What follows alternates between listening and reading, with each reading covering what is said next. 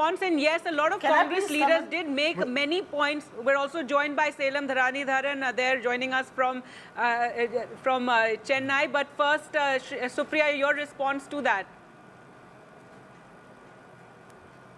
Various leaders of the Congress did raise points about the EVMs and about the counting. I heard the question. Yes. I heard the question, I also heard the allegation.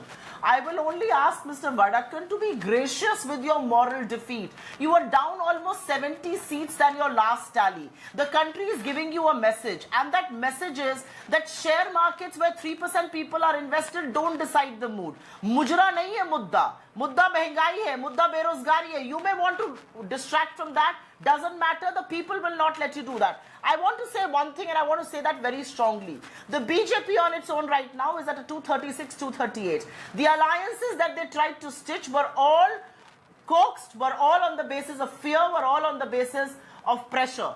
Most of these guys intimidated by agencies. You think a TDP, you think a JDU, you think a Rajbhar, you think a Nishad is going to stay with you. They're all going to desert you. The reality is that the BJP does not just staring at a moral loss, you're actually going to see your numbers dip very soon as well. I think ultimately, Supriya, we'll have to wait till, let's say, 2 or 3 o'clock for those numbers to firm up. We don't know how it's going to play. Clyde is putting his hands up. Clyde, let's just shift focus from the UP to Maharashtra. The split in parties, both Sena as well as NCP, the agrarian discontent, several different factors playing out. From the trend so far, it seems to be the original Sena and the original NCP that seems to be holding out. Well, I'm very thankful to you for mentioning original Sena and original NCP, and that's what the truth is. I mean, my current real-time data that I'm getting, the people have proven that. India Alliance is leading on 30 seats. And, the talks were that we are going to be decimated, we are going to be finished, and we are doing much better than that. That's what is actually happening on the ground here. In fact, my party, led by Honorable Sharad Chandra Pawarji, is leading 10 out of 10 seats. I just want to say one thing, and I agree with Mr. Tom Vadakkan, and, agree in the sense we have to wait, we have to have patience. And why I agree with him? I think he should have patience and he should wait, because BJP is going to do much worse than what it's doing right now. So this time we are going to do much better than this. Okay, we'll wait for the numbers to firm up. But I want to go across to my colleague Vasudha Venugopal, who's at the BJP headquarters here in New Delhi. Vasudha, so far it seems to be a jolt from the blue. Absolutely, Veera, and that's exactly what the BJP headquarters is also reflecting. Let me tell you, in the morning when I came in, there were like hot puris and halwa being made, and there was a sense of euphoria, there was a sense of celebration, because exit poll numbers were what every spokesperson, every leader here was talking about. But now, let me assure you that those numbers are not being talked about anymore. But clearly, the BJP is also confident that it will reach the majority mark. There is a sense of caution, there is a sense of disappointment, obviously, because UP is showing numbers that seem very bizarre for the party, because when we had Ram Mandir representation, Ration, the BJP did think that everything was going in line with what it had thought. UP is the epicenter of Indian politics. Other than that, Maharashtra is also a place where the BJP made a lot of political realignment to suit its interest, and that is where the assembly elections are also going to be held. So if I can just ask my camera person to just show you the mood in the BJP office, the party is still confident of, yes, that was Mr. Khurana saying that it is still confident of forming the government, but clearly there is a sense of disappointment, there's a sense of caution. Every person that I'm speaking with is saying that, wait for some more time, have some patience. We believe in Modi, we trust in Modi, so that Modi magic, that trust in Modi magic is something that people seem to be believing in, at least in the BJP headquarters, but quite despondent from what was expected from the BJP headquarters, at least yesterday, after the exit poll results came out. Right, well, not what the exit polls predicted, but yes, you have Modi coming back for a third term. The way the numbers hold right now, and that in itself is a historic development. It will be to have him come back for a third time, matching Jawaharlal Nehru. I just want to ask Vasudha, what's the buzz amongst the reporters there? Often reporters just tend to plan the rest of their day. Vasudha, You know, what is the buzz amongst reporters there? All of you all talking about? It looks like it's going to be an extremely long day for all of us. Absolutely, it's an extremely long day for all of us, and reporters are only blaming pollsters because there is a contest in many states, but pollsters were in some ways undermining that. But remember, like Gargi also said, Mr. Modi is coming back to power again. That's a sense of confidence that a lot of people, at least in the BJP office, seem to reflect. No, absolutely, and Manisha Priyam here is also very satisfied with what she had predicted and the fact that the pollsters got it wrong, which is something she had also said. But we're also joined by Salem joining us. Salem Dharnitharan there joins us, but in the studios, Gargi, Pradeep Bhatti of the Samajwadi Party joins us. Sir, we are all blaming the pollsters. And sir, you should be looking a little more cheerful. Predicted 295. Even that seems to be not coming through. Their pollster. We are close to that 295. I think once the counting will complete, we'll be close to that. But the real surprise was Uttar Pradesh. PDA, the slogan which we have given, Honorable Akhilesh Yadav has given, has in majority voted for Samajwadi Party and Akhilesh Yadav ji. So BJP cannot fool all the people all the time.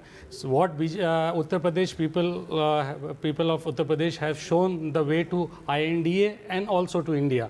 So that how we see, and once the entire counting will complete, there will be somewhere around 50 plus 60s. A sort of moral victory in a sense, given the kind of claims and allegations that were being made on the ground during rallies, talk of Pakistan's influence, talk of the various Muslim quota and a lot of Muslim bashing that took place. So in a sense, all that doesn't seem to have worked, and now some satisfaction there? I think the level of what kind of language has been used, people of Uttar Pradesh does not like these kind of words which Honorable Prime Minister has delivered or spoken in Uttar Pradesh. Uttar Pradesh is a people where people were expecting about kind of jobs they were looking, what kind of poll promises made in 2014 and 2019. None of those promises were fulfilled, and really kind of issues which we raised related to paper leaks and unemployment, related to farmers, related to all what we have seen, marginalized class has been going down in terms of their income. So these were the core issues, and we stick to those core issues.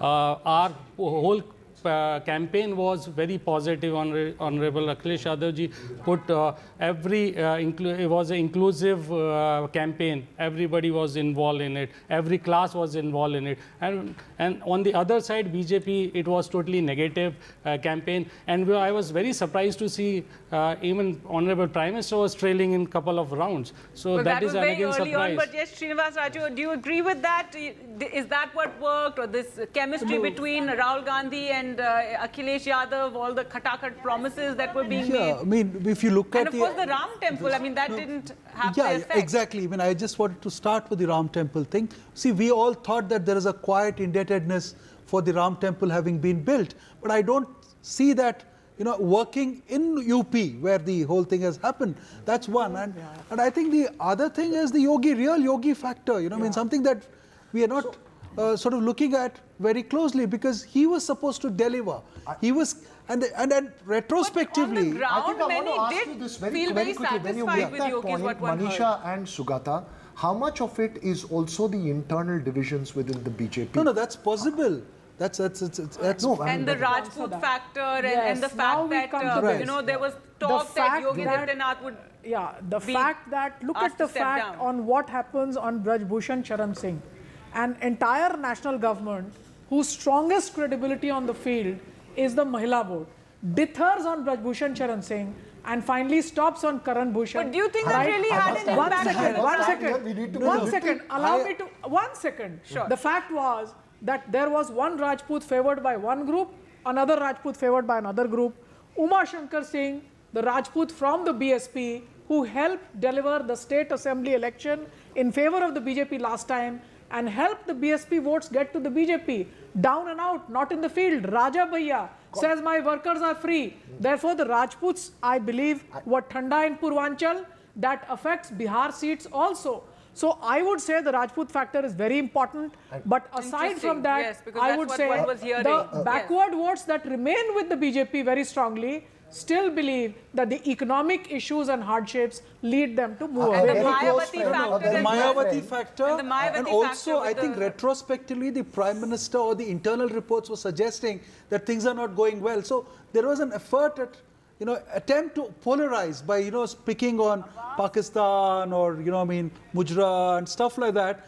That I think became very sharp because I think their internal reports were clearly suggesting something else. This is, of course, a retrospective comment. Pradeep, is this fact that, look, it's coalition. We were just discussing a short while ago. As far as numbers are concerned, it's Samajwadi Party which seems to have taken, done the heavy lifting.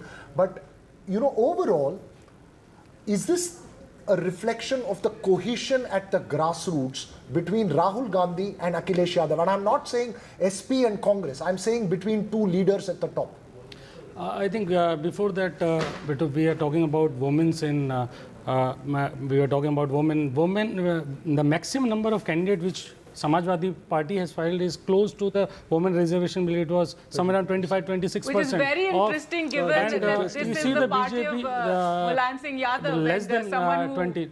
See, who those in the past are did bygones oppose. are bygones. Those let's discuss I these things. appreciate it. I'm just saying I appreciate yeah. this. So things. The only issue is that this time on the grassroots level also people of this Uttar Pradesh and the country have decided to throw out this government. So all the issues which were real issues, BJP was not talking about all those real issues. They were all talking about here they are trying to divert the issues. So that diversion does not work this time. All the issues, core issues were there on the ground, and everybody, including the top leadership and the workers, were From your home state, in coordination. Let me take a little shift to my home state of Tamil Nadu, and I must tell you, it Salem with voted us. for one thing, Gargi.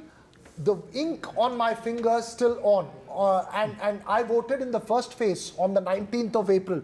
It's the power of the ink, and Salem Dharanidharan of the DMK joins us there from Tamil Nadu. Salem Dharanidharan, it's not 39-0 as the DMK expected.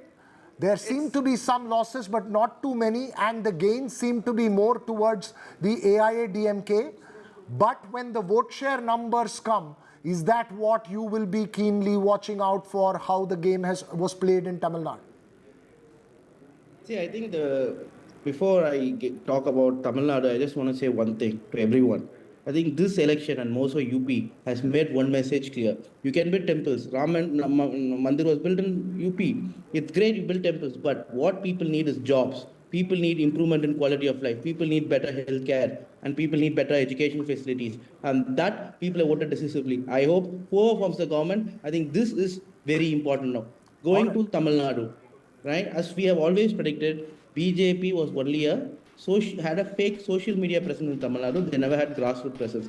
This I have reiterated in your channel as well as in many other numerous national channels. Annamalai is actually third. He's fighting for second and third. It's a close fight for second and third.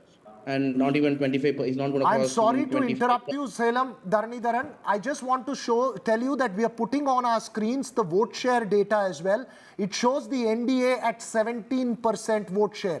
Remember, in Tamil Nadu, a third force has never historically crossed a 10% vote share. And this is the NDA without the AIA DMK and without the DMDK. So do you believe... I mean, isn't that, I mean, let's leave the euphemism. Yes, you may have had a clear win, but let's not forget the details. Isn't that a worrying sign?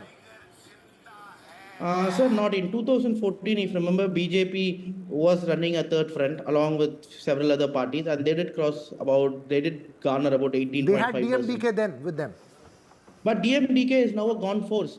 DMDK was a big force then, not now. Now their vote percentage is not more than 1%. And PMK has about 6 to 7% vote share. And also BJP has the other parties of the O Pannirselvam, the former chief minister, and also parties of an actor who is famous in the south of Tamil Nadu, right? So I think that in itself comes to about 10%. So BJP standalone, I do not know if it's more than 7% or 6% In Tamil Nadu, again, this is national elections and people vote differently for national assembly election. I think this number will reduce in assembly election because in 2014, the third front got 18.5% and same BJP in 2016 went to less than 2%. Again, pointing out Salem Dharnidharan on our screens, as you say, all of that on our screens from Tamil Nadu, the NDA seems to be up in 2 seats. Taking an advantage in 2 seats. It's changing rapidly, which means it's a very close fight. And they Let's hold our horses still till the end for the analysis, but it's a clear win for the DMK. And celebrations also, you know, we can see those visuals of celebrations. Yes, quickly. Yes, Salem, go ahead. So, but again, one of the seats is Dharmapuri, right, where there DMK's Anbumani Rambas's wife is contesting. Right, but Ambumani's, when he was without an alliance, also won the seat in 2014 when AIDMK swept. So that can't be told as BJP's inroads into Tamil Nadu. That seat has primarily been a PMK seat, and even standing alone without any alliance, PMK has managed to win that seat once or twice. So that cannot be spoken about as success of BJP in Tamil Nadu. Success of BJP in Tamil Nadu, we'll see in 2026 if they can get more than double-digit vote share. Only then we can say that. If they are strong, then Annamalai... Okay, Salem Dharnidharan, I think we need to wait till about 4 o'clock to figure much of it out. Raju, and especially on Tamil Nadu, because it's been very interesting to see the kind of focus that we saw of the Prime Ministers, over 20 plus visits over there, the Bengal, everything. The 17% is a huge thing for the NDA or the BJP in Tamil Nadu. And we know they're always in I will be very, very keen to see what happens to that 26% vote share that you're showing for the AIDMK between now and 2026. So how much of that will get cannibalized is a very, very interesting question. But as you say that, Sugata, it's important because even if they open an account without the AIDMK or the DMDK there in Tamil Nadu, it's a symbolic victory. Deepshika Kumar, founder of Speaking, joins us now live. Ma'am, how do you see how this trends are now picking up? It seemed to be cementing, and it seems to have been an extremely close fight. We're around 11:30 right now, and the NDA is 298. India bloc is at 225. I think it's a very. I know the sentiments and expectations were right up there. The benchmarks were set up 400 KPAR, but I think I would like to give credit still continuing the years to the leadership that Prime Minister Modi had exhibited. I think, and I'm not a political expert, I'm more of a leadership expert, and I think that has manifested and continue to manifest itself in all the results that you're seeing. You know, India is United States of India. It is very, very difficult. It was to get to that 400 number. It is democracy, which is extremely heterogeneous. To that extent, to get to where it is, and as you said, the numbers are still evolving. We'll see what the final tally looks. The benchmark was set very, very high, and I still believe that we'll get to where the leader would win and set up a clear way forward for us. Do you think the Char So Par slogan, this is something I think we'll be talking about it for some time to come, but do you think it turned out to be counterproductive in a sense that, you know, and we saw it being reined back and then coming back after a few phases? What done your comments on that? I think there are patches of surprises. Definitely you see UP being a big surprise, but you see the other side on the southern side of the country. I think that again, the numbers are still evolving, and I would want to see them come back to where they had initially envisaged themselves to be. Right. Thanks very much there. We'll take a very, very short break. And do remember to watch all you can check all the details on ndtv.com as well, where we're updating, you know, every minute, every second as those numbers are coming in, as things are changing on the ground. So do log into ndtv.com also and keep checking all the data. We'll slip into a very short break. When we come back, we'll get more firmed up results as they are coming in thick and fast. Stay with us.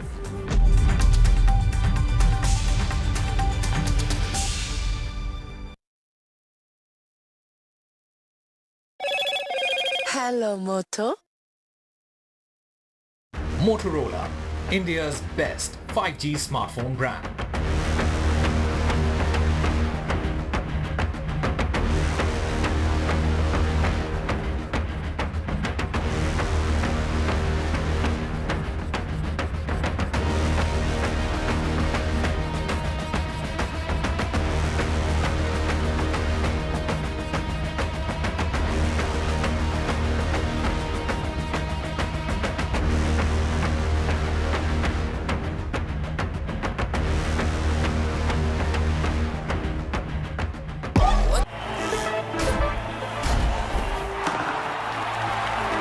पता नहीं cricket का future कैसा होगा, पर ceiling fans का future पता है, because it's already here.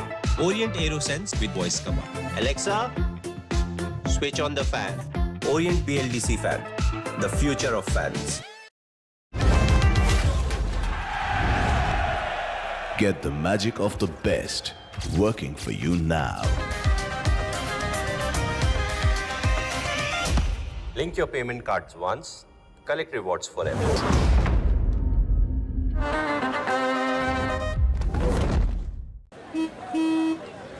चल, हो जा शुरू। केसरिया से मन जोगी हुआ रे, दिल झूमे देखो पतवारा हुआ रे, दिल झूमे देखो पतवारा हुआ रे। हर पल मनाओ केसरी त्योहार। विमल, बोलो जुमा केसरी।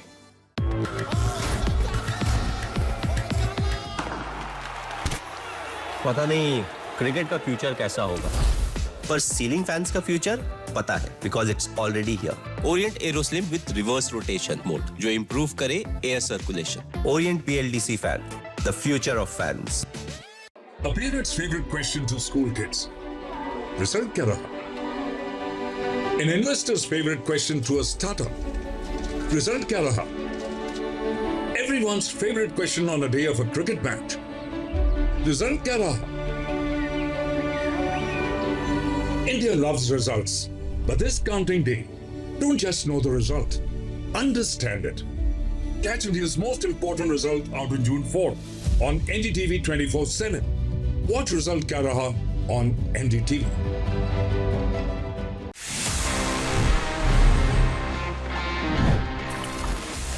तो फ्रेंड्स, अभी टाइम आ गया है for me to answer all the questions जो आपने पूछे थे in this segment which is ask TG, one of my personal favourites, because मजा आता है आपसे बात करने में, थोड़ा सा सवाल जवाब करने में। Let's see the questions we have for this week's episode.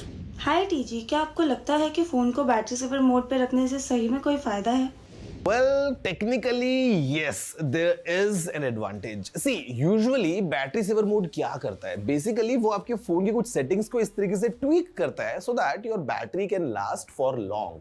अब उसमें कुछ चीजें ऐसी होती हैं जो आप खुद से कर सकते हो. For example, reducing the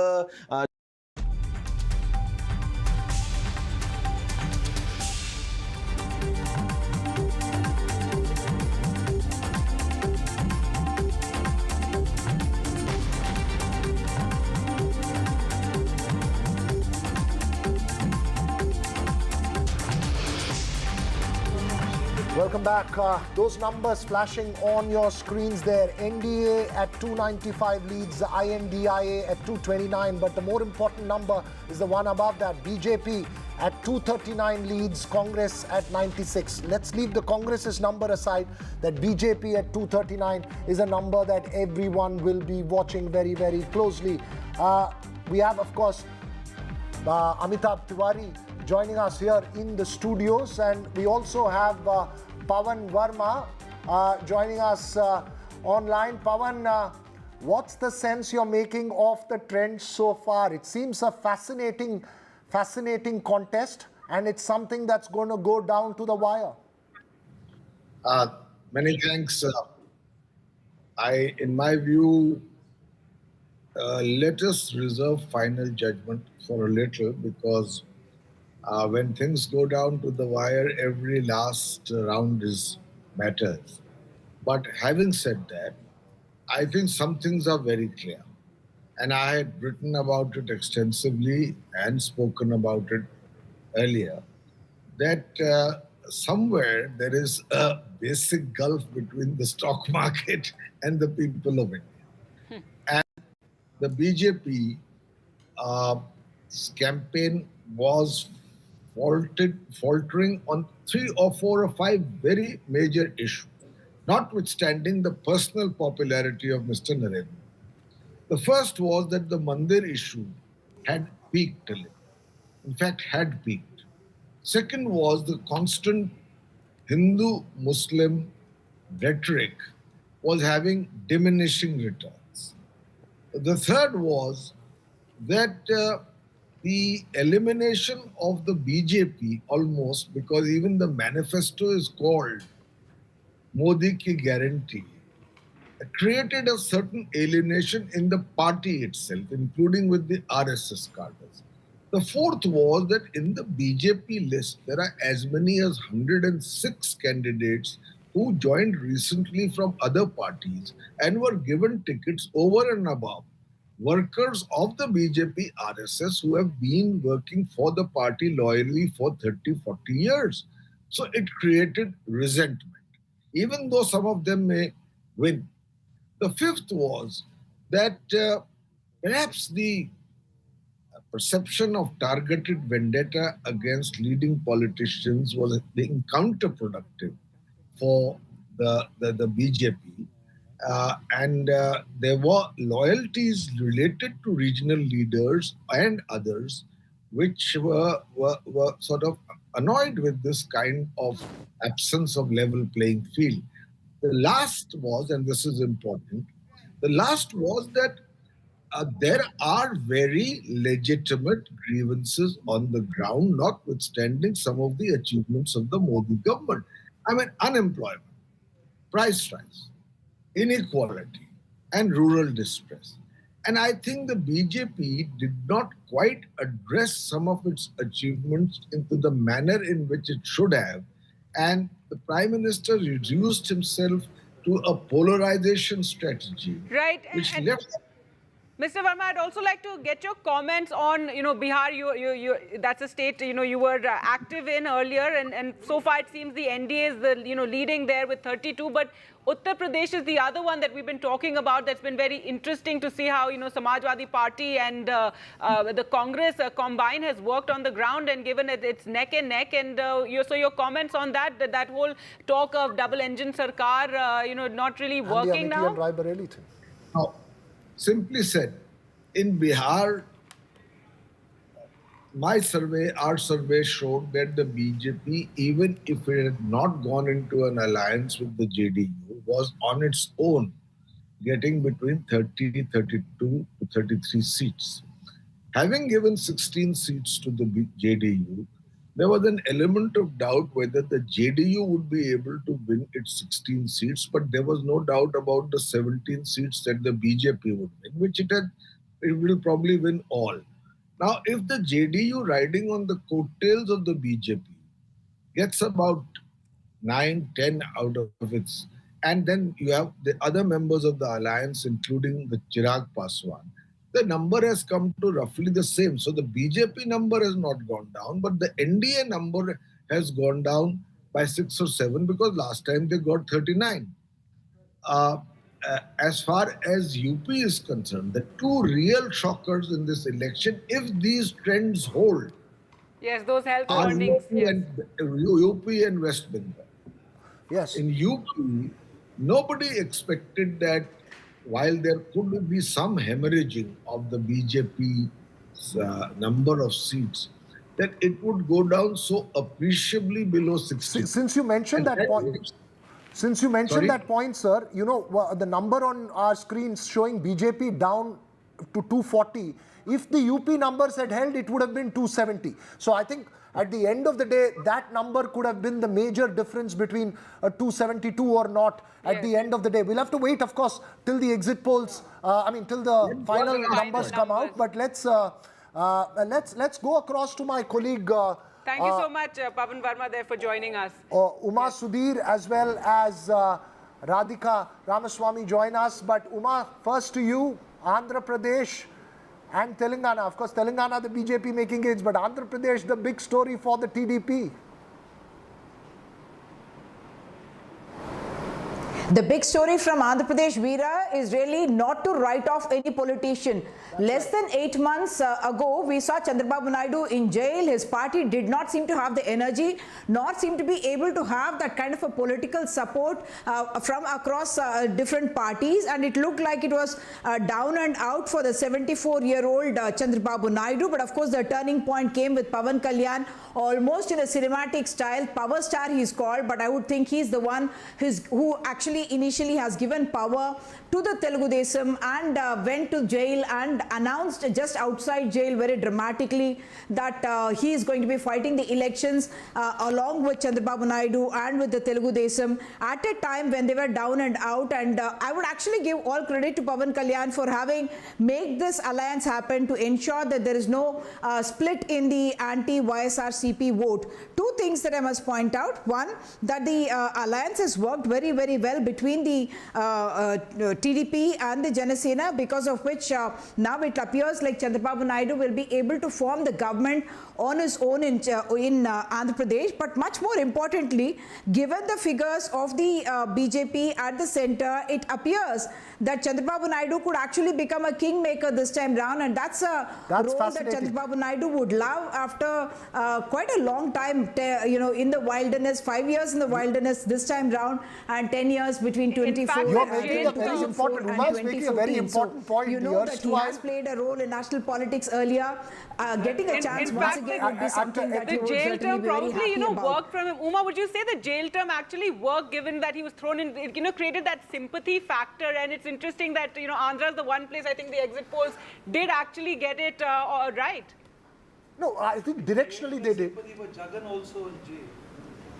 See, he was earlier in jail. It's not exactly the sympathy factor, because as soon as Chandrababu Naidu got arrested, you could not see the sympathy factor playing out politically on the ground. It is a fact that Naidu has always had his admirers and supporters among the people of Andhra Pradesh, especially among the Kamma community, the youth, the people who looked upon him as, remember, he used to have the moniker of the CEO of Andhra Pradesh, someone who branded himself as the man of economic reform, someone who built Hyderabad, IT capital of the world. And that is what he had brought to Andhra Pradesh in 2014, when he promised people the same thing, that this is a state, a bifurcated state with despondent people. And at that time, Chandrababu Naidu had seemed like the hope, but even there it was the wily politician at work, because he realized once again that by himself he may not be able to win the 2014 elections, and therefore he came together with the BJP at that time, got the support of Pawan Kalyan, who was not contesting, and managed to win the 2014 elections. Once again, 2019, very similar situation.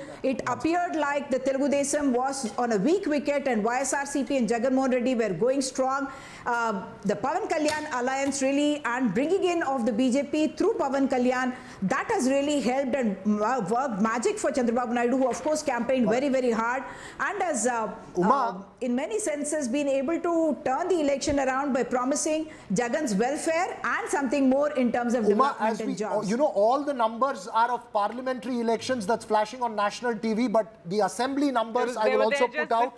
TDP at 130, JNP at 20. So it's a sweep for Chandrababu Naidu, much bigger than the scale of victory the TDP had in 2014 in Andhra Pradesh. So it's a double win for him. And the point that you made of kingmaker, we'll see how the numbers play out. Never say never in Indian politics. I think that's very important. He waited outside the Congress. He waited outside the BJP.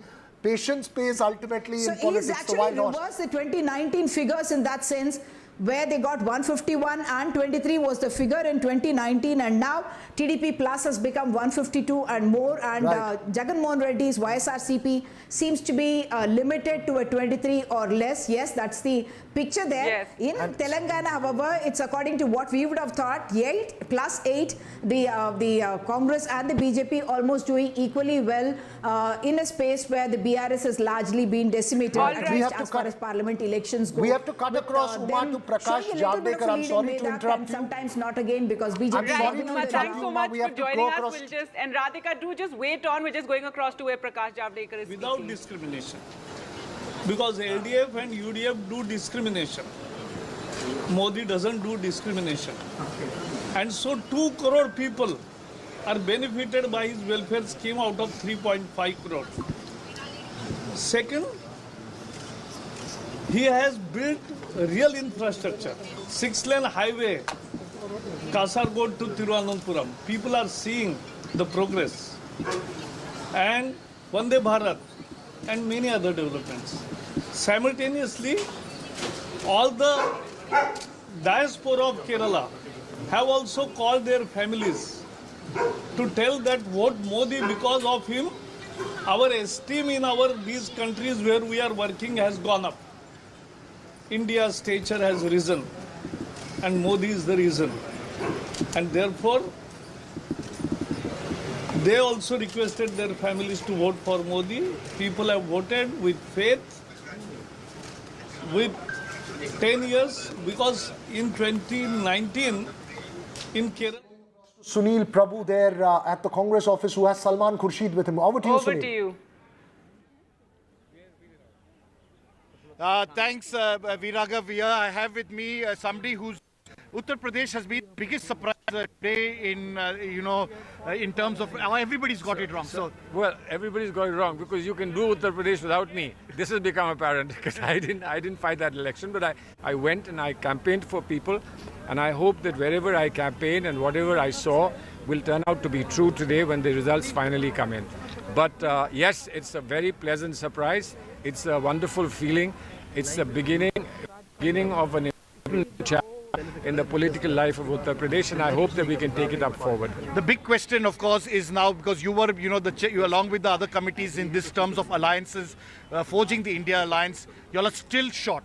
Are you ready to open up now to your old architect, Nitish Kumar, or for that matter, Chandrababu Naidu? That wasn't my mandate. My mandate was to bring people into an alliance. And once we brought them into alliance and elections began, then our mandate expired.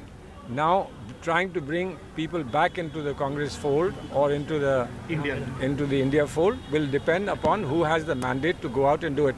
For each such task, you need special expertise. And there may well be people who have the expertise to go out and reach out to people who are neither committed to the BJP in one way or the other, nor beholden to the BJP in any form.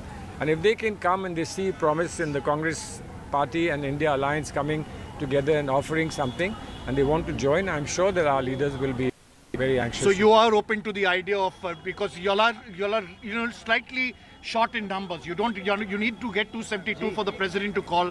Much depends on the president of India. The NDA alliance, as a pre-poll alliance, is anyway got the numbers, so they will be invited first. Well, yeah, the point of inviting is to come and prove that you have.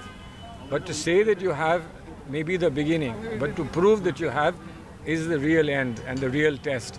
So let them see. If they get invited first and they are able to show something, then we will talk about this even when they fail to do so. Salman, there is one indicator, and that is, Uddhav Thackeray, Sharad Pawar in Maharashtra, that they could be poached by the NDA. Do you have those fears because you are part of that alliance?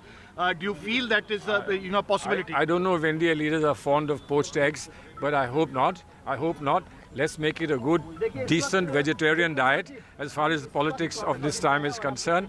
Let's not go out and try something which is unbecoming for a serious political party at this particular time. When the elections have gone off so well, when everybody is happy with the results, etc., in one way or the other, let's see what is the natural thing for people to do.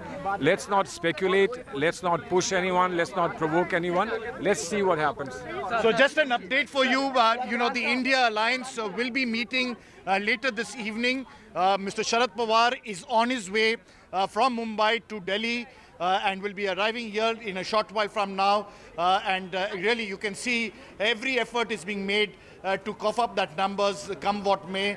These are initial trends, but nevertheless, a clear indicator that things haven't gone completely in favor of the BJP, and they will definitely need to have certain political parties if they have to get the numbers right. It's an important news update there, Sunil. We'll keep a close watch on and that not just India that the Alliance India Alliance meeting. was going to be meeting later, but also the Gandhis are in a huddle right now. That news also flashing that Sonia Gandhi and Rahul Gandhi have gone to Priyanka Gandhi Vadra's residence and they're in a huddle. But let's talk about Maharashtra, and we still have Radhika waiting there very patiently. And Radhika, tell us, about the numbers so far, and again, not what the exit polls had predicted. And as far as the what Veera called the real Shiv Sena and the real NCP. Original ones. But let's talk about Mumbai as well, Radhika. That's the place where the BJP changed 3 of its sitting candidates there. Certainly, as far as Mumbai is concerned, 6 constituencies, of course, and in 3 constituencies, it is Sena versus Sena. And when I just look at the numbers here, what I'm seeing is close contest as far as Mumbai South Central and Mumbai Northwest is concerned, where UBT Sena is leading. It was Shinde Sena that was leading, and it's just changing after every 10 minutes. So it is a close contest as far as Mumbai is concerned. Piyush Goyal is the only one who is reasonably sort of leading with higher margins. Otherwise, it had been, the names had been changing as far as the winning candidate and the losing candidate is concerned. We still cannot call out, as far as the winners are concerned in Maharashtra. It is very, very close. If we look at the entire state, we are looking at Mahayuti ahead in 22 seats, MV ahead in 24 seats, but this could change. This could be, at a later point, Mahayuti ahead in 25 seats and perhaps MV ahead in 23 seats. So close to 20-24 seats for both the alliance partners. It was entirely different in 2019. In 2019, clean sweep, almost 41 by NDA of the 48 seats. Now we are looking at a situation where it's so hard to predict even at this point, all because of the change in political landscape, the splits in Sena, splits in the NCP, which means, what the Uddhav Sena had been talking about, what the MV had been talking about right, backstabbing, betrayal, all this had in fact played in the minds of the voters as well, which is why the result this time is, drastically different from what it was in 2019. So still unable to predict if it's going to be Mahayuti or MVA.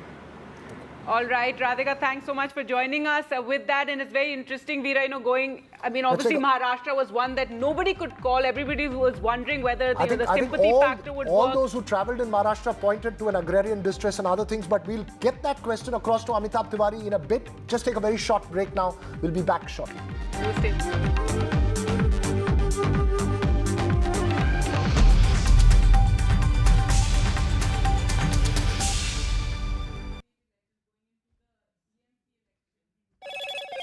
Hello, Moto. Motorola, India's best 5G smartphone brand.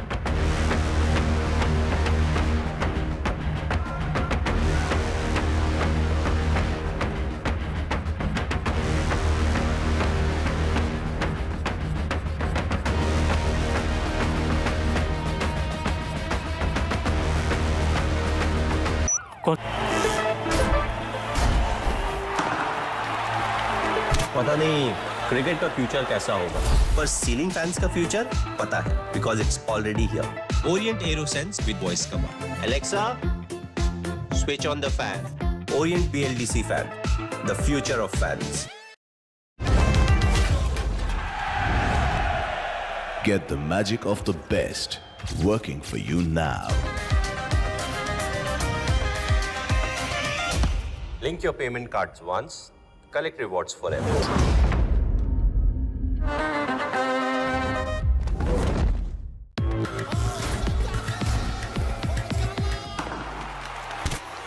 पता नहीं cricket का future कैसा होगा, पर ceiling fans का future पता है, because it's already here. Orient Aeroslim with reverse rotation mode, जो इंप्रूव करे air circulation. Orient BLDC fan, the future of fans.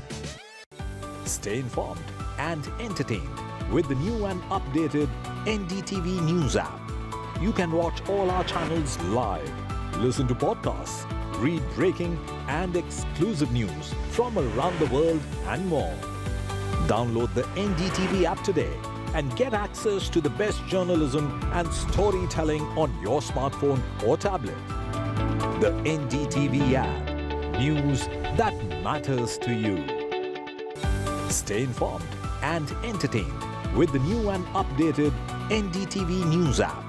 You can watch all our channels live, listen to podcasts, read breaking and exclusive news from around the world and more.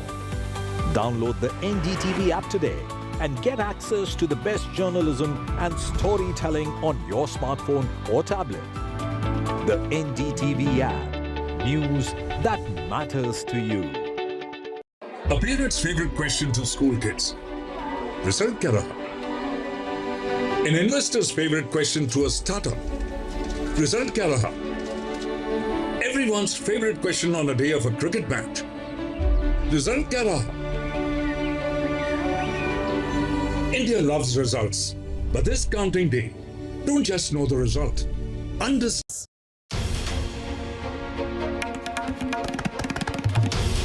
This is NDTV, and you're watching NDTV 24/7.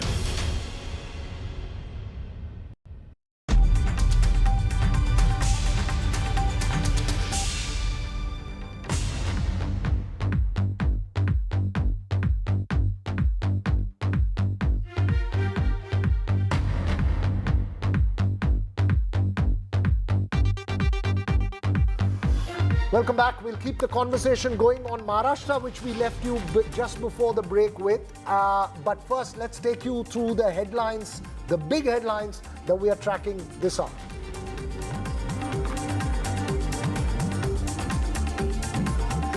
Well, the India bloc has defied the exit poll predictions. The NDA below the 300 mark. The India bloc, though, maintaining a steady gap. The first results are in. The CPM has won the Alathur seat in Kerala. The Gandhis, meanwhile, are holding a meeting in the national capital. The health warning, though, at this point is that it is only still noon. India bloc defies the poll predictions, as we just mentioned. The return of the regional parties leads show a rise for them. Especially in the state of Uttar Pradesh, where the Samajwadi Party seems to be taking the fight on to the BJP, the TMC holding its own, as well as the DMK.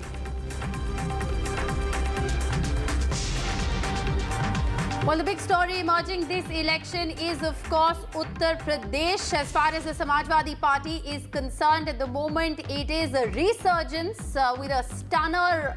As far as Uttar Pradesh is concerned, Akhilesh Yadav currently the third largest party. Well, it's the TDP that's the big winner in Andhra Pradesh, both assembly as well as the parliamentary elections. A huge sweep for the TDP, BJP, JSP alliance there in Andhra Pradesh. Will Chandrababu Naidu return as the kingmaker that he was 25 years ago in 1999? And well, Mamata Banerjee is dominating as far as the Bengal results are concerned. If the numbers at 12 noon are to be believed, it's a TMC sweep in West Bengal. The markets slide over 5% on the back of the trends so far. Experts say Dalal Street faces selling pressure as NDA is underperforming.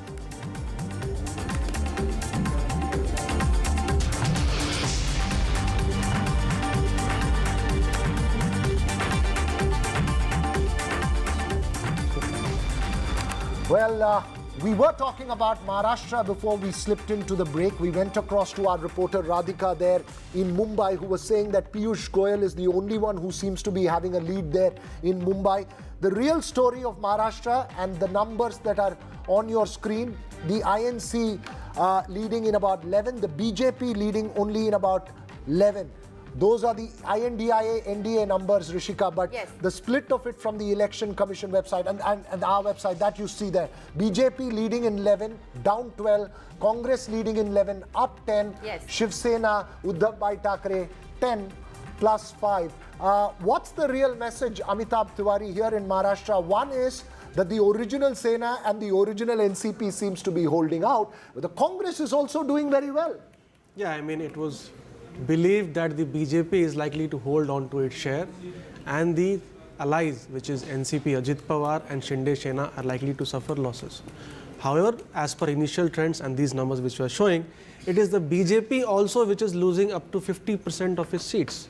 So it seems as of now that the rural districts and agri districts in parts of Vidarbha and Marathwada, the Maratha community anger is reflecting in these results clearly, because last time both Marathas and OBCs has voted significantly in favor of the NDA alliance. And as you said, the numbers show that in the battle of legacy, the Marathi Manus and the traditional supporters are backing Thackeray and Sharad Pawar. Would it be fair, maybe across to Sanjay Kumar as well, to say that the BJP, the Congress has been able to take on the BJP, and the original, the Sharad Pawar Sena has been able to reiterate, Sharad Pawar NCP has been able to reiterate its position, and the Uddhav Bhai Thackeray Sena has been able to reiterate its hold? Generally, yes, but I think, let me give you a bigger picture. What accounts for BJP's losses in many states, which will also include Maharashtra.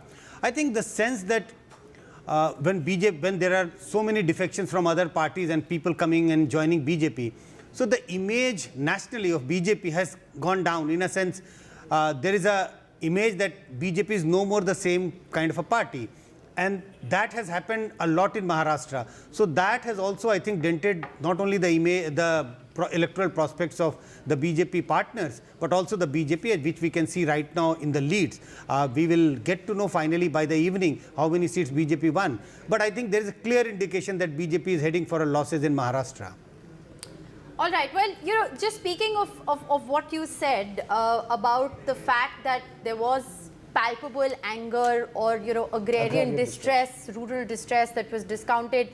What our own data shows as far as the strike rate of the BJP or the NDA rather in rural India is concerned, it's a over 12% fall.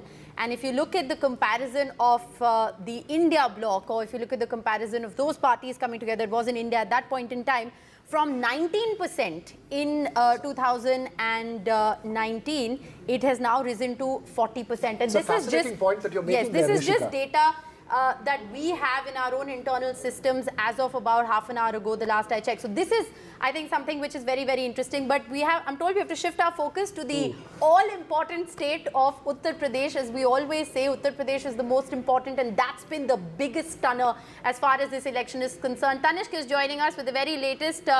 So Tanishq, we caught you smiling, but where are you? It's very hot. You were saying it's finally raining on the last day of this hot election. But I see that the sun is out once again. It seems like, Rishika, it seems like both the weather and the results are giving a surprise. But again, too early to say anything.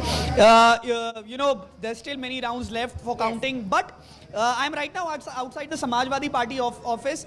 The workers have already started, gathering here slowly. There were, of course, some sweets being distributed. There you could see they are now the sweet boxes are now littering on the ground. But yes, there were, of course, sweets being distributed, and the party workers are slowly gathering here. Akhilesh Yadav's house is just around 200 meters away from here. But yes. India bloc currently, leading on around 40 seats here in Uttar Pradesh. But I would like to talk about Congress here. Congress is currently leading on about 8 to 9 seats, on which, of course, you can hear the slogans of the Samajwadi Party. But yes, talking about Congress is leading on around 8 to 9 seats, out of which around 4 seats, Saharanpur, Amethi, Rai Bareli, all these 3 to 4 seats are being led with a strong margin, more than 40,000, 30,000, 40,000 margin. Especially Saharanpur also. Rai Bareli, of course, it is Rahul Gandhi. In Amethi, it is KL Sharma. All these seats, and one more seat, of course, Baramati, where PL Punya's son Tanuj Punya is contesting elections. So, of course, there is a very high possibility that Congress could increase its tally this time in Uttar Pradesh, whereas in 2019 it was able to get only 1 Lok Sabha seat. There is a hope for Congress in Uttar Pradesh that it could increase its tally here in UP, with, of course, in alliance with the Samajwadi Party. But yes, if these trends, transfer into results, it could be the UP could be the story of the day, because no one would have actually predicted that the India bloc could get these many seats here in Uttar Pradesh. The exit polls predicted around 68 seats for the Samajwadi Party. Yes. Okay, you make that point. You're smartly dressed at the moment in blue. You may have to change to red. Now that you're at the Samajwadi Party, you've got the red mic with you. We could see all the action going out. But important point that you made there about Amethi and Rai Bareli, Neerja also joins us in the studio here. Very quickly, Neerja, when we see that number on the screen, I'll have to go across to Lavanya Balal and Tuhin Sinha as well. But when you see that number on the screen, quickly, 241 for the BJP, down 62. It's early trends still. I mean, we'll wait for them to firm up in terms of final number. But is UP making the difference potentially at the end of the day between a 272 or not? Absolutely. UP has overturned this election. And nobody, not even the Samajwadi Party, senior leaders expected this kind of a tally. And I think the experiment that they did of widening their social base from beyond MY Muslim Yadav to bringing in smaller OBCs, which has worked because they gave them many tickets. And remember, the Dalits for the first time are believed to have voted for the Samajwadi Party. They gave Dalit tickets. And I think this 400 par has turned out to be counterproductive because it fueled the fear in the Dalits that Arakshan might go, the reservation may be taken away from them. So they have obviously in Maharashtra also, it's become a combination of Maratha, Muslim and Mahar, the Dalit. That is an old winning combination of the Congress party. And I think also here, also in Bihar, I think Tejasvi has done well with a similar kind of realignment of forces. Ultimately, Rishika, it does look like a victory of the INDIA alliance and its cohesion at the grassroots. The cohesion and social base of that they are now crafting. Look at the numbers of the Samajwadi Party at the moment, Veera. It's 36. That's They're right. leading No, in look, 36. They're the third largest party. Last hour we were just discussing, this is, I mean, is this cohesion between two parties or is it cohesion between the two leaders?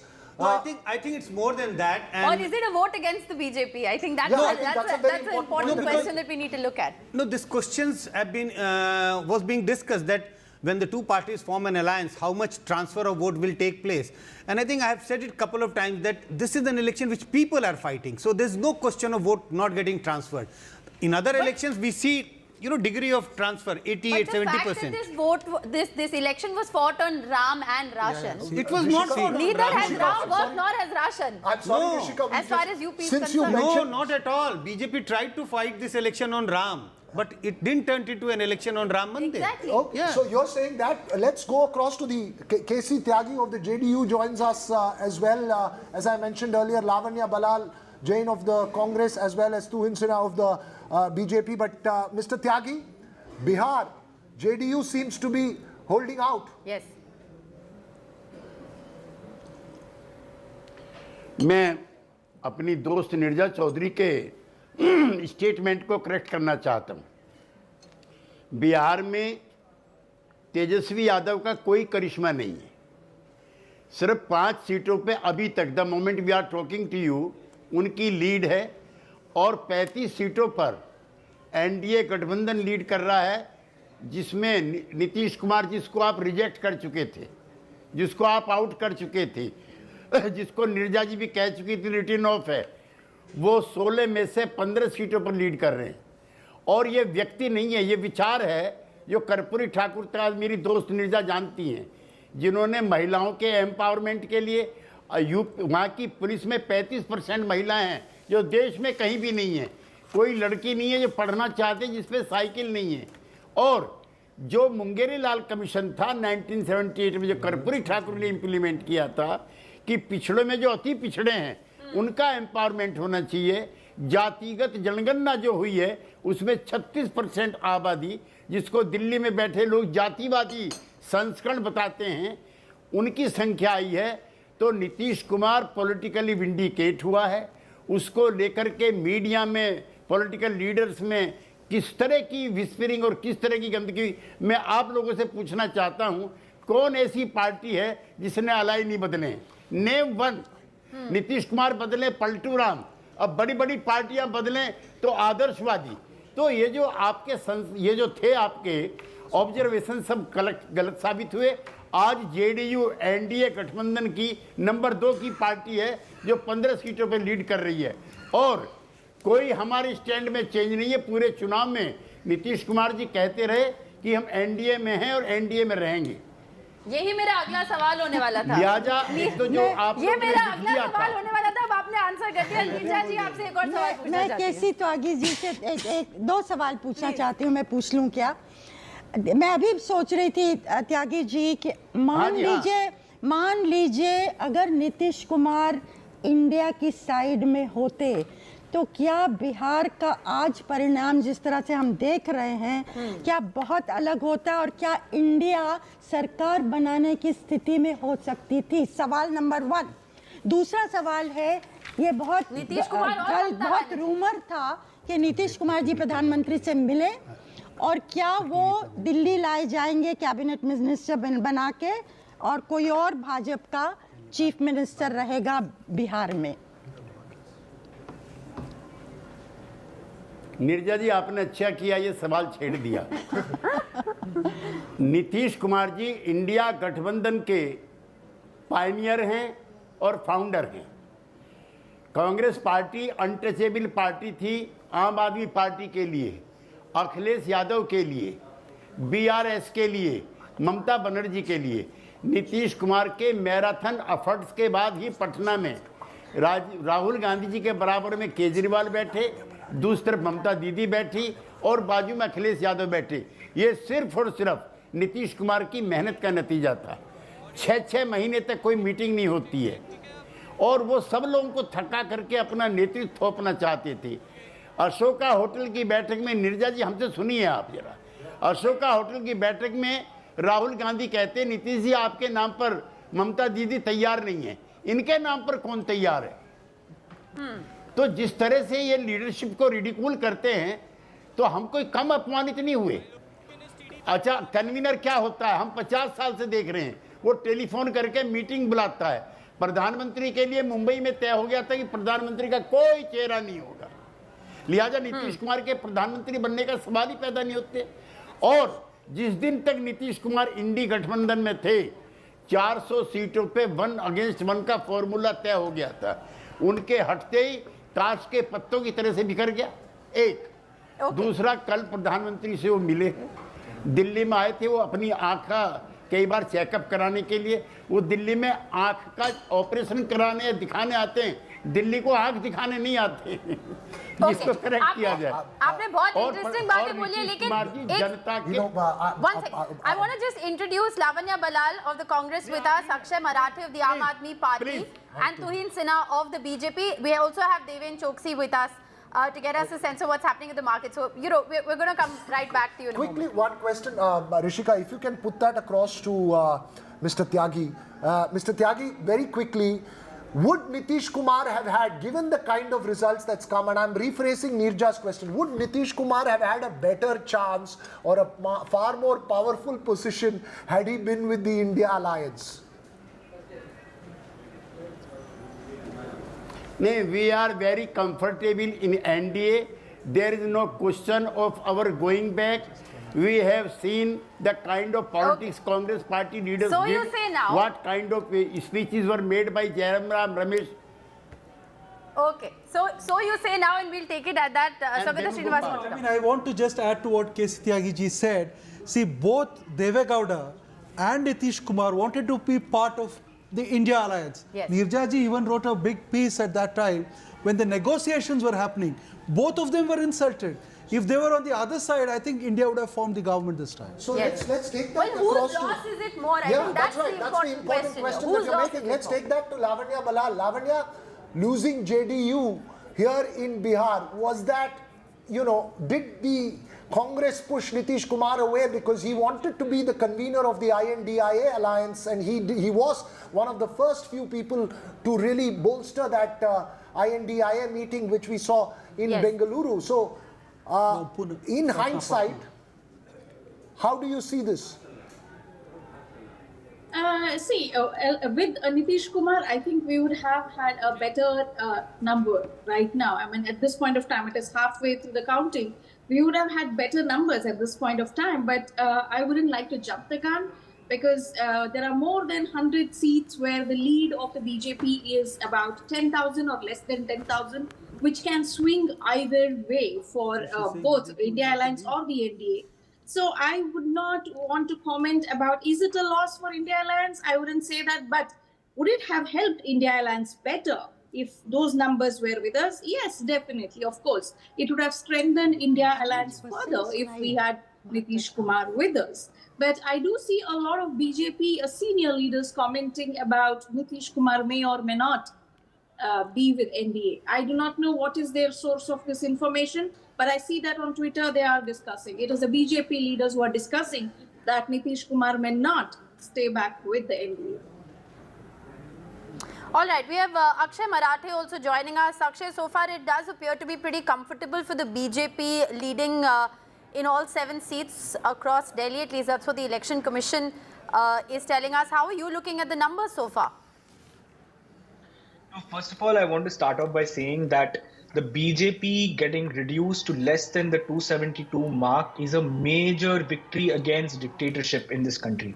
Arvind Kejriwal ji campaigned hard across the country. He was out on bail, remember, only 21 days for campaigning.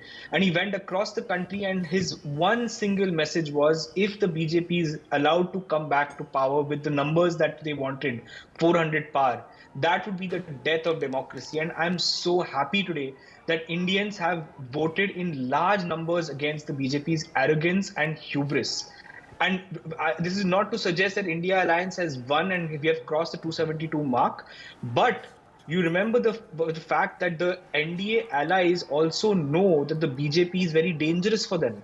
If you look at the BJP's own track record when it comes to their relationship with allies, whether it's Akali Dal, whether it's Shiv Sena, NCP, there is a very good chance that now that the winds are blowing in the other direction, the allies will feel emboldened to actually switch sides and form an India Alliance government. And I think the movement in that direction might already be happening in the background. But let's wait and watch. I'm not trying to jump the gun. But you know, we are hopeful that the India this alliance of convenience is also, you know, Veera, if you just look at the numbers in Punjab, the Congress leading in 7, Aam Aadmi Party in 3. There was no alliance between the two in Punjab, but there was an alliance in Haryana and in Delhi. So it's also played up in a convenient way. Nitish Kumar dropped, Mamata Banerjee didn't work out. Had the India alliance perhaps made a more concerted effort to keep its bloc together, this verdict would have been very different. No, but Mamata has held her own in West Bengal. Nitish has held his own. Yes, you're right. They had more allies. Their numbers could be more. But Tuhin, at the moment when you see these numbers, what's the big worry? Is it the NDA number at 293 or is it the BJP number at 238, down 65? What's the big worry for the BJP at the moment? Still about 2-3 hours to go before the final numbers emerge. Definitely these numbers are not in sync with what the exit polls had projected just 3 days ago. So I think, you know, the exit polls also probably got it wrong.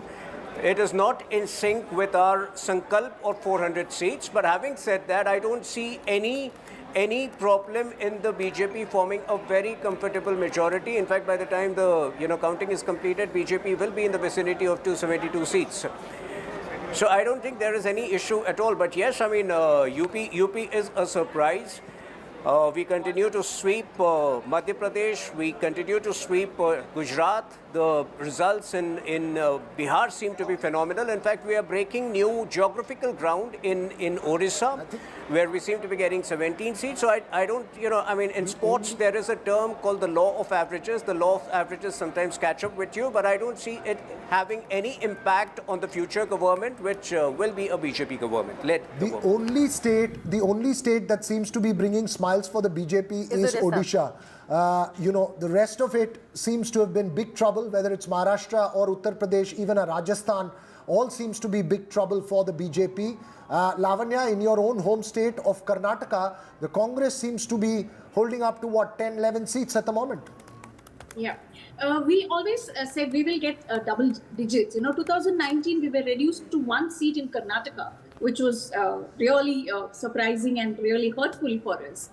But this time we are reaching double digits, and that's what we were hoping for. We were looking around 14 seats was our expectation. So if we reach around 12 also, it's a great improvement for us. But at 20 would have been great. Of course, it is our desire to be at 20, but we are not reaching 20. I don't think so. But I would like to reiterate, India bloc still has a great chance because overall in more than 100 seats, the BJP is leading with less than 10,000 votes, and that can swing any way for India Alliance.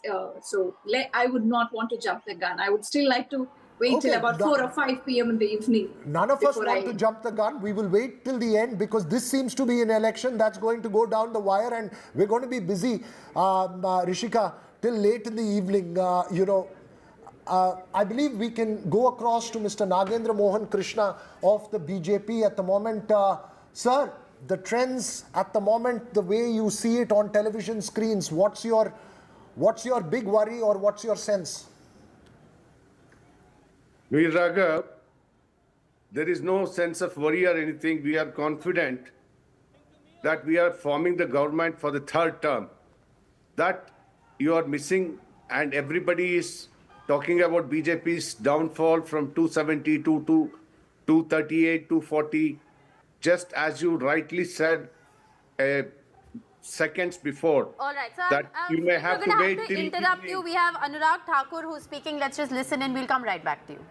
अब में काफ़ी gap है और कुल मिला के जो हमारा एनडीए गठबंधन है उसको भारी बढ़त बाकियों से बनाई हुई और आगे भी बनी रहेगी। अनुराग जी, लगातार 5वीं जीत की तरफ बढ़ रहे हैं तो जिम्मेदारी और बढ़ गई आपकी।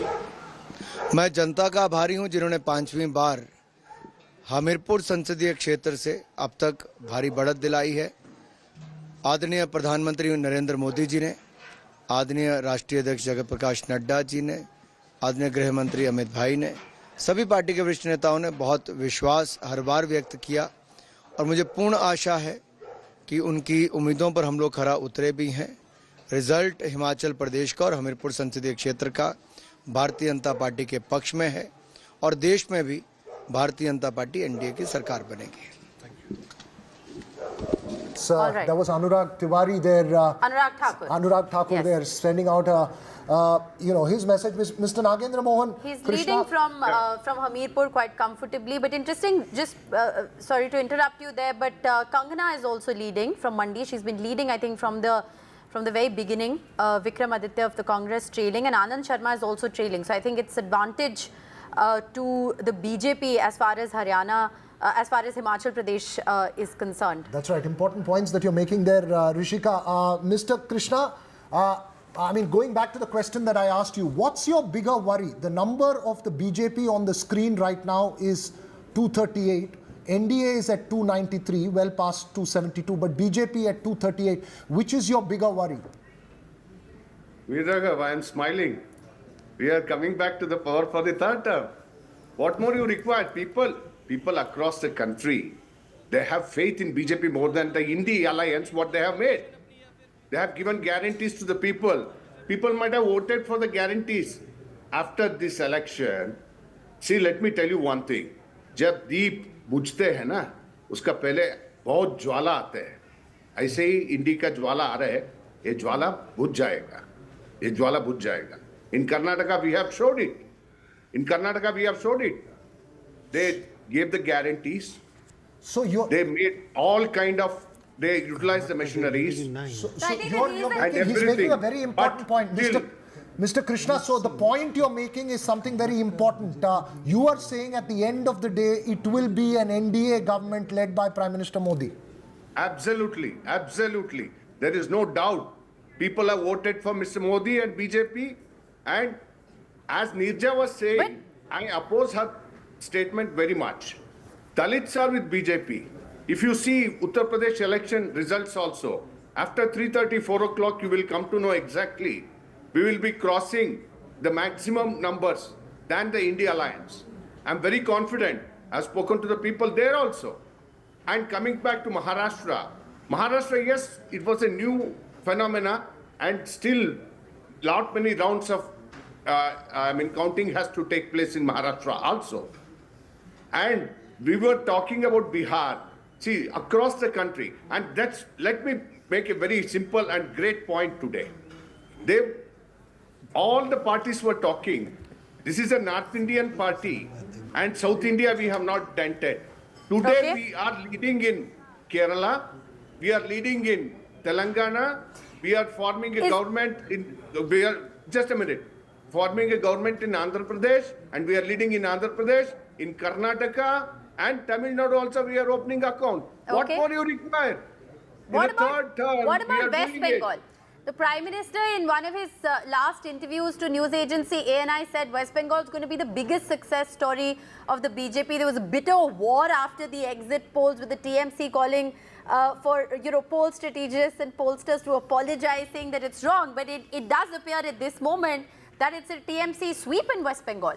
Do you look at that as a setback? Look, in certain pockets, our leadership has got great confidence.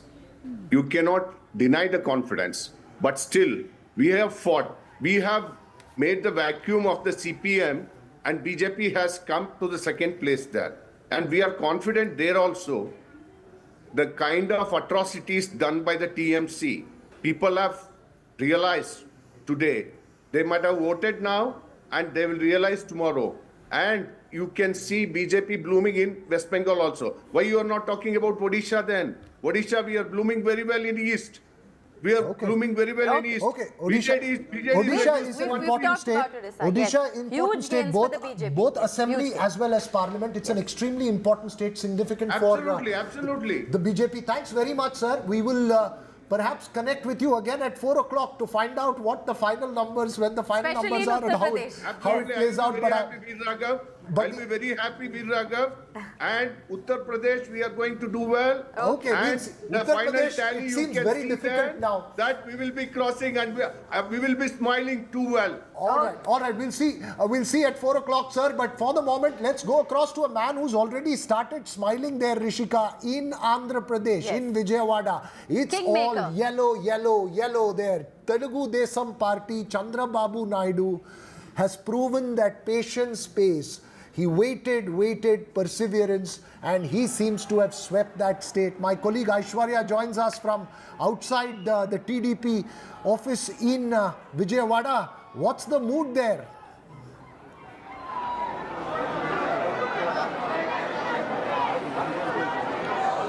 Well, once we saw yellow at the stadiums where Chennai Super Kings used to win. Now today what we are witnessing, all yellow out here at Vijayawada at the TDP headquarters. Just behind me, these happy supporters of the TDP, because it's just one way which has gone in Andhra Pradesh, whether it is the assembly polls or whether it is the Lok Sabha polls. YSR CP had been defeated over here. The celebrations had begun early this morning. Chandrababu Naidu is a man who is on everyone's lips. Certainly it is the alliance that had worked here as far as the NDA is concerned, and happy faces. Joining with me are some supporters out here.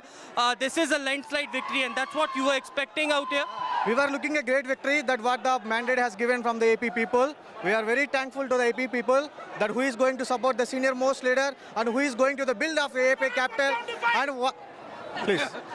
who is going to build. It's not 175. It's 75 years old man who is going to build AP, reconstructing AP now, and he is going to direct the India. It is to be going to future of India. AP is going to future of India. So people victory.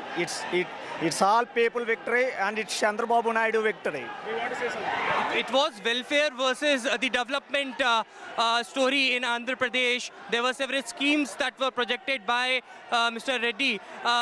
That didn't, folded as far as the Andhra Pradesh. See, it's obvious. Always welfare schemes will not work right. There should be a certain level of development. If you see in the nation, we don't have any capital. But right now, I'm saying it very proud. Remember the name, Amaravati. It will be the great capital in India. It will be a very great capital in the world too. We will build it. We are software employees. We kept leave today to come to this office to celebrate our win. For the last 5 years, we are waiting very eagerly. See my eyes. We are not sleeping for many days for this victory, and we won today. We will make our AP very beautifully in the country and the world also. Very happy supporters out here at the TDP headquarters. This alliance also worked. The Jan Sena, Bharatiya Janata Party, Pawan Kalyan and Chandrababu Naidu made it for sure that this alliance should happen. Do you think that this alliance? Yes, sir. Especially we should thank Pawan Kalyan garu, honestly, because he is the one person who took initiative step for the alliance itself. Yes. And one thing, sir, Nara Chandrababu Naidu garu is going to be the CM of Andhra Pradesh. very happy supporters, and what we are getting to also know is that 9th of June is the date when Chandrababu Naidu will be taking as an oath for the Chief Minister, and this will be the 4th time that he is going to be the Chief Minister of Andhra Pradesh. No, I was just going to tell you that Chandrababu Naidu was a man who waited outside the Congress. He tried to make an alliance with the Congress and supported the Congress during the Telangana Assembly elections. He was made to wait outside the BJP. And after 25 years, as my friend Shugata Srinivasa Raju pointed out, is this going to be, what's the sense, Aishwarya, that you're picking up from the TDP leaders there? Are they preparing not just for a role in Andhra Pradesh, but one nationally as well?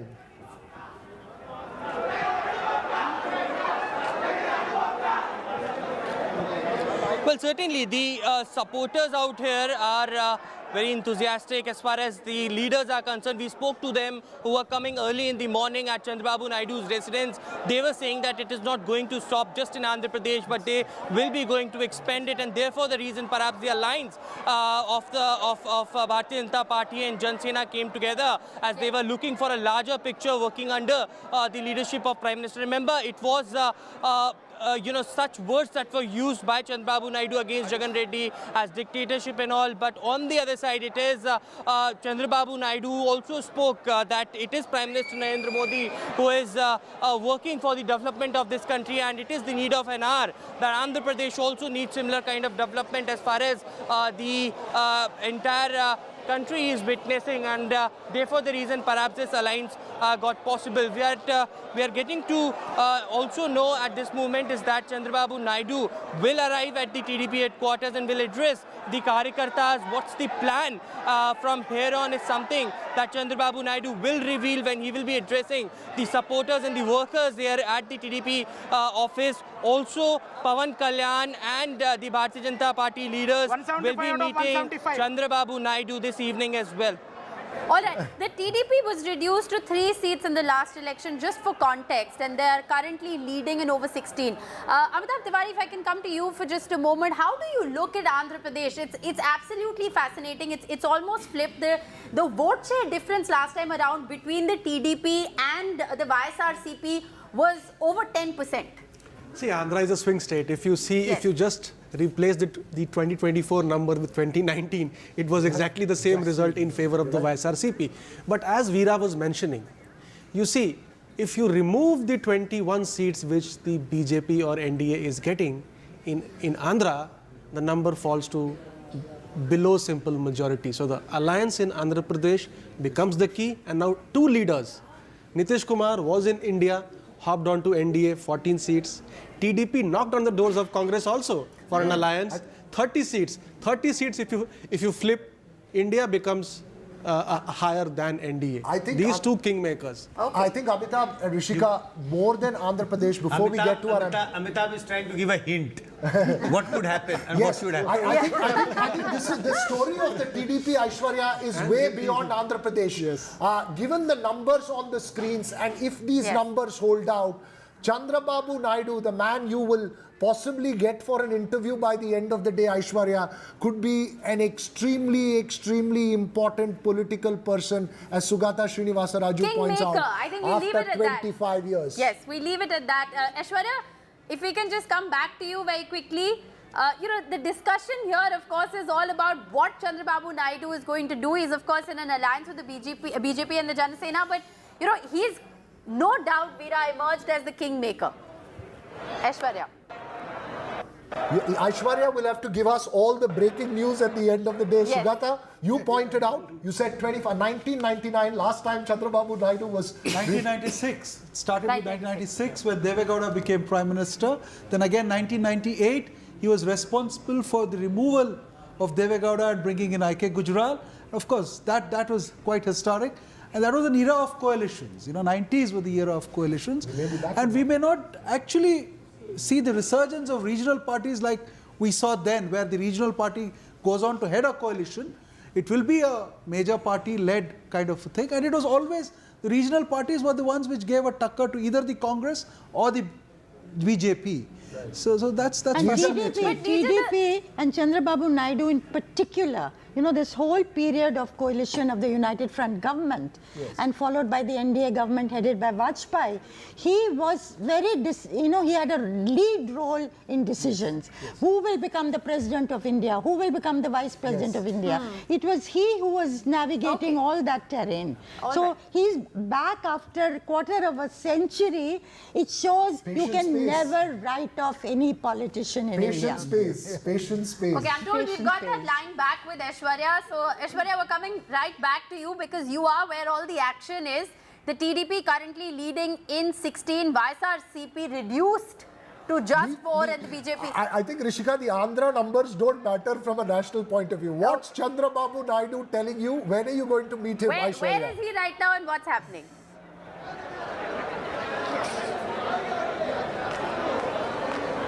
Well, Chandrababu Naidu is at his residence. He will be stepping out soon from his residence to come over here to greet the Karyakartas who have in attendance in large numbers. Let me show you these visuals of the TDP headquarters because the numbers speaks in itself. It is 16 for TDP, Jan Sena at 2, Bharatiya Janata Party at 3 and YSRCP reduced to 4. That's the number that speaks in itself. But a huge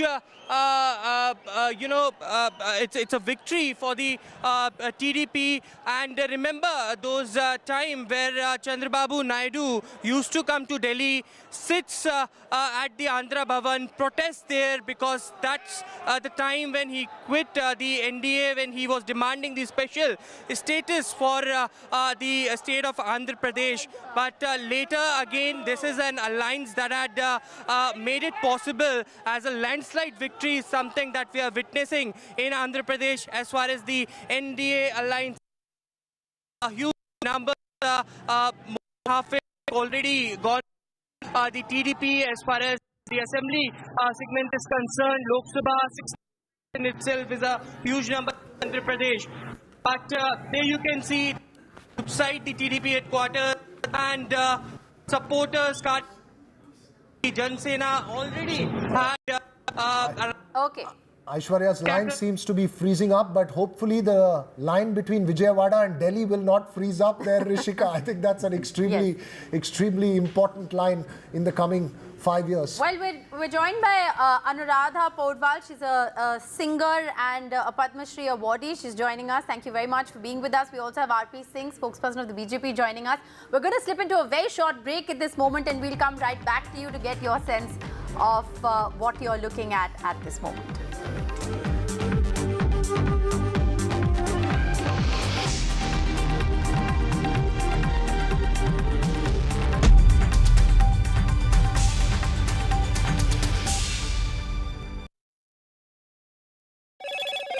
Hello, Moto. Motorola, India's best 5G smartphone brand.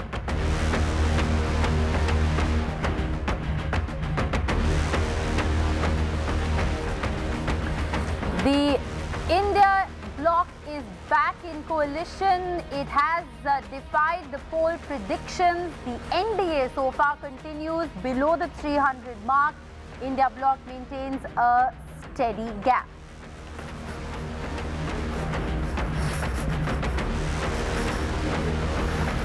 All right, there is a huddle in the national capital, a crucial meeting that is taking place. And while, of course, we are still looking at leads, the first results are in. The CPM has won the Alathur seat in Kerala. It is the return of the regional parties. Leads show a rise of regional parties, whether it's the TDP, the SP, the TMC or the Uddhav Sena. They've all bettered their performance. Does it indicate that local issues have indeed dominated the election?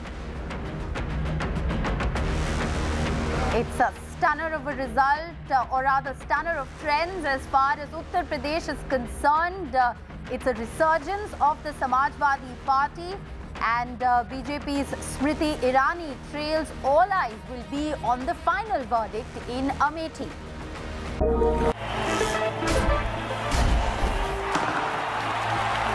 पता नहीं cricket का future कैसा होगा, पर ceiling fans का future पता है, because it's already here. Orient Aero Sense with voice command. Alexa, Switch on the fan. Orient BLDC fan. The future of fans. चल हो जा शुरू केसरिया से मन जोगी हुआ रे दिल झूमे देखो पतवारा हुआ रे दिल झूमे देखो पतवारा हुआ रे हर पल मनाओ केसरी त्योहार विमल बोलो जुबान केसरी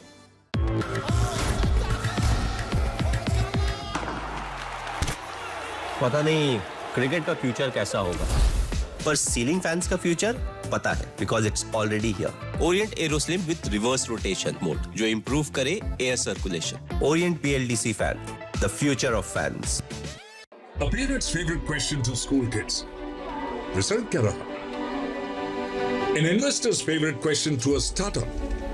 Result क्या रहा? Everyone's favorite question on a day of a cricket match. Result क्या रहा?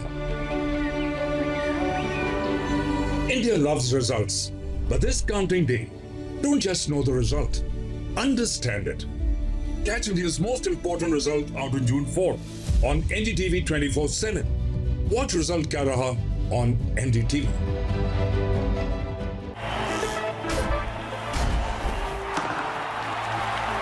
पता नहीं क्रिकेट का फ्यूचर कैसा होगा, पर सीलिंग फैंस का फ्यूचर पता है, because it's already here. Orient Aerosense with voice command. Alexa, switch on the fan. Orient BLDC fan, the future of fans. चल हो जा शुरू केसरिया से मन जोगी हुआ रे दिल झूमे देखो पतवारा हुआ रे दिल झूमे देखो पतवारा हुआ रे हर पल मनाओ केसरी त्योहार विमल बोलो जुबान Kesari.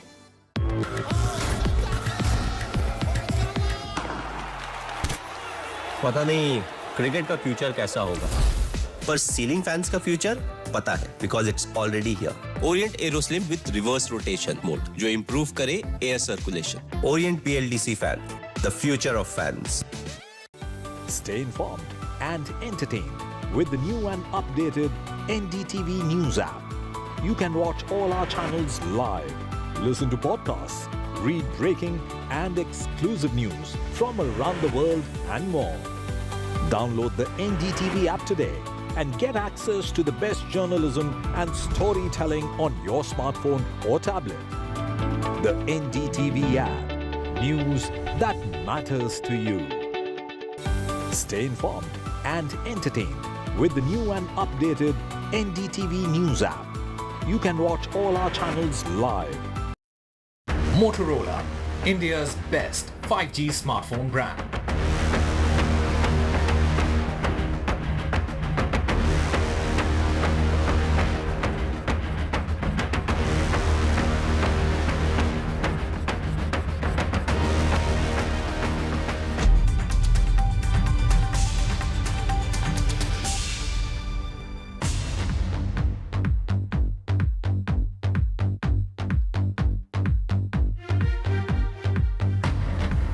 Welcome back. Let's go right across to Saurabh Gupta joining us live from outside Mamata Banerjee's residence. We also have Radhika Ramaswamy joining us from Mumbai. Saurabh, to you first.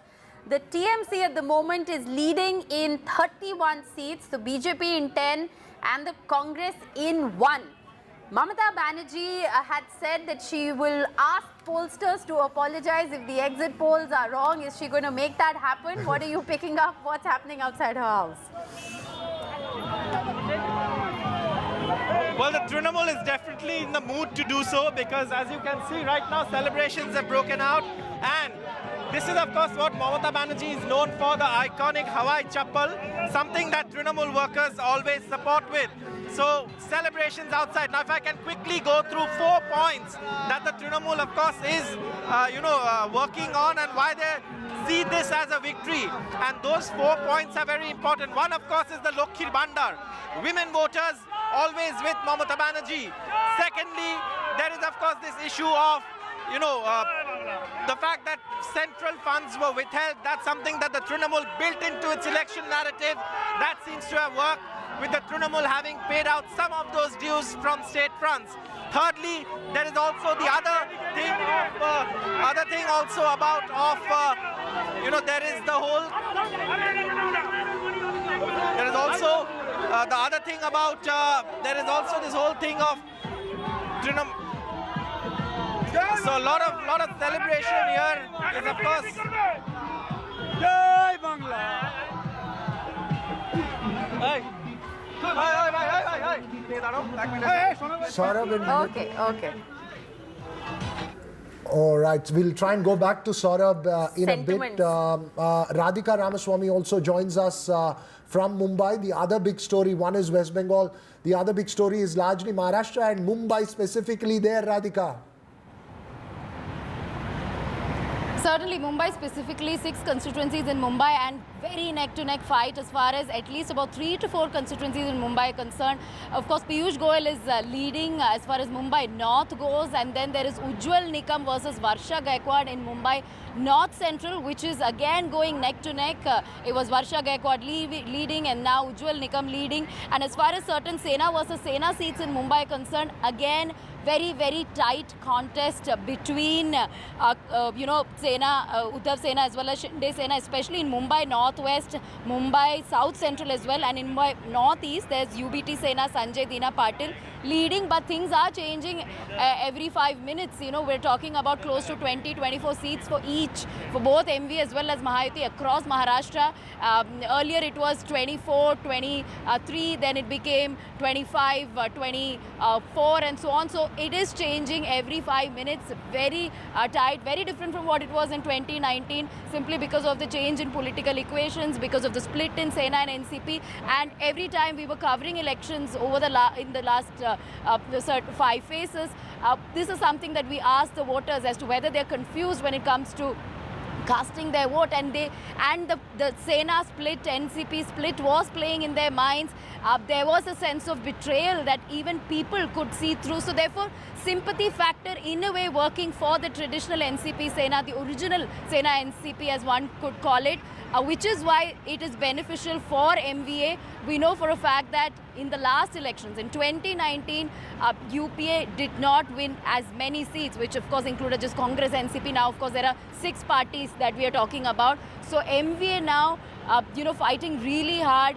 All the splits perhaps working in their favor. And as far as Mahayuti is concerned, it is the BJP that has taken up the chunk of the seats, and therefore they are in fact the big brother that is sort of keeping Mahayuti afloat, with at least about 16 seats having been won, or rather in 16 seats they are leading. BJP is leading in Maharashtra. Nothing being won by NCP Ajit Pawar as yet. There is perhaps 1 seat in which he is leading, but certainly this is benefit MVA this time around, and not so much as far as NDA is concerned. But we'll again have to wait for a couple of more hours before we can call this election. Right, we'll go across to the other corner of the country, Rishika, to the east. Yes, and Saurabh, of course, is with us. But before we go to Saurabh, I just wanted to say Supriya Sule has been leading now.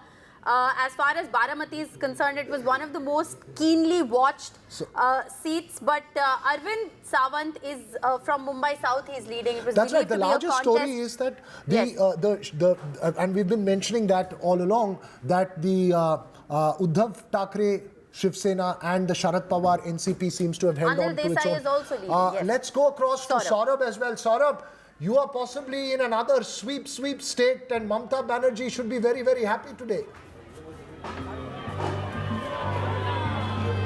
Absolutely, Trinamool supporters very happy, Joy Bangla slogans all over, Trinamool supporters celebrating outside Mamata Banerjee's home. Now, if I am to tell you the whole reason and what the reasons that the Trinamool is giving us for its victory, one is of course Lokhir Bhandar. That scheme is something that's worked. Secondly, the central funds being withheld and the Trinamool paying out dues from state funds. Thirdly, what the Trinamool says, and something that they seized upon, is the Prime Minister's comment on fish, something that Bengalis associate with. And the fourth, of course, is also the fact that several High Court orders that were delivered was aptly played out by Mamata Banerjee, and these were interpreted as the BJP was behind these orders, and therefore that seems to have also resulted in this sweep. 31 seats is now what the Trinamool is leading in. Bengal has 42 seats. The BJP, of course, will be very, very unhappy with that performance. But celebrations, Joy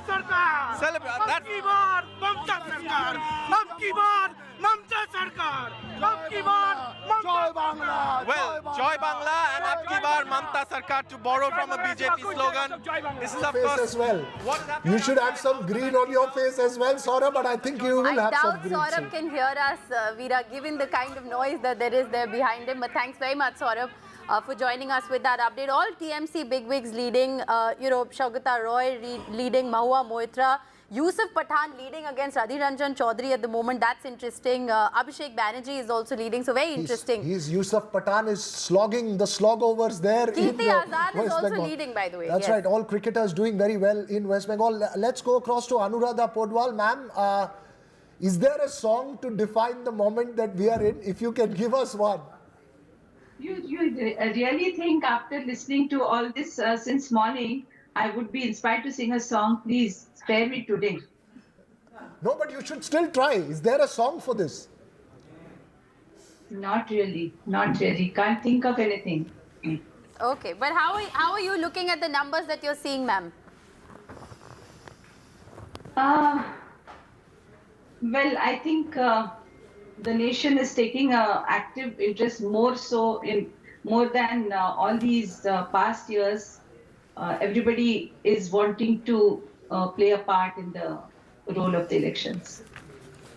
Right. All right. Well, democracy is thriving. I think that's all we can say it's a at fascinating the moment. Contest. Yes. Yeah, so let's just, we're going to take a very short break right now, but the numbers there on your screen, NDA at 290, BJP at 236 in terms of leads. As these firm up, yes, it could tell also a fascinating crucially, story of BJP India. currently below 240, and that's been the number for a while as well. And the Congress had in fact crossed 100 Veera at one point, but now it'll be those two numbers that will be very important. Very, very important. We'll keep the conversation going here on NDTV, but for the moment, we'll slip into a very short break.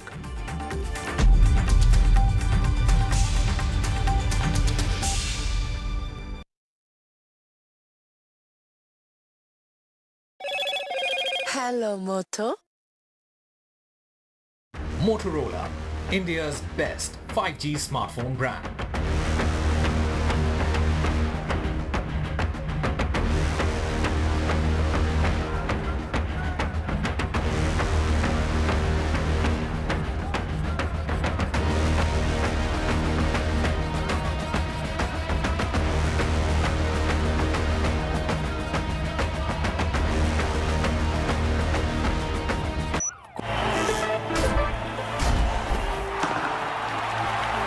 पता नहीं cricket का future कैसा होगा, पर ceiling fans का future पता है, because it's already here. Orient AeroSense with voice command. Alexa, switch on the fan. Orient BLDC fan, the future of fans. A parent's favorite question to school kids. Result kya raha? An investor's favorite question to a startup. Result kya raha?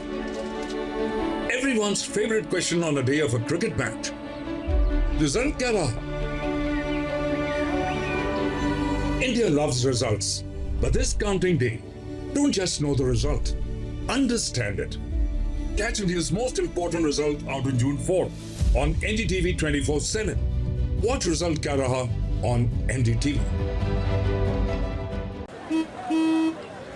चल, हो जा शुरू. केसरिया से मन जोगी हुआ रे, दिल झूमे देखो, पतवारा हुआ रे, दिल झूमे देखो, पतवारा हुआ रे. हर पल मनाओ केसरी त्योहार. विमल, बोलो जुबान Kesari. A parent's favorite question to school kids. Result kya raha? An investor's favorite question to a startup. Result kya raha? Everyone's favorite question on a day of a cricket match. Result kya raha? India loves results, but this counting day, don't just know the result, understand it. Catch India's most important result out on June 4th on NDTV 24/7. Watch Result Kya Raha on NDTV. Stay informed and entertained with the new and updated NDTV News app. You can watch all our channels live, listen to podcasts, read breaking and exclusive news from around the world and more. Download the NDTV app today and get access to the best journalism and storytelling on your smartphone or tablet. The NDTV app. News that matters to you. Stay informed and entertained with the new and updated NDTV News app. You can watch all our channels live.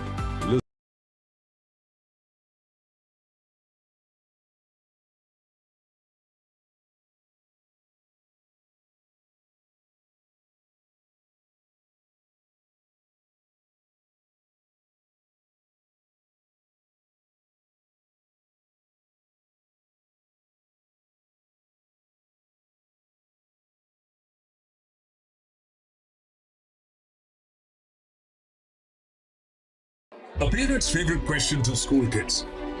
Result kya raha? The day is still developing, Tonima, very much. At present, as we look at 1 p.m., NDA stands at 290 with the BJP at 237. That's the number on your television screens. The Congress up 45, standing at 97.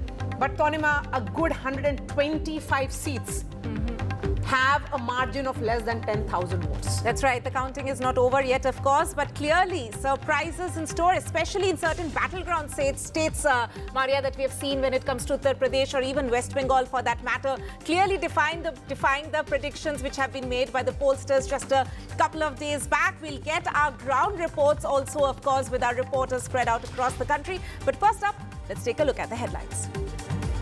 NDA gets majority, BJP falls short. India bloc defies poll predictions. Samajwadi Party set for best ever performance. India bloc leading in Uttar Pradesh. The Trinamool Congress, the TDP, the Uddhav Sena have performed, including the Samajwadi Party, which means all the regional players have held on to the ground and have done better. In fact, the TMC is also maintaining a significant lead over the BJP in West Bengal. And the TDP Plus Alliance leading in Andhra Pradesh Assembly elections. TDP stalls the juggernaut Chandrababu Naidu to take oath as Chief Minister on June 9th. And the market slide over 7% on the back of counting trends so far. Experts say that that Dalal Street is facing selling pressure as NDA underperforms.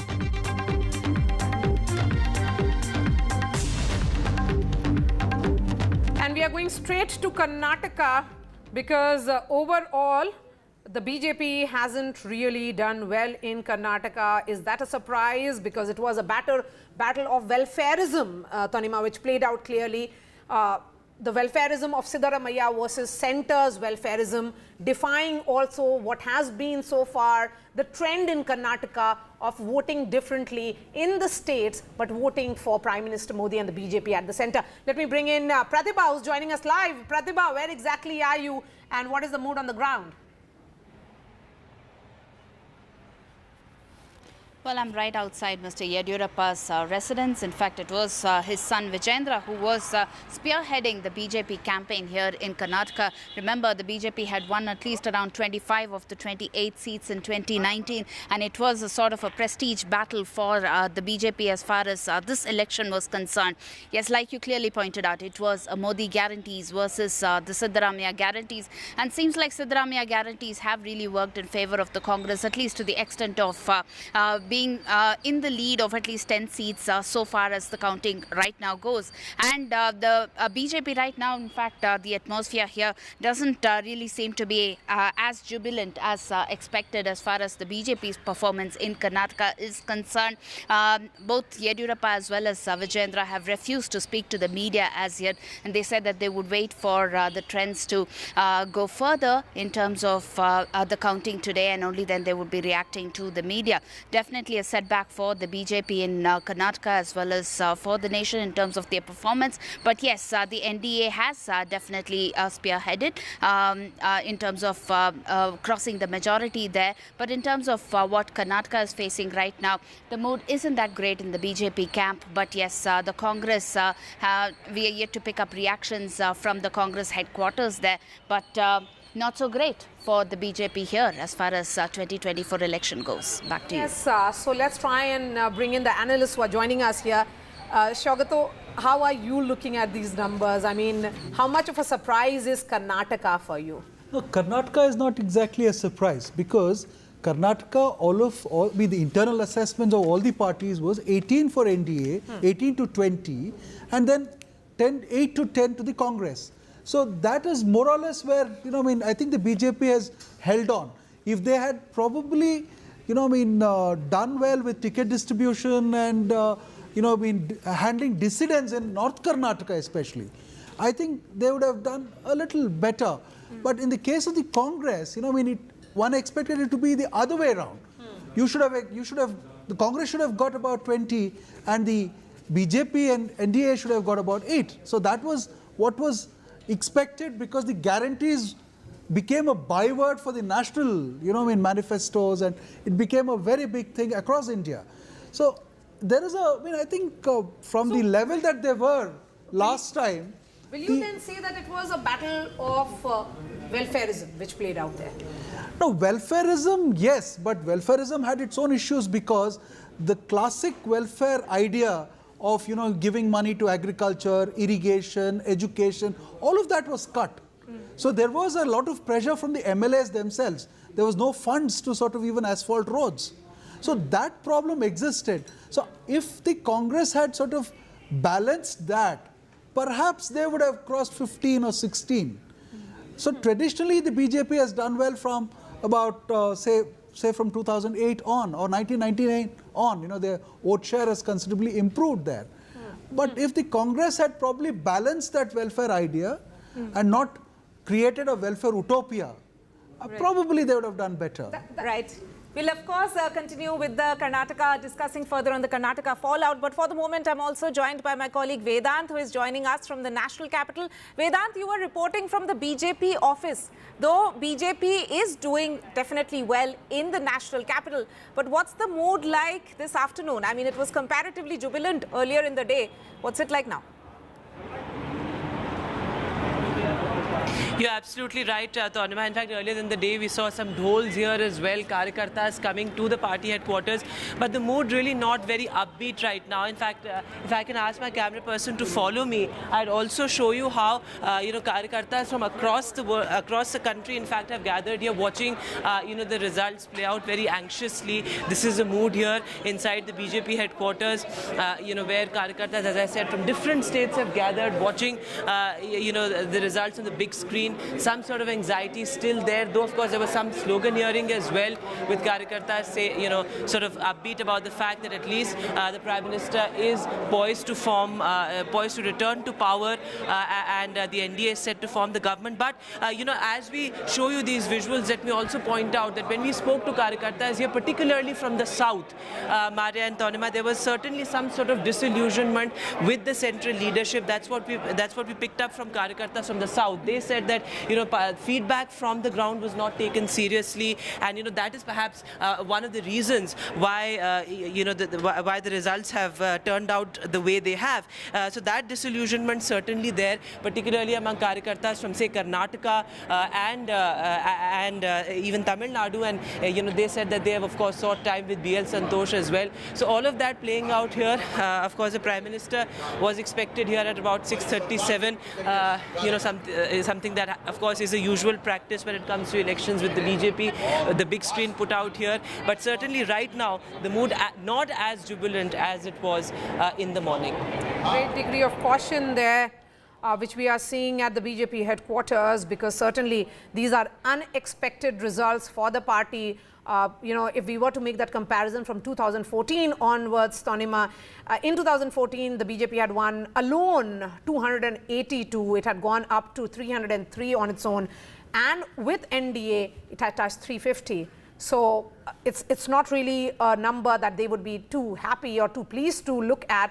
Aishwarya is joining us. Aishwarya, you are where all the celebrations are happening. And we are told that Chandrababu Naidu will be taking oath, likely to take oath on 9th in Amravati. So in many ways, he is declaring the capital of Andhra Pradesh also. One of the talking points in these elections. Well, certainly there is extreme humidity out in Vijayawada, but this heat and this humidity is not letting the supporters and the Karyakartas of the TDP let down. They are celebrating in huge numbers. They have arrived over here, as my camera person is showing you these visuals of firecrackers being busting out just right outside the TDP headquarters, where we've been told that Chandrababu Naidu will arrive very soon, and he will be addressing the Karyakartas of just not the TDP but the Jan Sena and the Bharatiya Party as well. It is, of course, as the sources clearly stating, that Chandrababu Naidu will be taking oath of the Chief Minister on 9th, and this would be in Amravati. That's every Karyakarta, in fact, is also speaking out here in Vijayawada, and that's the debate that has been put forward. They stated that YSR Jagan really clearly not been speaking about it. The demand was about Amravati. The development was the major issue that the people of Andhra Pradesh was facing. It was member welfare versus development, that the politics pan around in the entire elections when it came to the elections. But it is a complete sweep as far as the NDA alliance is concerned, be it the assembly polls or be it the Lok Sabha polls. Remember, 16 seats are currently where TDP is carrying lead. 3 seats to the Bharatiya Janata Party, 4 to the... But let me also introduce Ms. Dipshikha Kumar, founder of Speakin, who is joining us on the broadcast. Your first reactions actually on this result that we are seeing at the moment, ma'am.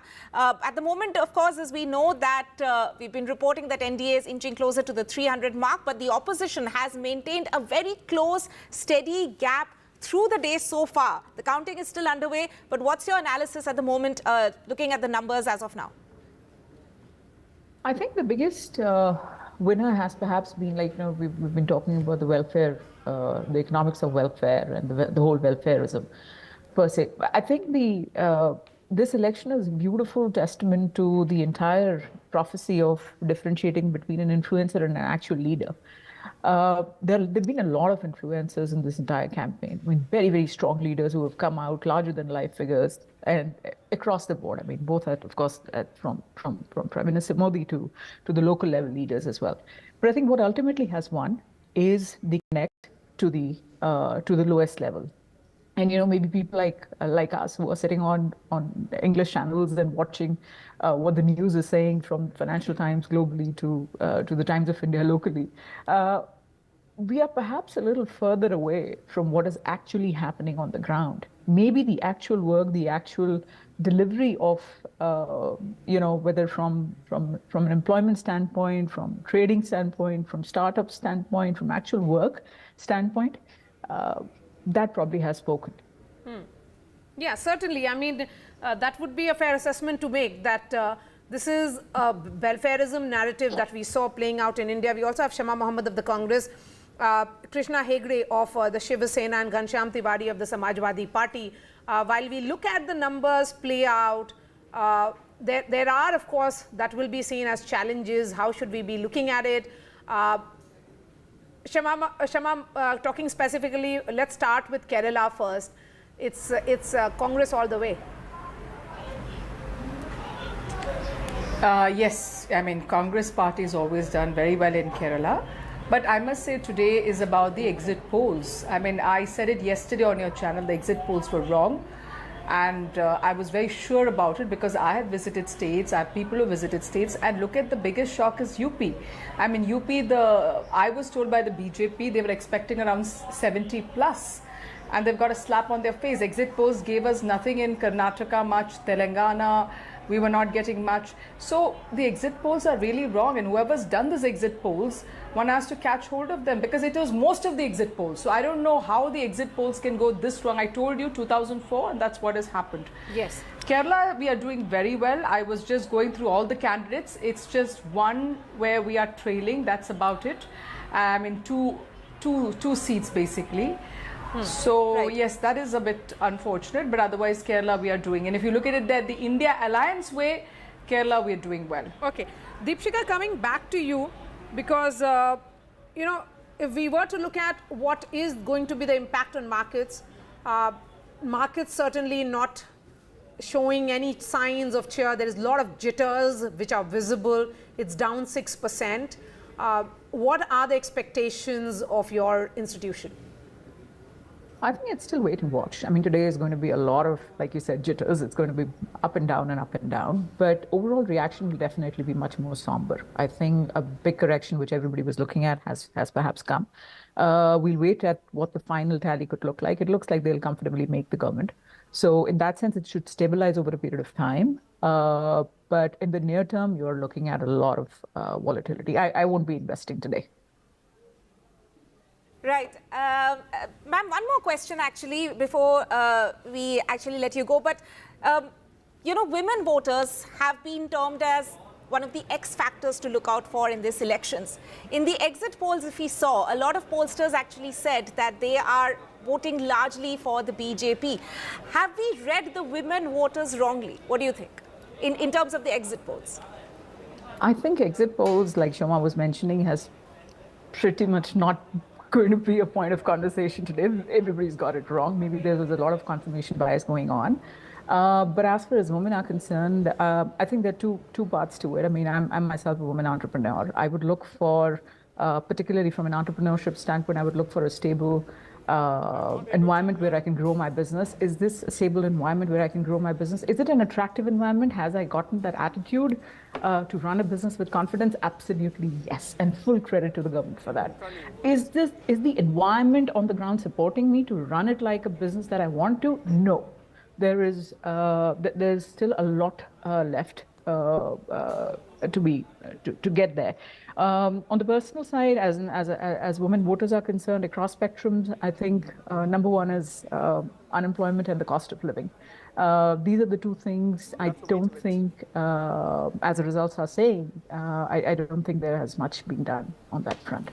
Okay, before I let you go, a quick word. Of course, you know, we had put the spotlight on the women voters. There has been a lot of focus also on the youth of the country.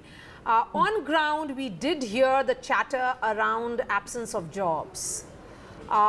Is that something that is going to be the talking point going ahead? A lot more? It should be. We've been hiring over the past 3 months, and there are two big problems that the job market will see. Number one, the overall sentiment is in doldrums. People are not hiring, right from the larger organizations in the IT/ITES space. Companies are not hiring. You can hear it from the top institutions for the freshers, from IIT, you know, where we have more than 200 people not placed yet, unheard of. Second, in terms of people who are now looking to move further in their career, they've been really spoiled in the past few years by the whole startup culture. The salaries have gone through the roof. Now these people, because of lack of jobs, are coming back into the market and they've become virtually unemployable. The third and the biggest thing that is happening is, again, going back to the attitude side. Some people have really absorbed that attitude, the India story, you know, the digital revolution. I have access to this and that and this and that. The problem that is created is that there has been an absolute mismatch of aspirations versus available opportunities. That is creating so much dissatisfaction. The youth today thinks is blowing up the available opportunities and you know, maybe looking at it through a mirror glass.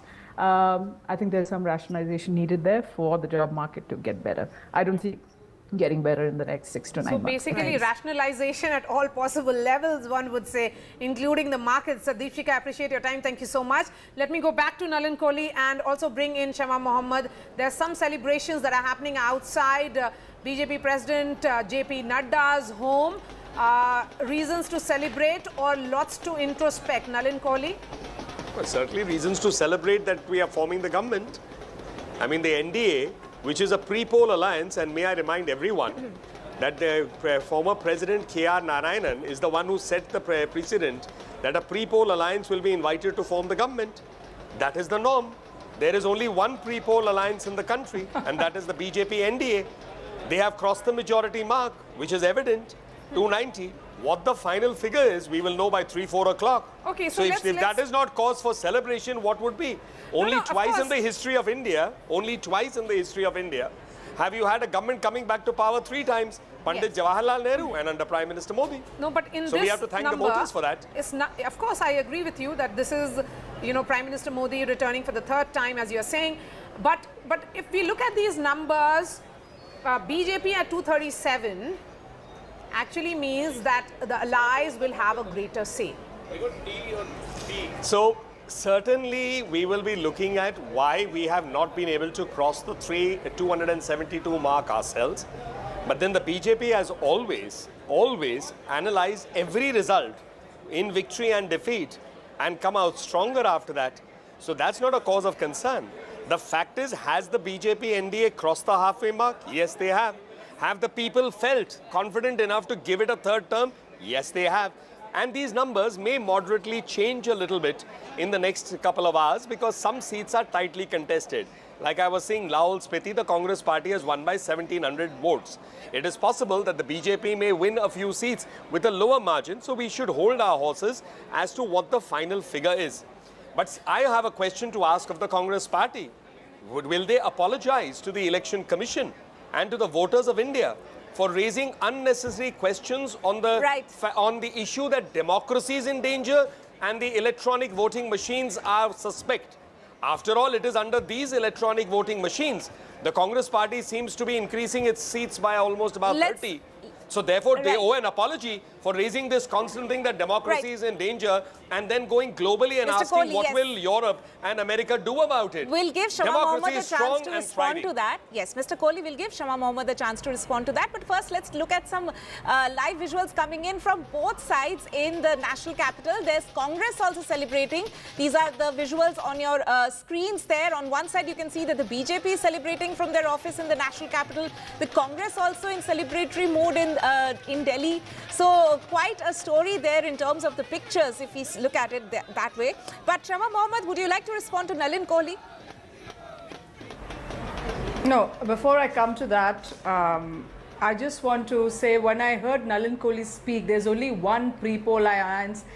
I get the feeling that he's very worried about his alliance partner, whether they would leave the NDA or not, is what I got the feeling when Nalin was speaking right now. It's incorrect. Number two, I've always said I have no the such people feeling. of this... So don't assess my feelings, Shama. Let's speak on the issue, my friend. I didn't. I know. That's what I'm saying. There are no feelings in my mind to that. I must clarify to the viewers. This is a rare sight when both of you are celebrating. Both the parties are celebrating. All smiles on both One the party faces. which is not forming the government, the other party which is forming the government, and still they are down. But obviously it is not as per their expectations. But Shama, you know, democracy, at least today, the opposition should say democracy is safe and it's up and kicking. We are robust. See, let me be very clear. The people went out and voted rightly. But the Election Commission at the end of the day did a lot to help the present government. And I'm not going to go back on that. Model Code of Conduct was violated numerous times by the Prime Minister of India and many other BJP leaders, but no action was taken. And I'll continue to say that. I never spoke about EVM machines, so I don't know who spoke about that according to Nalin. All the petitions but were we have in always court. had that. Let me finish. Nalin, let me finish. Nalin, you're not. Let me finish. Nalin, you're not letting me finish. Let me finish. This issue about EVMs is what we said is all the democracies in the world, including America, Britain and many European countries, nobody uses the EVM machines. So what we are saying is that like other democracies like in the world, let's go back to the ballot box. I even want to go back now to the ballot box. Will you also accept that there should not be any fear regarding the functioning of Indian democracy or its institutions? The Election Commission did a fair job. Indian there is about the institutions. Let me finish, Maria. The institutions, for example, the exit polls. What was the exit polls? Who asked the exit pollsters to go with a certain thing? The present dispensation. They said we want it our way. They were pressurized to do whatever they had to do. Yes, but I remember once Safarajist came out and gave us better figures. He had to delete. He had to delete his tweet. He has to delete his tweet to say that. So we know. Yeah, they're completely exaggerated. That's a fair assessment. Yes, Nalin, go ahead. I think it is unfair for Shama to say that, there was pressure on the media. Not one media channel has said so. It is as false as Mr. Jairam Ramesh's statement to make a wild allegation that the Home Minister called up 150 DMs or district magistrates to say you will help us win. I mean, these are wild allegations. Either come up with some evidence. And so on the EVMs, if I may point out that the court of the Honorable Supreme Court, 1 minute, Shama, 1 minute, Shama, now it's my chance to finish my point. Yes, now, the Supreme Court, the Honorable Supreme Court told and reminded the Congress lawyers to say that, do you wish us to go back to the paper days? And we saw what mess used to be there. Today, when the EVMs are making all parties win whom the people want to elect, how can you say that democracy is in danger? Mr. Rahul Gandhi is saying that democracy is in danger, going and internationalizing it in Europe, in America. I mean, certainly raises some serious questions about him. Okay. I think he either owes an apology or says, I'm sorry, I made a mistake. Today will be a day in which we'll be looking at ahead. Can I reply? I need to reply to this. I have to reply Shama, to this. You are getting chance to reply. And we'll be very pleasant with each other. I'm not going to... I'm just saying, I'm not going to go back. Democracy is in danger, was in danger under Mr. Modi, and there is no change about it. He tried all his ways, even how to select an election commission. A bill was gotten to change the way, remove the Chief Justice, put a cabinet minister. Okay, Shama, let's look at this 232 and numbers. In 2017, Nalin, let me finish. No, Shama, we'll be looking at these numbers because please, we have experts in the studio and I'll bring in Mr. Shama. I want to finish my point. Let's move away from the politicians a bit now, Let me finish my point. Because there is a piece of breaking news that is coming in from Andhra Pradesh. Prime Minister Modi has spoken to Chandrababu Naidu. Remember, reports are coming in and sources are indicating that Mr. Naidu is all set to take oath as the Chief Minister on 9th. In Amravati, Prime Minister Modi has spoken to the alliance partner in Chandrababu Naidu just few minutes back, and that's what sources are telling us. We'll try and connect with Uma Sudhir. This is an important call that has been made, Shagata, and timely call. Yes, of course. With the numbers looking the way they are looking, I think Prime Minister Modi or the BJP does not want any ally to sort of look distracted, look the other way, and I think they're just trying to keep their flock together. So it's extremely important call that has been made.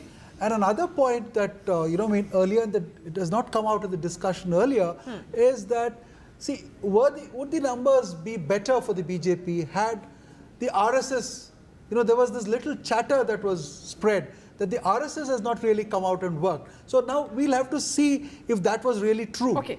We have Uma Sudhir joining us on the phone line. Uma, so the oath-taking ceremony will be, I can see you. Uma, so the oath is likely to happen on 9th in Amravati, and now the Prime Minister making that call is what sources are indicating. Yes, indeed. Very, very critical and important developments that are happening in Andhra Pradesh, where, of course, it's been more than a tsunami that the NDA has managed, and the TDP more than able to form the government on its own. And yes, the vote-taking ceremony has been fixed for the 9th of June, and it will happen in Amravati, meaning to say that Amravati is going to be the capital of Andhra Pradesh. That's what Amit Shah as well as Chandrababu Naidu have already declared. And yes, the second very important... Okay, we'll try and connect with Uma again. There seems to be some problem with that network. But Amitabh, looking at this number, it's a landslide for the TDP. The Jana Sena, surprisingly, has also done very well. See, Andhra always, we've seen swinging from one election to another. If you just replace the year and just replace YSRCP with TDP, you would have almost got the similar results in 2019. They won 151 and TDP plus JNP is 151. Now, TDP plays a crucial role in government formation at the center. If you exclude the 21 seats which NDA has won in Andhra, then they are at 270, 70, 172. And TDP, for a long time, was actually knocking on the doors of BJP and Congress both. In fact, only after the 3-0 drubbing of Congress party in the Hindi heartland did TDP finalize to go ahead with BJP. And this seems to be a differentiator, key differentiator state between the two alliances in this election.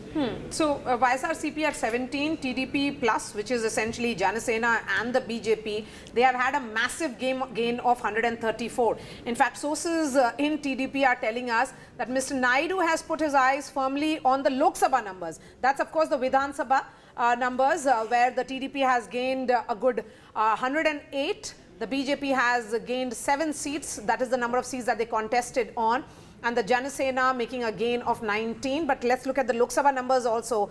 And what sources are telling us is that Mr. Naidu will speak only after the Lok Sabha numbers become clear, because there are 4 seats on which YSRCP is leading. Which are these 4 seats? He's trying to really figure that out. But for the moment, NDA leading in 21 seats, in all 21, it's a clean sweep for Chandrababu Naidu. And one of the talking points, as we have been saying on ground, was certainly, you know, that how will this really pan out? Right.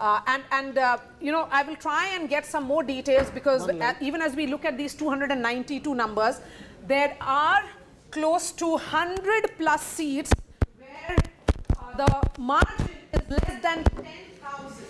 And where are these seats coming from? Let's try and break that down for our viewers, because that will also give us a sense of how the numbers are playing out. Right. We will, of course, be going into a breakup, a proper in-depth analysis, as Maria is going to show us on the big screen there. But as we were discussing, Shugato, you know, what we can see right now playing out in Andhra Pradesh is a bit of a role reversal. Like Chandrababu Naidu has actually scripted a comeback for the NDA in the state, and the way Jagan did it back in 2019, this seems to be a same, you know, it's just the main characters have kind of changed in this way. Absolutely, it's a role reversal in every which way. Jagan comes out of jail and he wins the elections. Right. Chandrababu Naidu comes out of jail and he wins the elections. For 2 months, yes. So it's a complete reversal of the situation, and it was quite expected, although one did not expect these kind of numbers to be, especially the assembly numbers. You know, in a house of 175, the NDA has 158 odd seats, you know, which is quite astounding, you know. I mean, so it's a complete surprise, and in terms of numbers, but in terms of the social engineering that the BJP could manage or Chandrababu Naidu could manage was quite formidable, because the Kapu Kama vote came together, they isolated the Reddy thing, and there was a lot of anti-incumbency that you saw, you know, I mean, sort of tilting the balance for YSRCP and Jagan Reddy. So I've been telling this, that everybody spoke about Jagan Reddy's welfareism. Yes, it did. He did a lot of good. He did reach out to a lot of people, but I think he upset the old patronage system that existed in Andhra Pradesh. See, politics is ultimately about that kind of patronage. So he brought in a new tier of volunteers who were actually ensuring the delivery of the welfare programs, which sort of subverted the existing structure, political structure. And if the existing political structure is upset, that means the MLAs are unhappy, the Gram Panchayat members are unhappy, the Taluk Panchayat members are unhappy. Right. So it's a kind of game which got upset and subverted. Right. Yeah. Mr. Tiwari, I wanted to also ask, do you think it's also a matter of strategic alliance that the TDP could actually stitch together? The TDP, Janasena and the BJP actually managed in Andhra Pradesh? Or as Shugato was also saying, that Andhra probably has a bit of a, you know, whether swinging is the right term to use or not, but essentially the fact that 2019 people gave Jagan a chance, but He did not, in a way, he must have disappointed certain sections. But is it a strategic alliance which really worked out in the favor of TDP? Yes, because TDP under Chandrababu Naidu has won the state only in alliance with BJP. No. So BJP is sort of a lucky charm for Naidu after he has taken over the party from NTR. That's number one. Number two is that it's a simultaneous election. Yeah. In simultaneous elections, I have been saying this clearly here, the party which wins the Vidhan Sabha elections will go on to win the maximum seats in Lok Sabha. Right. That's what's happening, and that is what is happening in Odisha.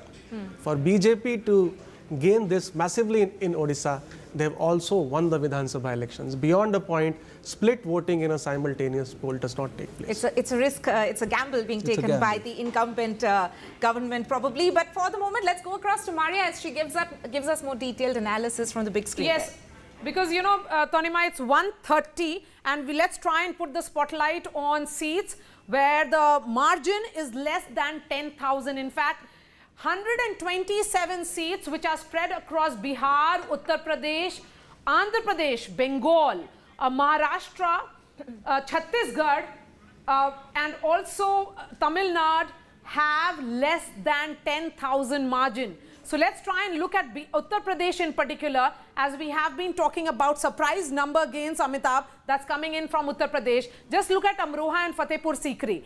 The margin between the BJP and the Congress is around 6,000 votes. Let's go further. Again, another seat, which is Allahabad. The margin between the BJP and the Congress is 5,389. Another seat, Mirzapur and Farrukhabad in Uttar Pradesh. The margin is less than 5,000 votes.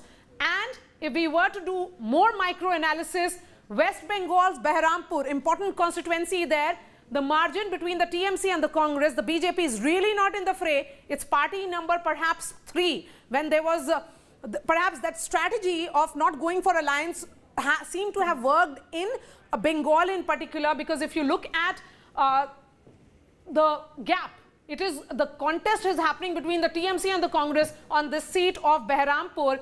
Again, in Alipurdwar, it is in West Bengal. The battle is between the TMC and the BJP. The margin is around 3,549. So, you know, again, Uttar Pradesh, if we were to look at it further, Banda, the seat where there is a contest between the BJP and the Samajwadi Party, after almost 7 to 8 rounds, the margin is less than 3,000 votes. Uttar Pradesh, Phulpur, look at this number. It is Samajwadi Party versus the BJP. The margin is 2,028 votes. Uttar Pradesh, again, Unnao, the margin between the BJP and the Samajwadi Party, 1,352.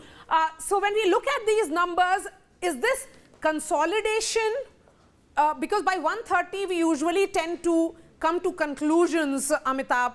And if we were to look at UP, because that's a huge surprise coming in UP in particular, 42 is what India is standing on right now. And the NDA, which includes the BJP, the Apna Dal and smaller parties such as Nishad Party, is at 39. See, a 10,000 margin is nothing in a Lok Sabha election. However, one thing which we have to see here, and I think the team needs to pull that out, is how many of these 127 seats is the NDA leading on, and how many of these 127 seats is the UPA leading on, because that is the key. And normally what happens is that the close contest seats are also distributed in the same ratio or the proportion of the overall seats. So I think that's a very key number. That's a fantastic stats which you have pulled out.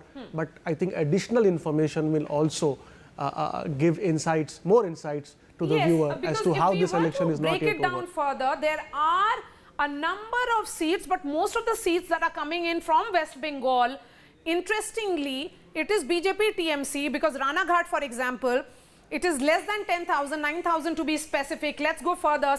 Srirampur, TMC versus BJP, BJP trailing by 8,000 votes. In Damdam, interesting battle again, 8,794. If we go further, let's look at more West Bengal seats. Bangaon, between the BJP and the TMC, the margin is just 7,000 votes. Maharashtra is again a state where the India bloc is seen to be making massive gains, be it in Bid or in Bandara Gondia. The margin is just around 7,000 votes. So, you know, while we look at it, it's becoming increasingly clear that these numbers are consolidating and NDA hovering somewhere around 290 and India around 233. Amitabh. Yeah, so we'll have to wait and see how these 127 seats, the trends and the results pan out. The margins are fairly close. It is still, I think, more than 10 to 12 rounds still left. These could be the deciders, but I think we will have to see how many of these is India leading in and how many NDA leading in, because that's a crucial number. I don't think it should be significantly in favor of anybody at this stage in these 127 close contests. And West Bengal, even in 2019, was a very close election. I mean, 22 seats were decided on a vote margin of less than 10%, and TMC and BJP both had won 11 seats each. So it's, I mean, if you give 5% to one party, they could end up winning most of those 20 seats, and that's what we are seeing in the results also. If you see, or the trends also, if you see, the TMC is gaining by 8 seats, and at the cost of BJP, which is trailing in 7. All right, Krishna Hegde of the Shiv Sena will be joining us shortly. On that note, Tanima and I are slipping into a short break. This remains our top focus here on NDTV.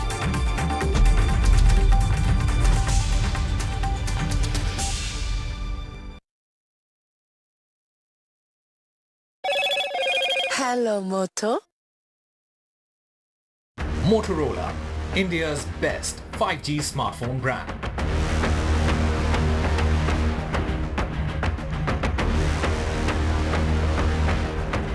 And the BJP falls short of a majority on its own. India bloc defies poll predictions. Samajwadi Party set for its best ever performance, leads in Uttar Pradesh, India bloc leading in the state. Return of the regional parties as Samajwadi Party, Trinamool Congress, TDP, Uddhav Sena perform. TMC dominates in West Bengal. TDP makes a comeback in Andhra Pradesh. And TDP alliance leads in the Andhra Pradesh Assembly poll, stalls Jagan Juggernaut, Chandrababu as per sources. Chandrababu Naidu to take oath as Chief Minister on June 9th.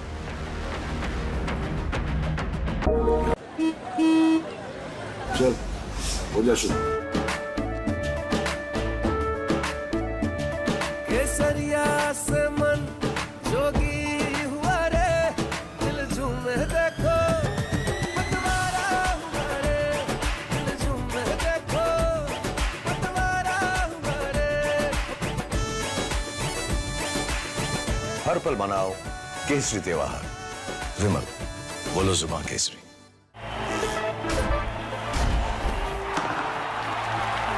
पता नहीं cricket का future कैसा होगा, पर ceiling fans का future पता है, because it's already here. Orient arrow sense with voice command. Alexa, switch on the fan.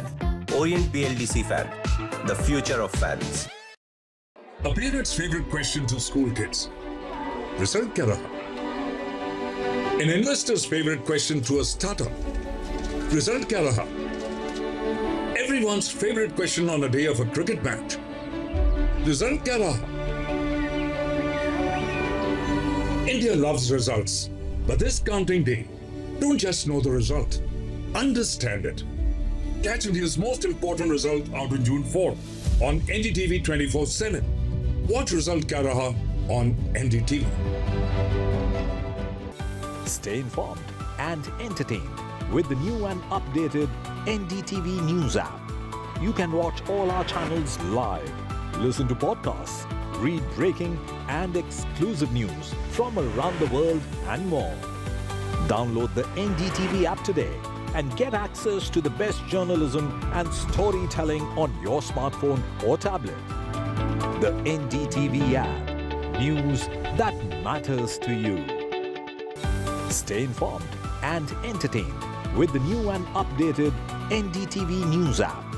You can watch all our channels live, listen to podcasts, read breaking and exclusive news from around the world and more.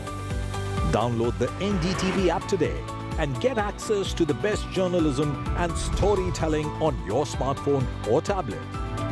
The NDTV app. News that matters to you. A parent's favorite question to school kids. Result क्या रहा? An investor's favorite question to a startup. Result kya raha? Everyone's favorite question on a day of a cricket match. Result kya raha? India loves results, but this counting day, don't just know the result, understand it. Catch India's most important result out on June 4th on NDTV 24/7. Watch Result Kya Raha on NDTV. A parent's favorite question to school kids. Result kya raha? An investor's favorite question to a startup. Result kya raha? Everyone's favorite question on a day of a cricket match. Result kya raha? India loves results, but this counting day, don't just know the result, understand it. Catch India's most important result out on June 4th on NDTV 24/7. Watch Result Kya Raha on NDTV. Stay informed and entertained with the new and updated NDTV News app. You can watch all our channels live, listen to podcasts, read breaking and exclusive news from around the world and more. Download the NDTV app today and get access to the best journalism and storytelling on your smartphone or tablet.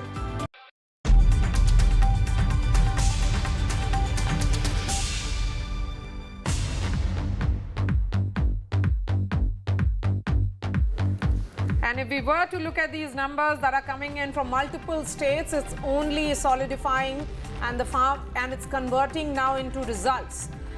In fact, what we are being told is that a number of these candidates who have won have been given certificates by the Election Commission already. So which means that these numbers are going to be more or less around the same. Krishna Hegde, not much for you to celebrate. Did you get your reasoning and planning and realignment before the elections wrong? No, not exactly. See, firstly, I would like to congratulate the BJP and all of us at NDA because we are going to make the government for the third time under the leadership of Honorable Prime Minister Narendra Modi ji.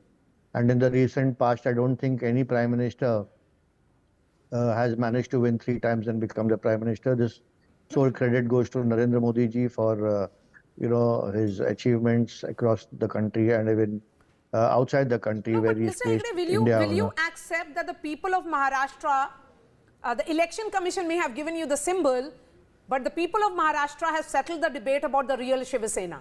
The real Shiva Sena, according to them, is Uddhav Thackeray with 11 and you are at 5. Yeah, according to the statistics I have got and the seats I have got, the Uddhav Thackeray's party is at 10 and we are at 7. They contested 21 seats and they have a winning strike rate of 50%. And we contested 15 seats and we also have a winning strike rate of 50%. So there is no way that if you are not able to negotiate with your senior partner in the BJP, then why should Uddhav Thackeray be blamed for that? No. That's your negotiating power or lack of it. We had 13 MPs when we joined with the BJP. We got 13 seats in the Lok Sabha. So there is no question of negotiation. It is we work together as partners. Our vote share has transferred to BJP and BJP candidates have also won.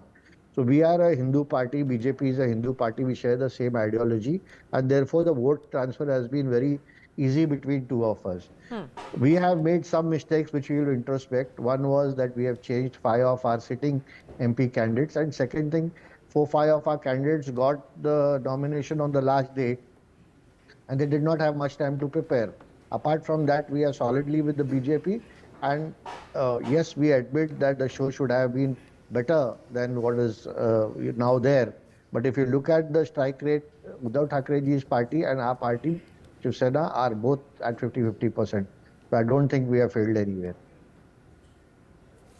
All right, let's go straight to Tanish Punjabi, who's joining us from Lucknow, outside the Samajwadi Party office. Where is Akhilesh Yadav? Because if you look at these numbers, India in Uttar Pradesh was led by Akhilesh Yadav, the SP Supremo. And if these numbers consolidate, it is looking at a much better rally, perhaps its best ever performance since its inception.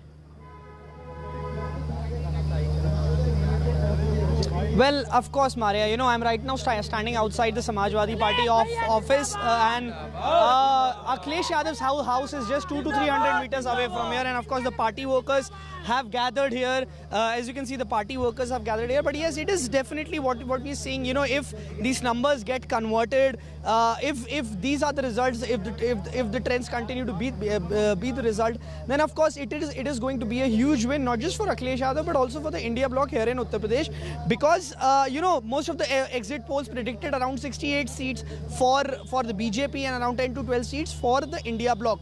But right now what we're seeing is that the India bloc collectively is crossing the 40 mark. Out of the 80 seats is collectively crossing the 40 mark here in Uttar Pradesh. Now, you know, Akhilesh Yadav's Samajwadi Party, of course, is seeing is leading on many seats. But here, another story is of the Congress, because Reddy in 2019 will resign at 4 p.m. He is headed to the governor's residence at 4 p.m. where he will resign as the chief minister, and the process of government formation will begin. It's a humiliating defeat for the outgoing chief minister. YSRCP has been reduced to 4 in the Lok Sabha and has faced a huge, massive loss in the assembly elections as well. So Jagan Mohan Reddy all set to resign at 4 p.m. Go ahead. Go ahead, Tanishq. Yes,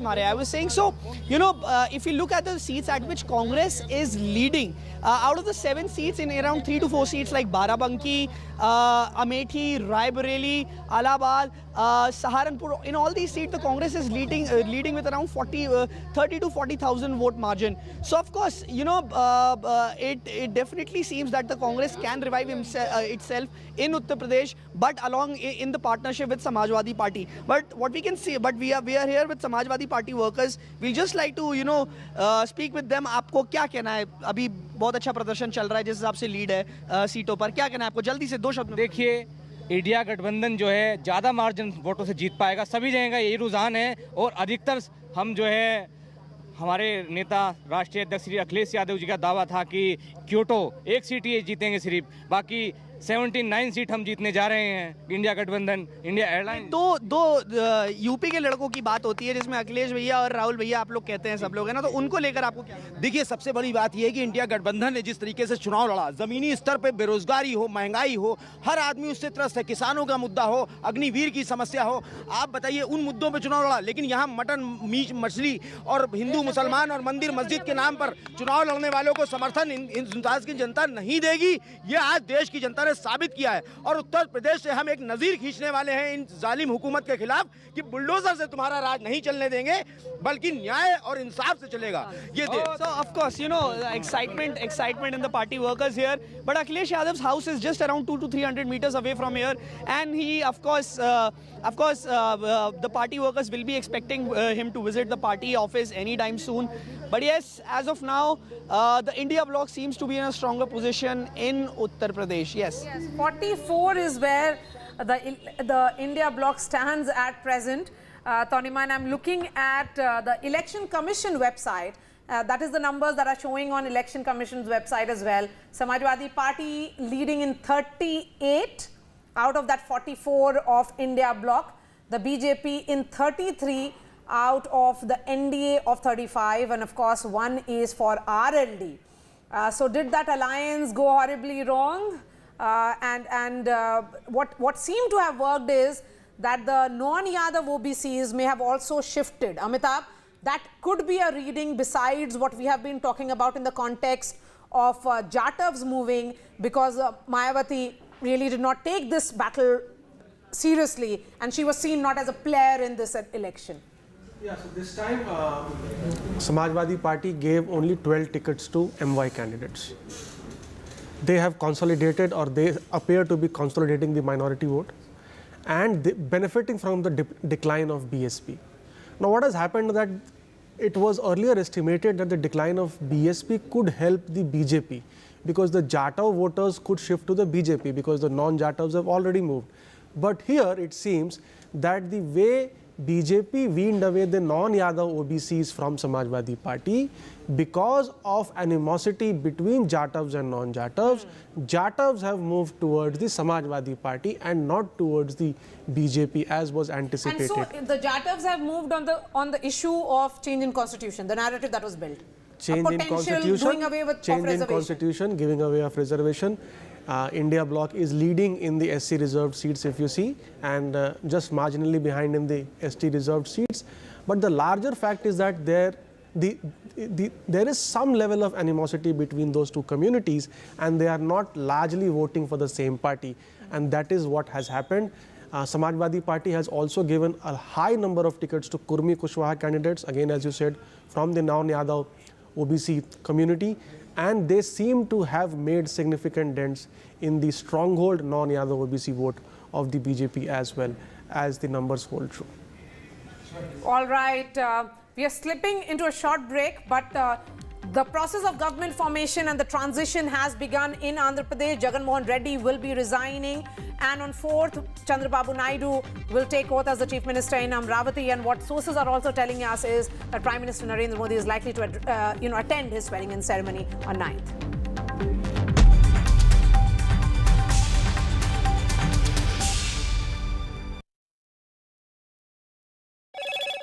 Hello, Moto. Motorola, India's best 5G smartphone brand.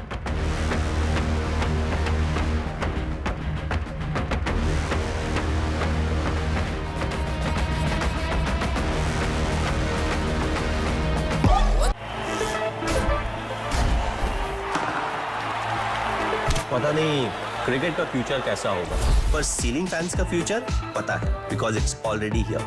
Orient AeroSense with voice command. Alexa, switch on the fan. Orient BLDC fan, the future of fans. चल, हो जा शुरू. केसरिया से मन जोगी हुआ रे, दिल झूमे देखो. पतवारा हुआ रे, दिल झूमे देखो. पतवारा हुआ रे. हर पल मनाओ केसरी त्योहार. विमल, बोलो जुबान Kesari. A parent's favorite question to school kids. Result kya raha? An investor's favorite question to a startup. Result kya raha? Everyone's favorite question on a day of a cricket match. Result kya raha? India loves results, but this counting day, don't just know the result, understand it. Catch India's most important result out on June 4th on NDTV 24/7. Watch Result Kya Raha on NDTV. Stay informed and entertained with the new and updated NDTV News app. You can watch all our channels live, listen to podcasts, read breaking and exclusive news from around the world and more. Download the NDTV app today and get access to the best journalism and storytelling on your smartphone or tablet. The NDTV app. News that matters to you. Election means NDTV. चुनाव मतलब NDTV. चुनाव मने Andre NDTV. निर्वाचन माने NDTV. ఎన్నికలు అంటే NDTV. Election हावेदी NDTV. निर्वाचन माने NDTV. निवडणूक म्हणजे NDTV. चुनाव मतलब NDTV. తీర్దల్ ఎన్రాల్ NDTV. ચૂંટણી એટલે NDTV.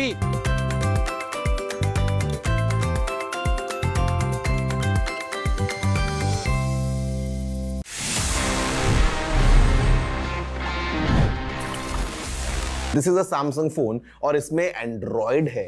You know what happened, सबसे पहले अगर हम जाएं थोड़ा सा पीछे, अगर हम रिवाइंड करें about the history of Android. Well guys, the creators of Android जब उन्होंने बना लिया ये operating system, they went to Samsung because they wanted कि सैमसंग उस एंड्रॉयड को खरीद ले. So they all went to Seoul in South Korea. They met with the Samsung people, but Samsung was not that impressed. And Samsung said no. और उसके बाद क्या हुआ? Just weeks later, Google in fact bought Android for $50 million. Imagine करो अगर Samsung ने उस time पे Android खरीद लिया होता, would have been the case that Android would have been Samsung's own exclusive operating system.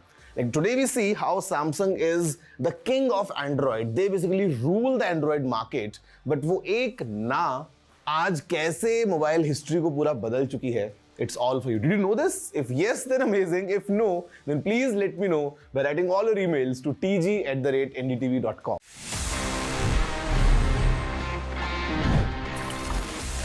Election means NDTV. चुनाव मतलब NDTV. चुनाव वने आंध्रे NDTV. निर्वाचन माने NDTV. ఎన్నికలు అంటే NDTV. Election हावेदी NDTV. निर्वाचन माने NDTV. निवडणूक म्हणजे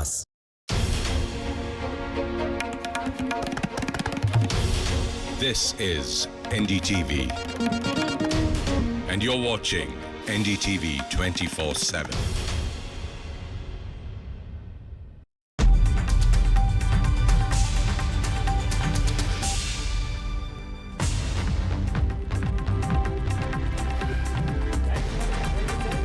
India bloc crosses 200 mark, NDA crosses simple majority. That is the big breaking coming in now, even as the numbers consolidate after the 7th round.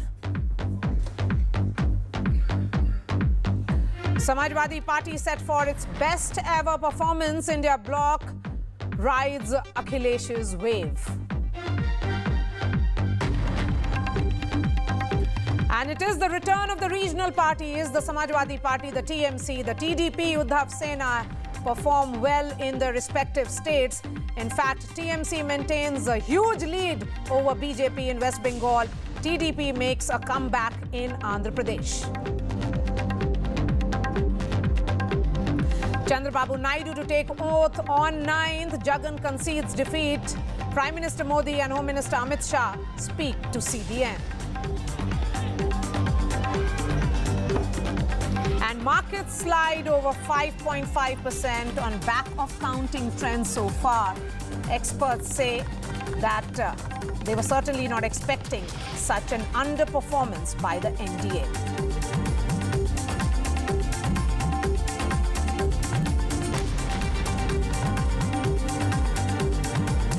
Welcome back. Ankit and I are back with this special broadcast, and of course focus will be on the numbers that you can see on your television screens. We will be joined by our managing editor and Kiran Rijiju, the first union minister to speak so far, shortly. But first up, Ankit, should we go straight to the BJP headquarters? Absolutely, but just before we do that, this is the first time since morning that the Bharatiya Janata Party and the NDA has crossed 300 mark. For the first time at this moment, the BJP is standing at 301. That's an important psychological mark that the BJP and NDA would have wanted to cross. If not 400, people had started questioning whether it will be they'll cross 300 or not. At least at this moment, the NDA stands at 301. India Alliance 222 right now. BJP adding one more there. Because, you know, last Maria, when I had seen the results just about half an hour back, 71 seats were under the margin of 5,000 votes, out of which 21 the Bharatiya Janata Party was leading and 50 seats the Gathbandhan was leading. That means that the vulnerability of the Gathbandhan is more on those 50 seats for that result to be added. So at this moment at least, the BJP and the NDA moving past that 300 psychological mark at 301. Yes, let me go straight to Vedant, who's joining us live from the BJP headquarters at Deen Dayal Upadhyay Marg. Some cheer now, Vedant, or are you of the opinion that there are no reasons for the party, and will we be seeing some celebration perhaps in the evening? Because, you know, whatever said and done, Prime Minister Modi is returning with, he's going to be the Prime Minister again. That's right, Maria. In fact, some celebrations now here with Karyakartas gathering. In fact, the BJP headquarters, the mahal, as they say, was rather subdued in the past couple of hours. But, crowds gathering, Karyakartas coming. In fact, interesting visuals here. People from across the nation have come because, as you said, whatever said and done, the Prime Minister is all set to form the government, is all set to return for a record third term. So, that, of course, is a reason to celebrate for the BJP Karyakartas. In fact, let me get in a word from a young BJP Karyakarta here. तो आप कहाँ से आए हैं? मैं दिल्ली से ही हूँ. जी. I am. अच्छा, तो ये बताइए कि जितनी आज यहाँ पर सेलिब्रेशन तो हो रहा है, जितनी उम्मीद थी उतनी सीटें नहीं आई. नहीं, अभी भी हमारे पे समय है और हो सकता है कि हम और सीटें लेके आएँ. अभी तो ये शुरुआती आंकड़े हैं जो आ रहे हैं. शुरुआती तो खैर नहीं, मगर आप ऑप्टिमिस्टिक हैं. आप बताइए आज किस तरीके से पार्टी सेलिब्रेट करेगी यहाँ पर? पीएम फिर से गवर्नमेंट आप लोग फॉर्म कर रहे हैं, लेकिन एलाइज का जो से है वो ज़्यादा रहेगा. कहीं ना कहीं आपको लग रहा है कुछ असेसमेंट में गलती हुई लीडरशिप से? कहाँ पर आपको लगता है चूक कहाँ पर रहेगी? आई डोंट थिंक असेसमेंट में कोई गलती हुई है. असेसमेंट सही रहा. ठीक है, 400 पार नहीं हो रहा है जो अभी तक दिखाई दे रहा है, but I am very much hopeful कि बीजेपी आराम से 272 क्रॉस करेगी और एनडीए आराम से 320 और 330 के आसपास. आप कहाँ से? Where are you from? मैं तमिलनाडु से हूँ और ऐसे बाहरी जिला से आया हूँ. अच्छा, तमिलनाडु से. आप ही बताइए, काफ़ी मैं साउथ के कार्यकर्ता से मैंने बात करी, कहीं ना कहीं थोड़ा डिसअपॉइंटमेंट है क्योंकि जैसे बीजेपी चाह रही थी कि कहीं ना कहीं कुछ डेंट कर सके, वो नहीं हो पाया. देखिए, जहाँ पर साउथ के अंदर आप देखोगे तो एडीएम के है और एक करुणानिधि की पार्टी है और एक आपका क्या नाम है उसका, जयललिता की पार्टी है. वहाँ पर उन दोनों का गढ़ होने के बाद ही बीजेपी वहाँ पर अपना गढ़ बनाया और वहाँ पर गढ़ नहीं बना पाई ना. देखिए, जब भी एक सीट तो आपकी ला रही है, अभी तो एक सीट आ रही है. आप सोचिए, जहाँ पर पानी में एक भी मछली नहीं थी, वहाँ पर एक मछली अगर जिंदा हो रही है तो धीरे धीरे पार्टी जिंदा. All right, so Maria and Ankit, some sense of optimism here, and certainly, as I said, what seemed to be like a very dull and subdued sort of a BJP headquarters a few hours back, in fact a couple of hours back, now of course Karyakarta is gathering and they're building up to the Prime Minister's victory speech in the evening. Maria. A quick one, please go ahead. The thing is that, Vedant, the fact remains, of course, the target that was set, and that is why it seems that, the 298, 299, they are not as enthusiastic, but the fact remains that it is a third consecutive victory for the NDA and for Prime Minister Narendra Modi, a third return. So it's not a mean feat by any margin, but the fact remains at this moment that the kind of celebrations that the BJP Karyakarta and even the people are used to, maybe in that comparison, the BJP headquarters seems little mellowed down this time.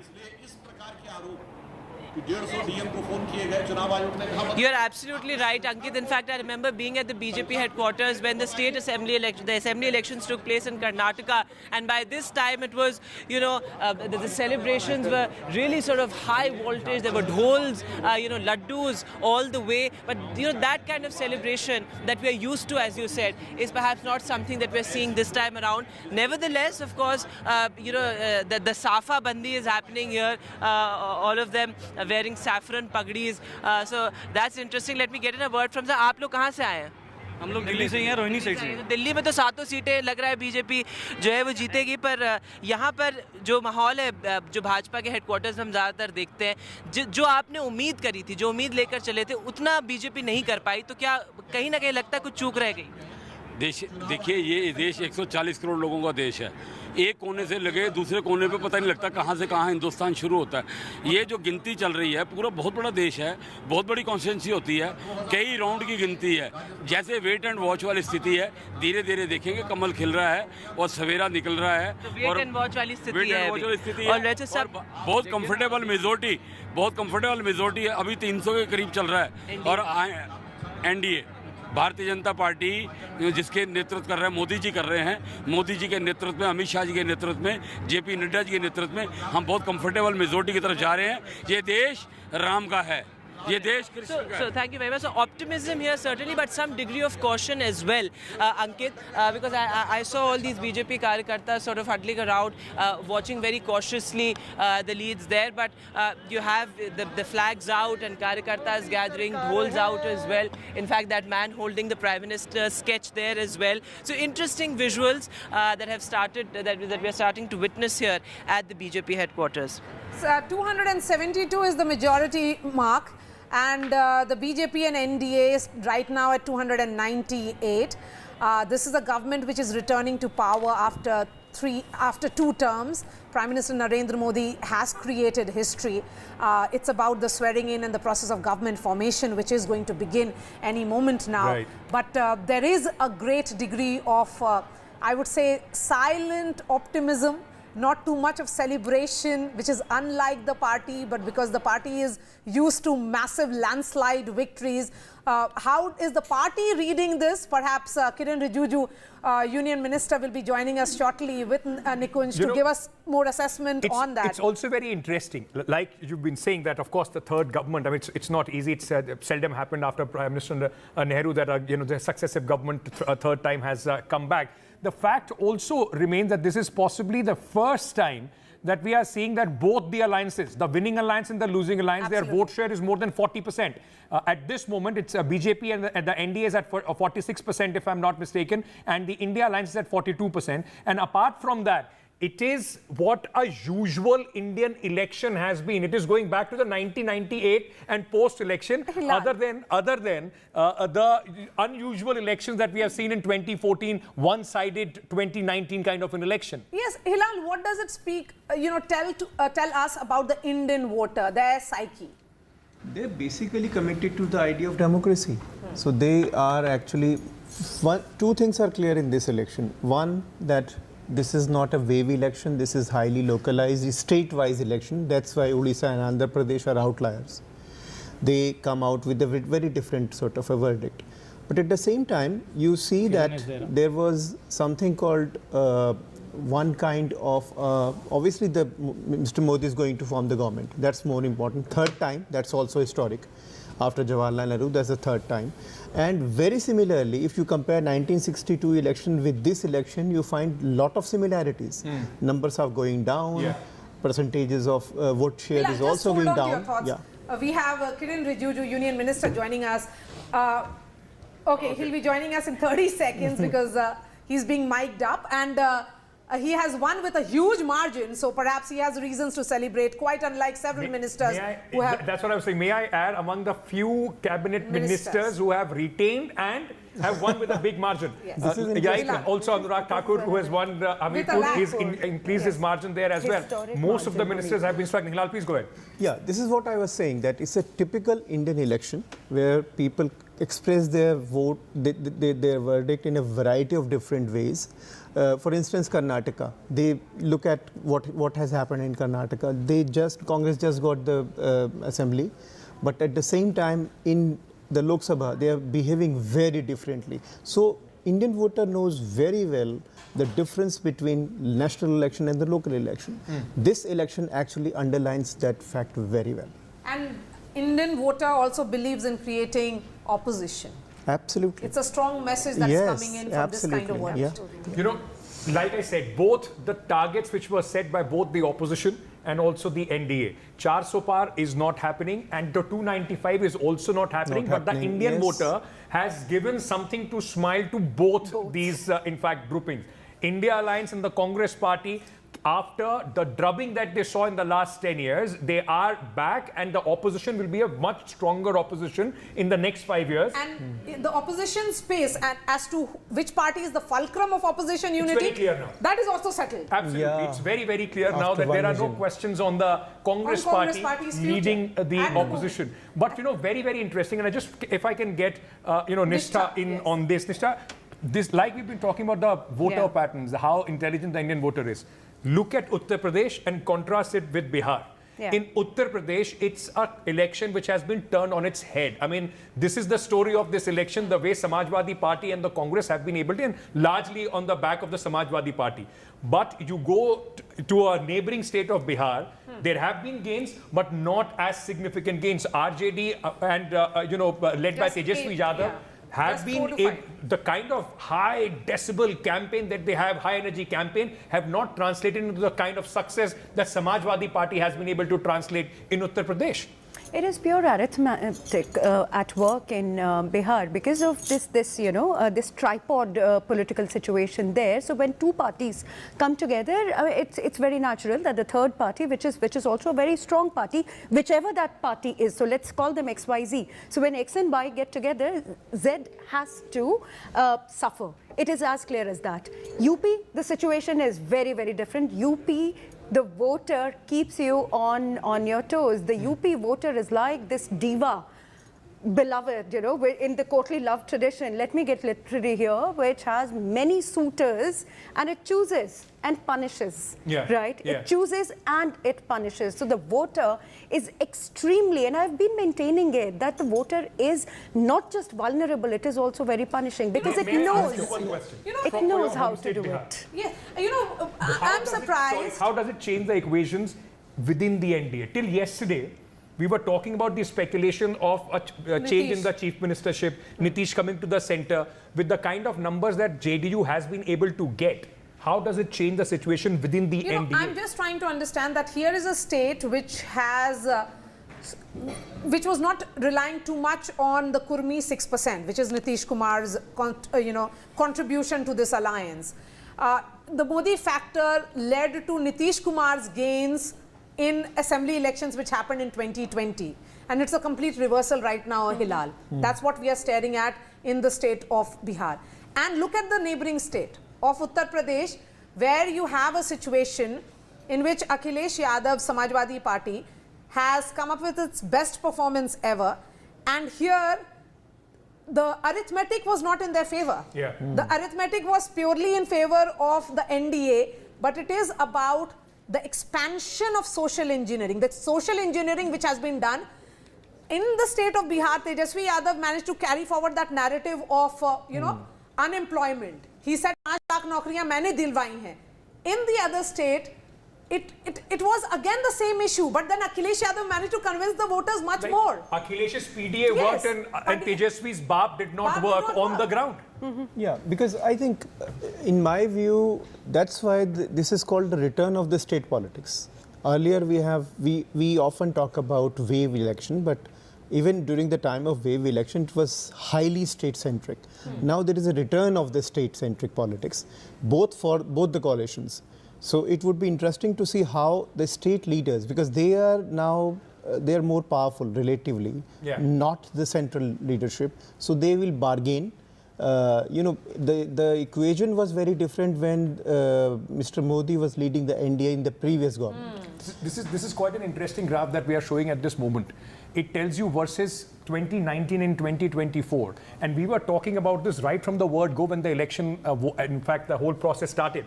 That India, and that is why stacks were against them, that you need a massive swing to try and even counter the BJP. The gap was so huge that forget winning, even to be in contention, you need a massive swing. That, a 19% swing, is an unusual swing by all standards, by any psephology. Ankit, let's go straight to Aishwarya, who's joining us from a place where it's a done deal, everything is settled. It's only a matter of 5 days when Chandrababu Naidu takes oath. Where is Mr. Naidu and what about his son?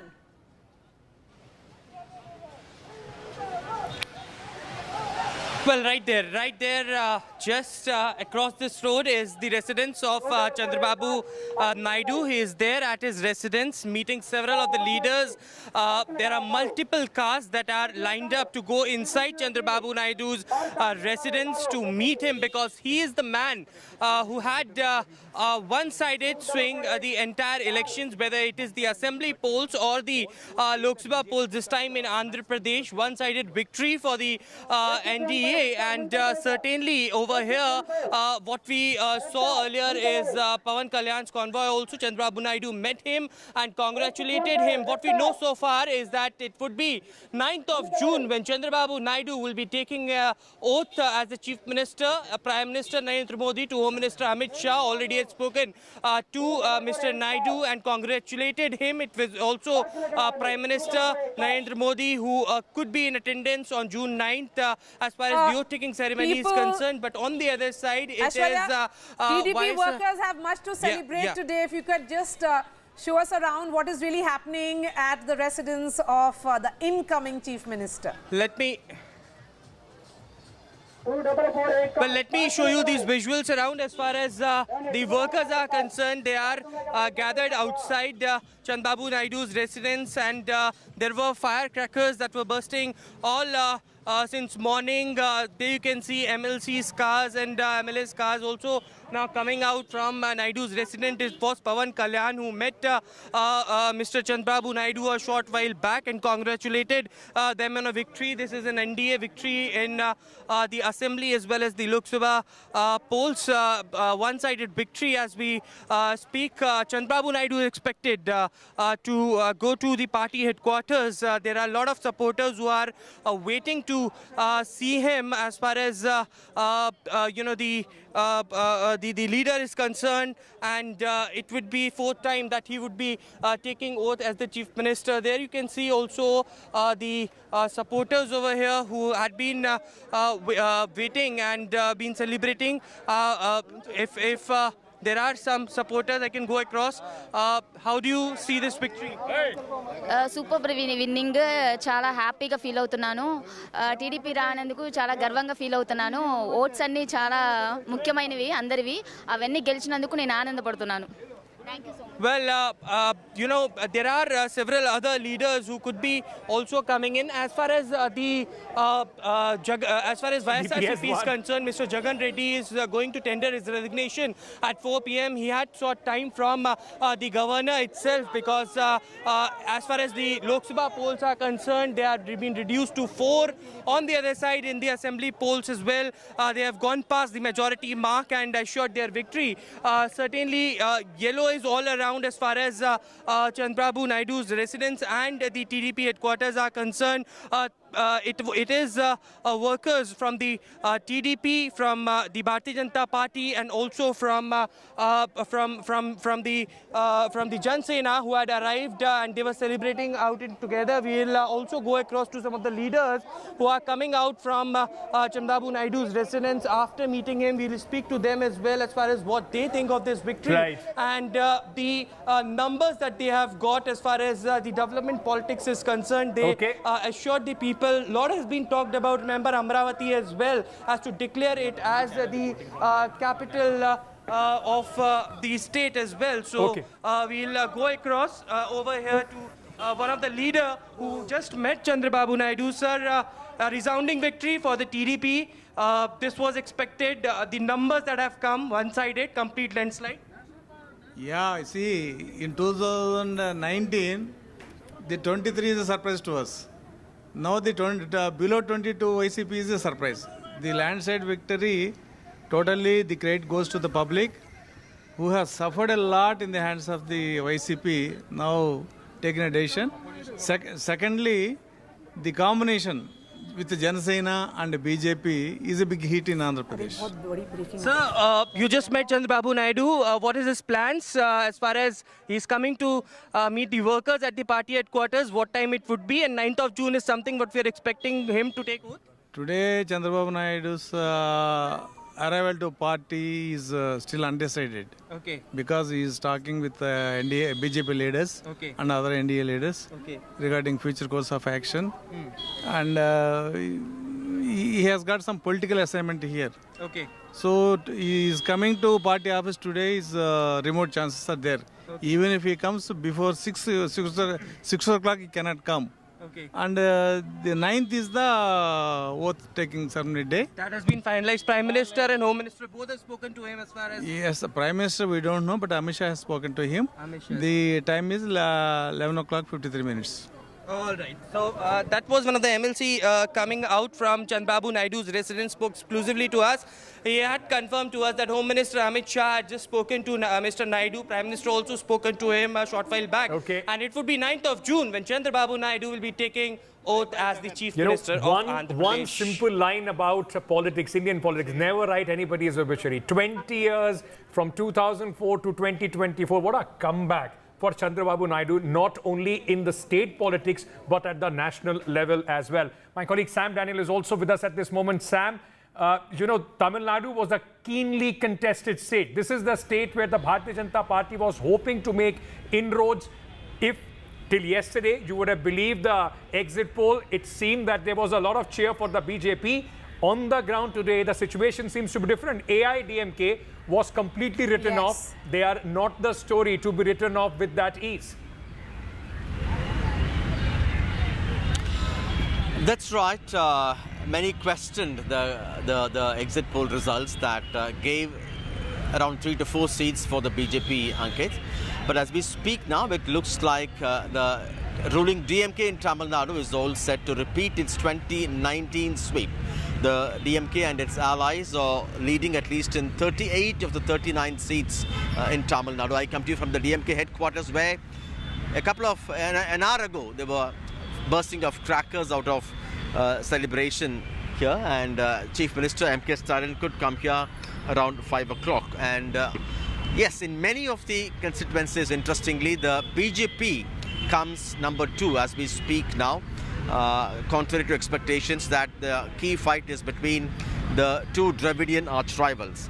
But while not a single leader from AIADMK or the BJP have won, at the moment, BJP ally NDA, PMK's Soumya Anbumani from Dharmapuri is leading. So if she manages to continue this trend, she may end up winning. In that case, the NDA may have 1 seat winning as things stand now, but that will again reflect, we should make it clear, there's no seat for BJP or for the other Dravidian arch rival here, the AIADMK. And all the big names, including Annamalai, the Tamil Nadu's BJP chief, the governor turned politician, Tamilisai Soundararajan, Union Minister Murugan, all of them are trailing. Some, of course, number 2, for instance, Tamilisai and Annamalai in Coimbatore have come number 2. Okay. And the larger picture, of course, is whether this is any cheer for the ruling DMK. Yes, for the second time they managed to retain the formidable alliance, but for 10 years already they've been without power at the center, and now it appears that they will have to wait for one more time. Let's speak to a party worker here. How do party workers feel about these numbers? We are so excited, we are so happy about it. First of all, I would like to express my sincere gratitude to our leader, my Talaivar M.K. Stalin, because this victory is completely the... But still, the Congress or India alliance is not forming the government. Is that a disappointment for you? No, it's not. We are in alliance. We are on India alliance only. If you go, the central government is forming, we are definitely in alliance. We are in form the government. We are in the government. Right. Just what we are very happy about it. In cricket and politics, anything will happen. Wait and watch. Definitely, we will form the government. You will form the government? Yeah, definitely, we will form the government. Anything will happen. Anything will happen. Okay, some ray of hope for them still that the India alliance could form the government. But otherwise, it's a big day for the ruling DMK here. At least Uttar Pradesh, where Priyanka Gandhi Vadra has just put out a tweet. And this could very well be the giant slayer of this election, Kishori Lal Sharma. She has put out a picture with him, and I would ask the producer to put that on the... Yes, that is the picture with a message. किशोरी भैया मुझे कोई कभी शक नहीं था, मुझे शुरू से यकीन था कि आप जीतेंगे, आपको और अमेठी के मेरे प्यारे भाइयों और बहनों को हार्दिक बधाई. So that is the message coming from Priyanka Gandhi Vadra. Tanishq, the picture has come, and the Election Commission website is showing that Smriti Irani is trailing by 91,000 votes.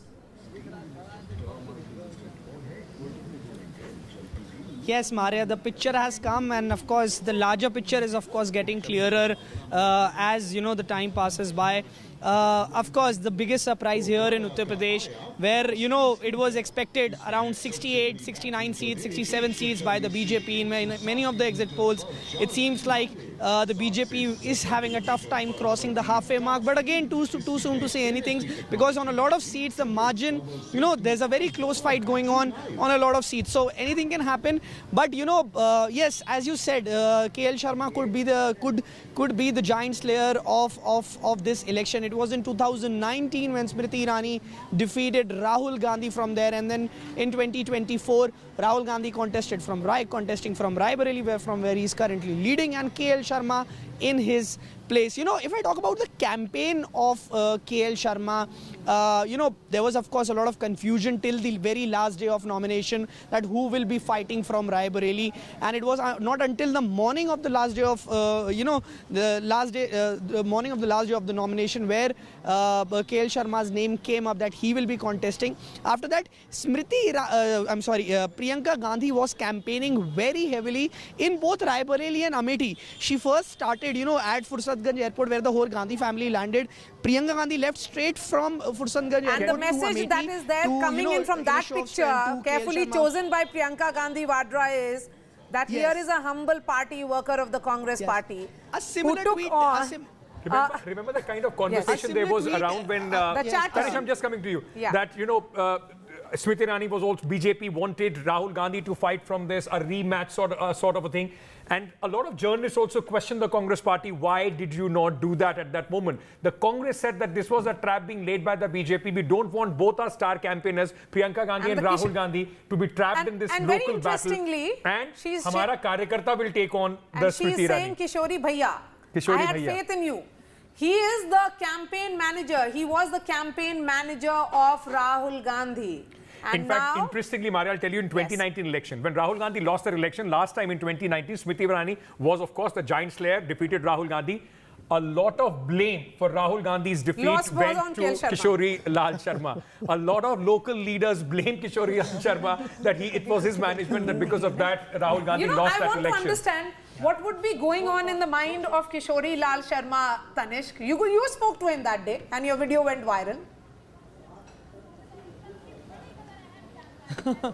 Yes, of course. You know, he seemed like a humble man, and of course, he did take pride that he has been connected to the party for a very long time, and he said he always said that he knows Amethi and Raebareli better than anybody else. But of course, you know, at the same point of time, he made it very clear that he will take the party affairs in, you know, he will take everything very seriously, which he of course did.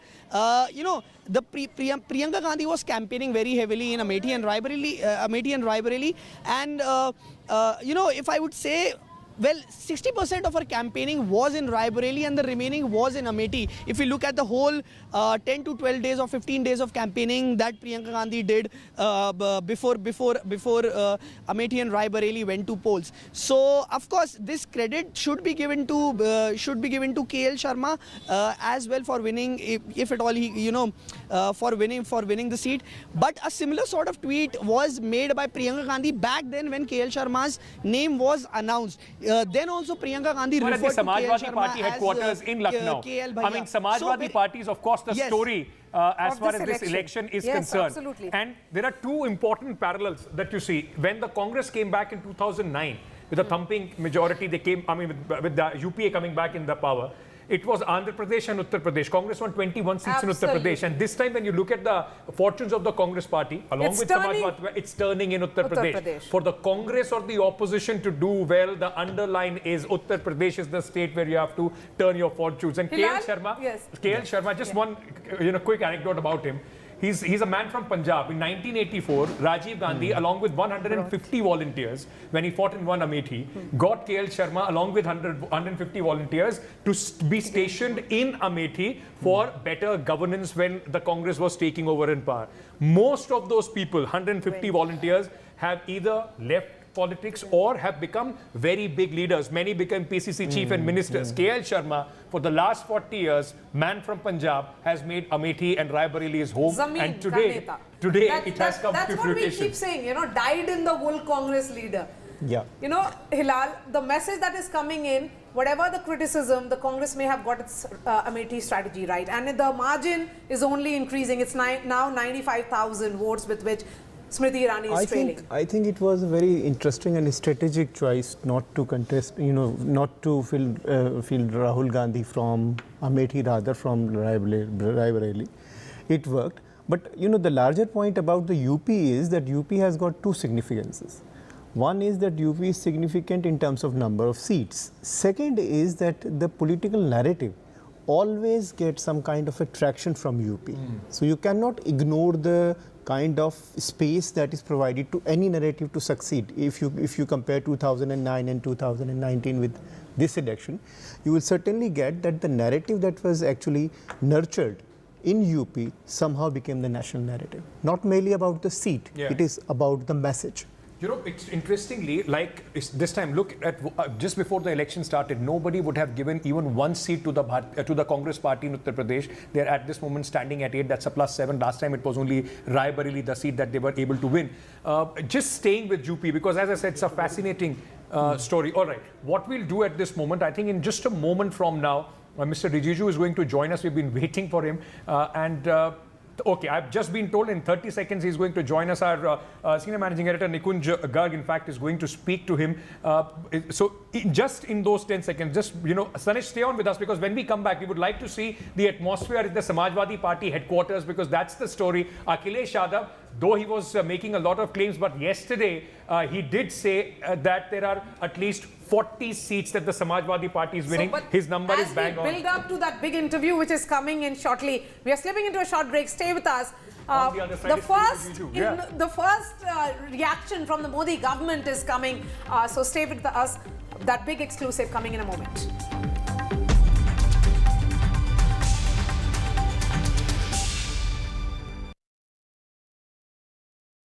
Go present. पता नहीं cricket का future कैसा होगा, पर ceiling fans का future पता है, because it's already here.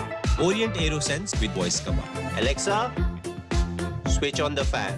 Orient BLDC fan, the future of fans. चल हो जा शुरू. केसरिया से मन जोगी हुआ रे, दिल झूमे देखो.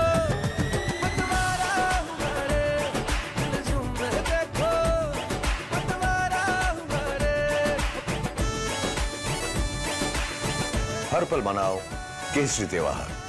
विमल, बोलो जुबान Kesari. A parent's favorite question to school kids. Result क्या रहा? An investor's favorite question to a startup. Result क्या रहा? Everyone's favorite question on a day of a cricket match. Result क्या रहा? India loves results, but this counting day, don't just know the result, understand it. Catch India's most important result out on June 4 on NDTV 24/7. Watch Result Kya Raha on NDTV.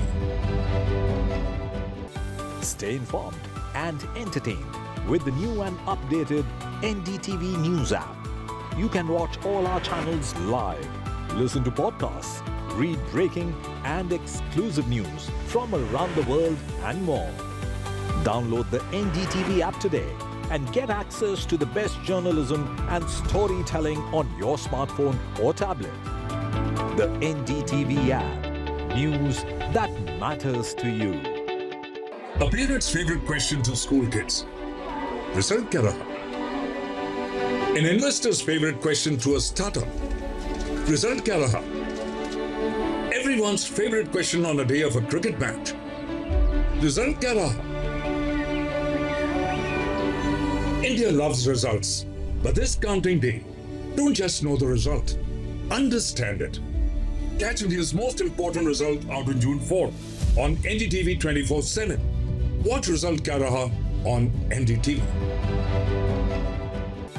Stay informed and entertained with the new and updated NDTV News app. You can watch all our channels live, listen to podcasts, read breaking and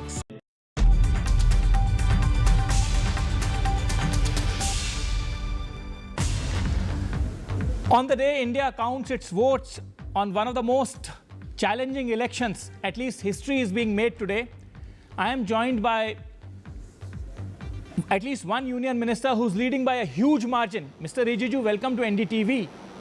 First of all, congratulations to you. You are leading by... Thank you very much. You are leading in lakhs.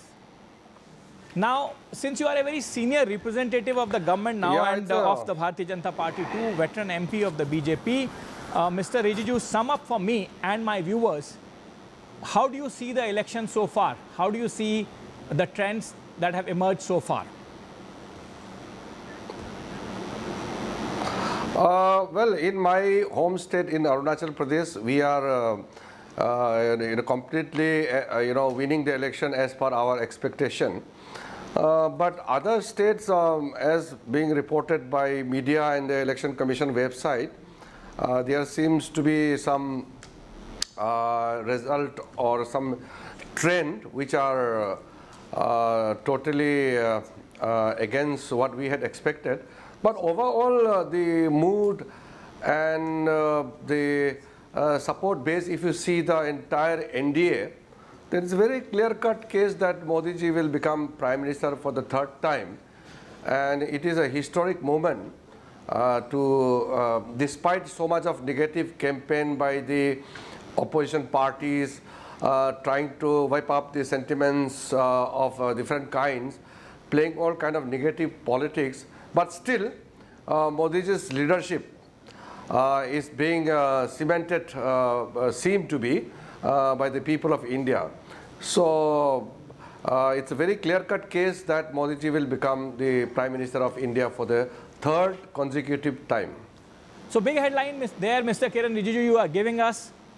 You're the first Union Minister who has come out and openly said that Mr. Narendra Modi is becoming the Prime Minister of India for the third consecutive time again.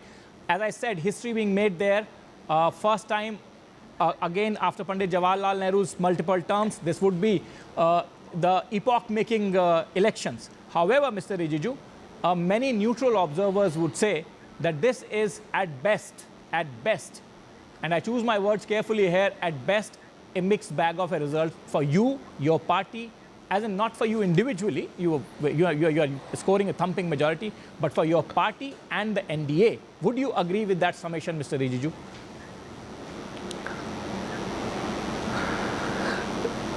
See, Nikunj, in the democratic setup, we have to follow the norms, whatever is being practiced in the democratic system.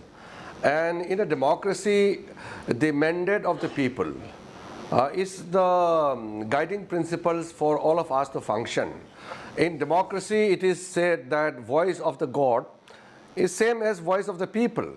So voice of the people means voice of the God. We are guided by the people's decision. So whatever result comes, we will humbly accept and then continue to serve the nation. And remember, Nikunj, we will never have a leader like Modi ji again. And from a precarious economic political condition in 2014, India has emerged as a very strong and stable nation. And today the whole global world look up to India for economic stability. And moreover, inside the country, Modi ji has ushered in an era of peace and prosperity for last 10 years. So the same trend will continue in the future. I am absolutely clear and confident that in Modi ji's third term, India will achieve many more milestones, because in the last 6 decades of Congress and their allies' rule in India, they reduced India to a poor nation.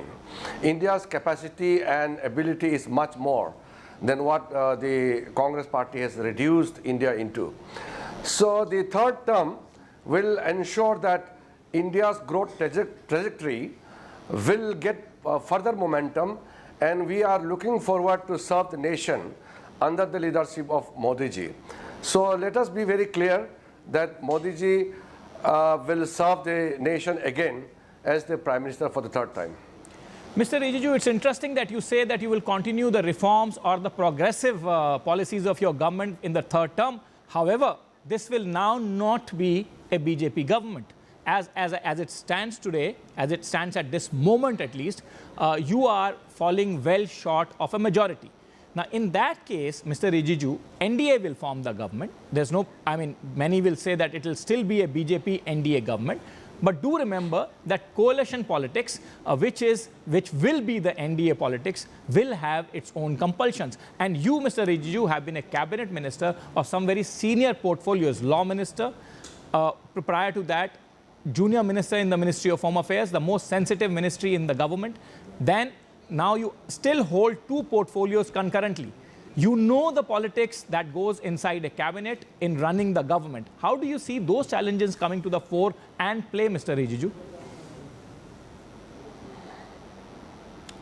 See, if you look at Modi ji's policy as well as his style of functioning, he believes in sabka saath, sabka vikas. It is only opposition parties who are trying to portray in a different manner. Modi ji always takes everybody along. It is Modi ji who said that it is not the battle for BJP alone, it is the NDA. So from the day one, of course, BJP had its own target, but the whole campaign is the NDA family. So it is Modi ji who has brought the entire NDA family together to ensure that India doesn't lose its momentum. The ability of Modi ji to take everybody along, not only political parties. Modi ji takes along everyone, even those who are not in the political system. They are also widely consulted and their confidence are taken into, and then they run the administration. So Modi ji's philosophy of taking along everybody with the spirit of sabka saath, sabka vikas is the mantra with which India is going forward. So let us not make any mistake by undermining anything out of this result. And we are waiting for the final result to come. Still, the counting process is still going on. But we must always believe that the mandate of the people will be always respected, and India will continue to grow under the leadership of Modi ji. And Modi ji has the ability to make the whole country united to deal with any kind of situation. Some people may try to break the country and create divisions and fissures in the society, but Modi ji believes in sabka saath, sabka vikas. So you think, Mr. Rijiju, that's an interesting point you make. You think that sabka saath, sabka vikas will now also apply to the political allies. Now let me also put you a political question, Mr. Rijiju. और ये सवाल मैं आपसे हिंदी में पूछूंगा क्योंकि हमारे सहयोगी चैनल NDTV इंडिया जो है वो भी आपके साथ में आपको जोड़ना चाहता है अपने साथ में.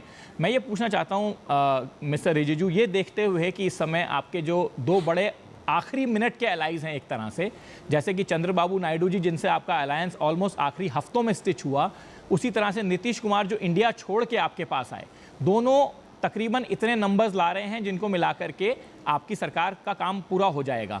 ये अभी की स्थिति है. अभी की स्थिति के बारे में हम बात कर सकते हैं, शाम तक हो सकता है ये स्थिति बदल जाए. ऐसी स्थिति में आपको लगता है कि कहीं ना कहीं अगर ये एलाइज ना होते तो ये चुनाव आपके हाथ से स्लिप भी कर सकता था?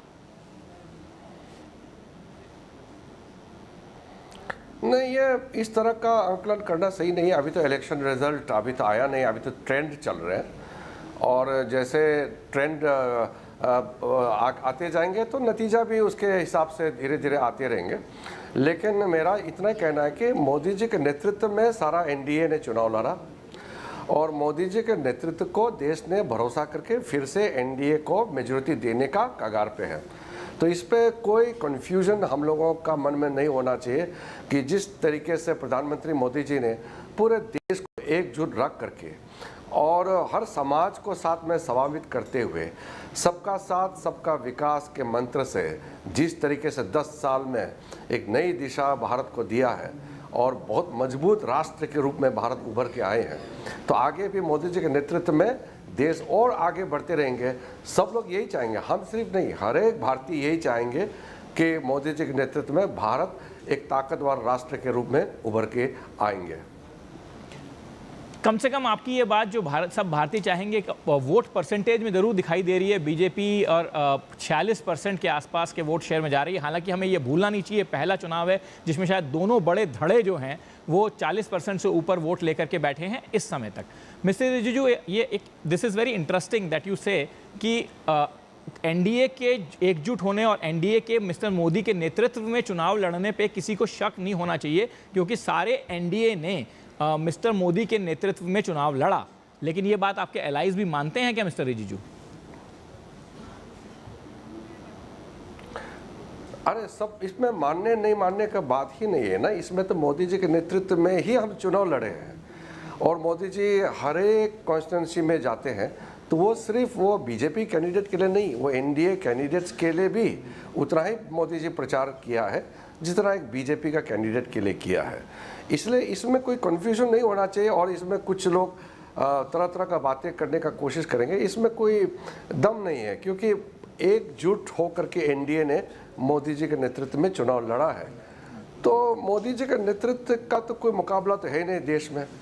जो आपका जो इंडी गठबंधन है वो तो अभी से लड़ने लग गया है। वो चुनाव में तो आप देखा है, कोई ना पश्चिम बंगाल में साथ है, ना पंजाब में साथ है, ना केरला में साथ है। उनका तो एक कॉन्ट्राडिक्टरी गठबंधन है। अब आप केरला में जाके देखिए, वो कांग्रेस और कम्युनिस्ट के बीच में कितना मारकाट है। अब बंगाल में जाइए, कांग्रेस और तृणमूल के बीच में क्या हालत है। पंजाब में जाके देखिए, आम आदमी और कांग्रेस के बीच में कितना गाला गाली चलते हैं। तो उसमें तो कोई अलायंस तो था नहीं, वो तो एक अपॉर्चुनिस्टिक अलायंस बनाया चुनाव के लिए, सिर्फ कुर्सी के लिए। लेकिन एनडीए तो कुर्सी के लिए नहीं, देश बनाने के लिए चुनाव लड़ा है। इसलिए एनडीए में तो आपने देखा नहीं होगा कहीं भी एनडीए के दलों के बीच में कोई कटास हो, कोई मिसअंडरस्टैंडिंग, कोई आपस में तालमेल का कोई कमी तो दिखाई नहीं दिया। लेकिन जो इंडिया गठबंधन जो आप लोग कहते हैं, उसमें तो पूरा विरोधाभास है।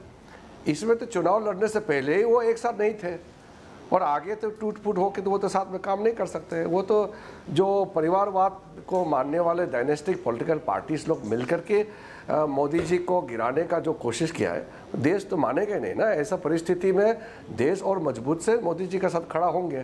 आप आगे देखते रहिए, मोदी जी किसी भी हालत से भारत का तीसरी बार प्रधानमंत्री बन के देश को बहुत आगे ले जाएंगे। और ये इंटरेस्टिंग है mister Rijiju that you bring me to this point of dynasties in Uttar Pradesh, in the state where it is said that decides the political future of India.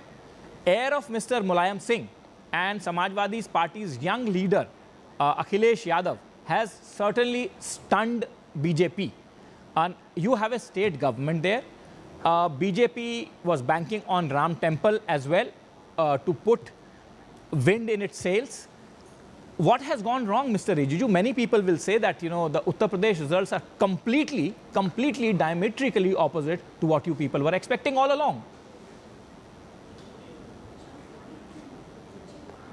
No, it is difficult to analyze the result right now because it is only the election trend which are coming. Let the result come and party leadership will look into all the things, because election is not one time. Election is a continuous process.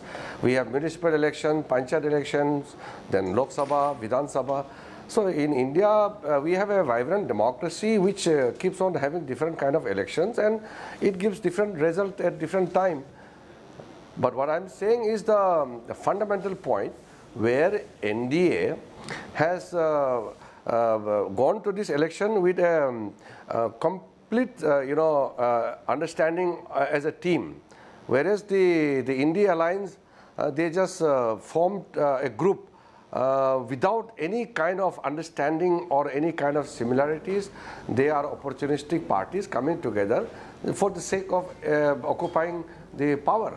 So there's a huge difference between NDA and the India Alliance. You can't compare. I won't even call India Alliance as a proper formal alliance, because they are fighting each other before election, now and the future also. They are fighting amongst each other, and NDA expanded at the last moment. We saw probably the largest number of parties joining NDA before the NDA finally took its latest shape.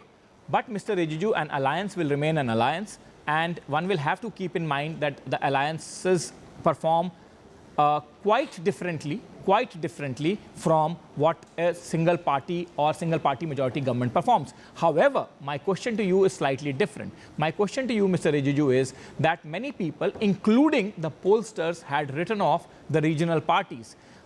In the Northeast also, Sikkim saw the massive mandate for a regional party. In the entire country also, we are almost seeing the resurgence of regional parties, be it Andhra, be it Uttar Pradesh, be it some other North Indian states even put together. Do you think that India is now going back to a coalition era? Many neutral observers are saying that this is the return of coalition era. Do you agree with that summation, Mr. Rijiju, or would you have differing views on that? Nikunj, as I had said earlier, before the final result is out, it is difficult for me or for anybody to make a political analysis of the ongoing election result. In a way, you know, different states have different sentiments and different compositions and different political formations. So in some areas, the regional parties are strong. In many areas, national parties are strong. But one thing is very clear, that BJP is today the only pan-India national party. Congress is, reduced to a very, insignificant party in many of the states and union territories. So if you see that it's only because of Modiji's leadership that the party has grown, from north and western centric party to pan-India party now.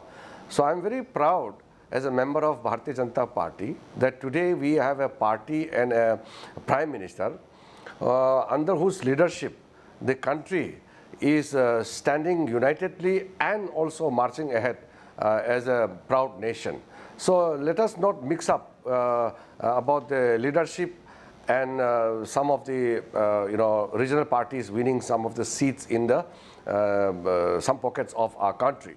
But overall, you can ask anybody. It is across the country where people believe that Modi ji is the only national leader today who can fulfill the aspiration of the people of India.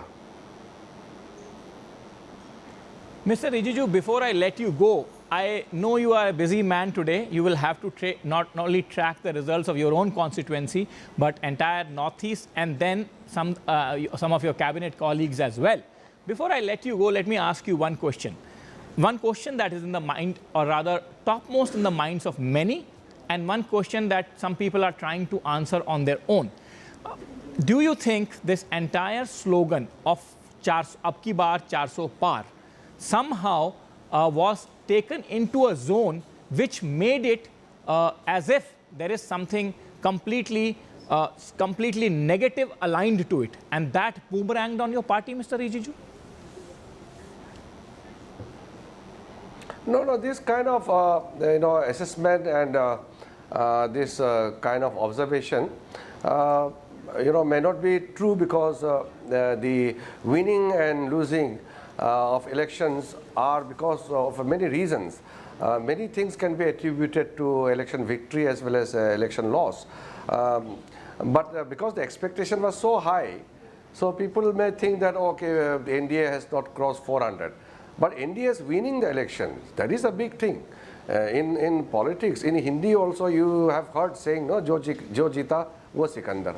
So winning election as a as a true Democrat, as a person, as a citizen of this country, we believe in fighting the election in the true spirit of democracy, and we will go by the mandate of the people. So let us not go into deep analysis of the election right now, because most of the seats are still showing the trend. It's not the final result yet. So let us wait for some more time. Very much, Mr. Rijiju. Mr. Rijiju says, "Jo jeeta wahi Sikandar," and he says, "Let's wait for a final word on the elections, which will crystallize." Thank you very much, as always, Mr. Rijiju. Kind and nice of you to join NDTV. Thank you. Thank you.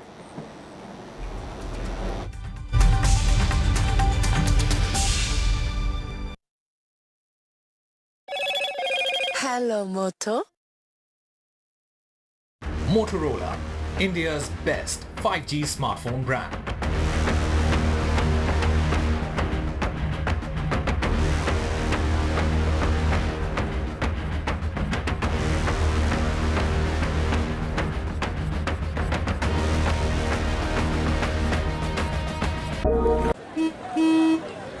चल हो जा शुरू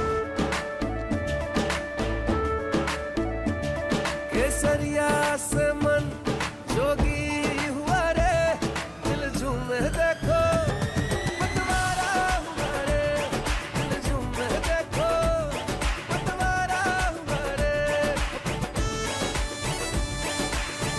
हर पल मनाओ केसरी त्योहार।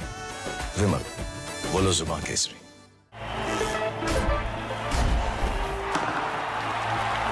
पता नहीं cricket का फ्यूचर कैसा होगा, पर सीलिंग फैंस का फ्यूचर पता है, because it's already here. Orient arrow sense with voice command. Alexa, switch on the fan. Orient BLDC fan, the future of fans.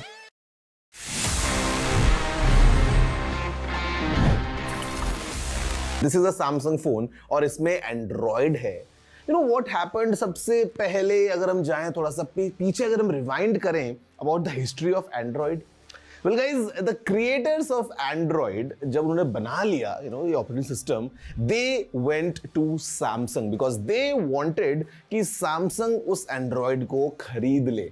So they all went to Seoul in South Korea.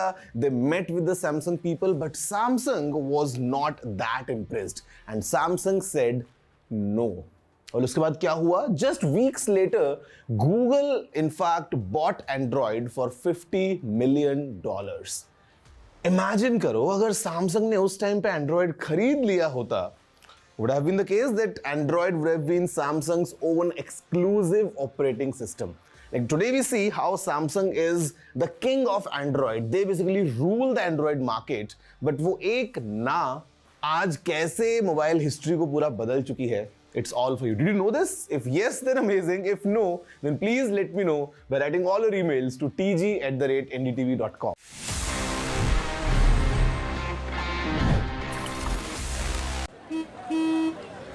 चल, हो जा शुरू। केसरिया से मन जोगी हुआ रे, दिल झूमे देखो पतवारा हुआ रे, दिल झूमे देखो पतवारा हुआ रे। हर पल मनाओ केसरी त्योहार। विमल, बोलो जुबान केसरी। Election means NDTV. चुनाव मतलब NDTV. चुनाव वने आंध्रे NDTV. निर्वाचन माने NDTV. ఎన్నికలు అంటే NDTV. Election हवेदी NDTV. निर्वाचन माने NDTV. निवडणूक म्हणजे NDTV. चुनाव सही मतलब NDTV. तेरदल एनराल NDTV. ચૂંટણી એટલે NDTV.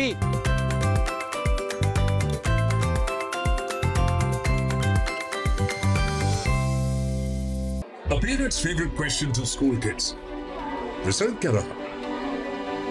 An investor's favorite question to a startup. Result क्या रहा? Everyone's favorite question on a day of a cricket match. Result क्या रहा? India loves results, but this counting day, don't just know the result, understand it.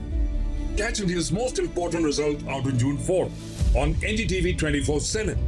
Watch Result Kya Raha on NDTV. Stay informed and entertained with the new and updated NDTV News app. You can watch all our channels live, listen to podcasts.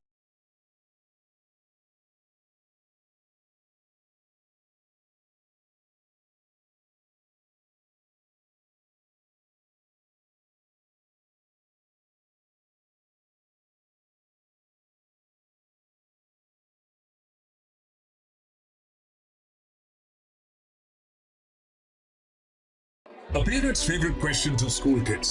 Me and Veera here bringing you all the very latest as counting of votes is still taking place, but the numbers have been rather surprising, Veera, with, we've been on this for a few hours now, but 239 is the BJP alone, 294 is the NDA. Well, it's fascinating. It's going to go down to the wire, but let's take us through the headlines first, Gargi, before we discuss the numbers. All right, let's take a look at the headlines. And the NDA scores a simple majority. We're a few hours into the counting, and that simple majority remains. The India bloc, though, crosses the 200 mark at 231.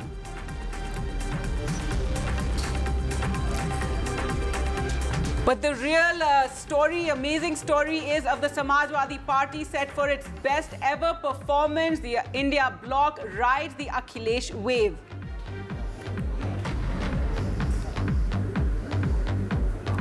And this election has meant the return of the regional parties with the Samajwadi Party, the TMC, TDP, Uddhav Sena performing. The Trinamool Congress maintains that lead in West Bengal, and phone lines are now being worked from Delhi.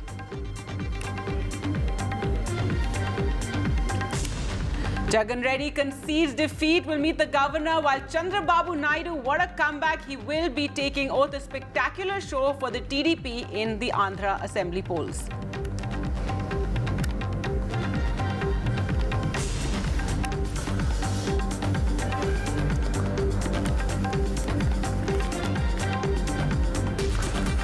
Well, so all those fascinating results coming in, those numbers, Gargi, is going to take this down to the wire. 239 at the moment in terms of leads for the BJP, down 64, 99 for the Congress, up 47. Congress not able to get past the 100 mark. So I think the takeaway is that the BJP is still the single largest party by a mile, but well below 272. And the NDA, of course, numbers at 293. And we just had Kiran Rijiju speaking to us, the first reaction from the Modi government on these results. And he did say, Jo jeeta wahi Sikandar. Though one also, thinks of what Mamata Banerjee says when, that slogan of theirs, Khela Hobe. And we're hearing of, phone lines being worked from Delhi to the various regional parties, which have been the big story of this election as well. That's right. The regional parties, the big story. We have... we'll get our expert political guests in a bit to weigh in on the numbers. One of the numbers I'm looking at is fascinatingly of the Karnataka results, where again Congress's state president DK Shivkumar's brother DK Suresh, the only seat that the Congress won in 2019, lost the election there in Bengaluru rural. Prajwal Revanna has lost in Hassan. But otherwise, the Congress getting to the double-digit mark in Karnataka, containing the BJP there as well. So it's a fascinating contest state by state. We have Shaina NC, spokesperson of the BJP, Advocate Ashpreet Kadal of the national spokesperson of the Congress, and we also have Deepak Shenoy, market expert, founder of Capital Mind. Probably to reflect on how the markets, have nosedived since these results. Well, Let's Sharad Pawar is speaking. Let's listen in. जागा मर्यादित ठरवल्या सगळ्या मिळून आम्ही 10 जागा मिळवल्या पण त्याच्यामध्ये असं दिसतंय की 7 जागेवर अंतिम काही त्याचा पूर्ण काउंटिंग झालेलं नाही पण 7 जागेवर आज आम्ही तुझ्या आहोत किती 7 होती 7 जागेंच्यावर आज आम्ही तुझ्या आहोत याचा अर्थ 10 जागा निवडून 7 मध्ये विजय मिळण्याच्या संबंधीचं चित्र याचा अर्थ स्ट्रायकिंग रेट हा राष्ट्रवादी काँग्रेसचा या निवडणुकीमध्ये निश्चितपणाने झालेला आहे. हा जो काही यश मिळालं ते यश मिळालं ते एकट्या राष्ट्रवादी काँग्रेसचं यश आहे असं आम्ही मानत नाही. आम्ही ही जी महाराष्ट्र विकास आघाडी केली याचा उल्लेख माझ्या स्टेटमेंटमध्ये सविस्तर आहे. त्या आघाडीच्या वतीनं आणि विशेषतः काँग्रेस पक्ष आणि उद्धव ठाकरेंच्या नेतृत्वाखालची शिवसेना आणि आमचे सहकारी या सगळ्यांनी एकत्रित जीवाभावाच्या वतीनं काम करण्याची भूमिका घेतली आणि त्यामुळेच हे यश जसं आम्हाला मिळालं राष्ट्रवादीला तसं काँग्रेसलाही मिळालं आणि उद्धव ठाकरेंच्या नेतृत्वाखालच्या पक्षाला सुद्धा मिळालं. आणि या जे मी सुरुवातीला सांगितलं की परिवर्तनाचं वातावरण आहे आणि आम्ही तिघही एकत्रित राहून उद्याच्या काळामध्ये आमची धोरणं ठरवू आणि महाराष्ट्राच्या जनतेची सेवा करायची खबरदारी घेऊ एवढंच या ठिकाणी मला सांगायचं आहे.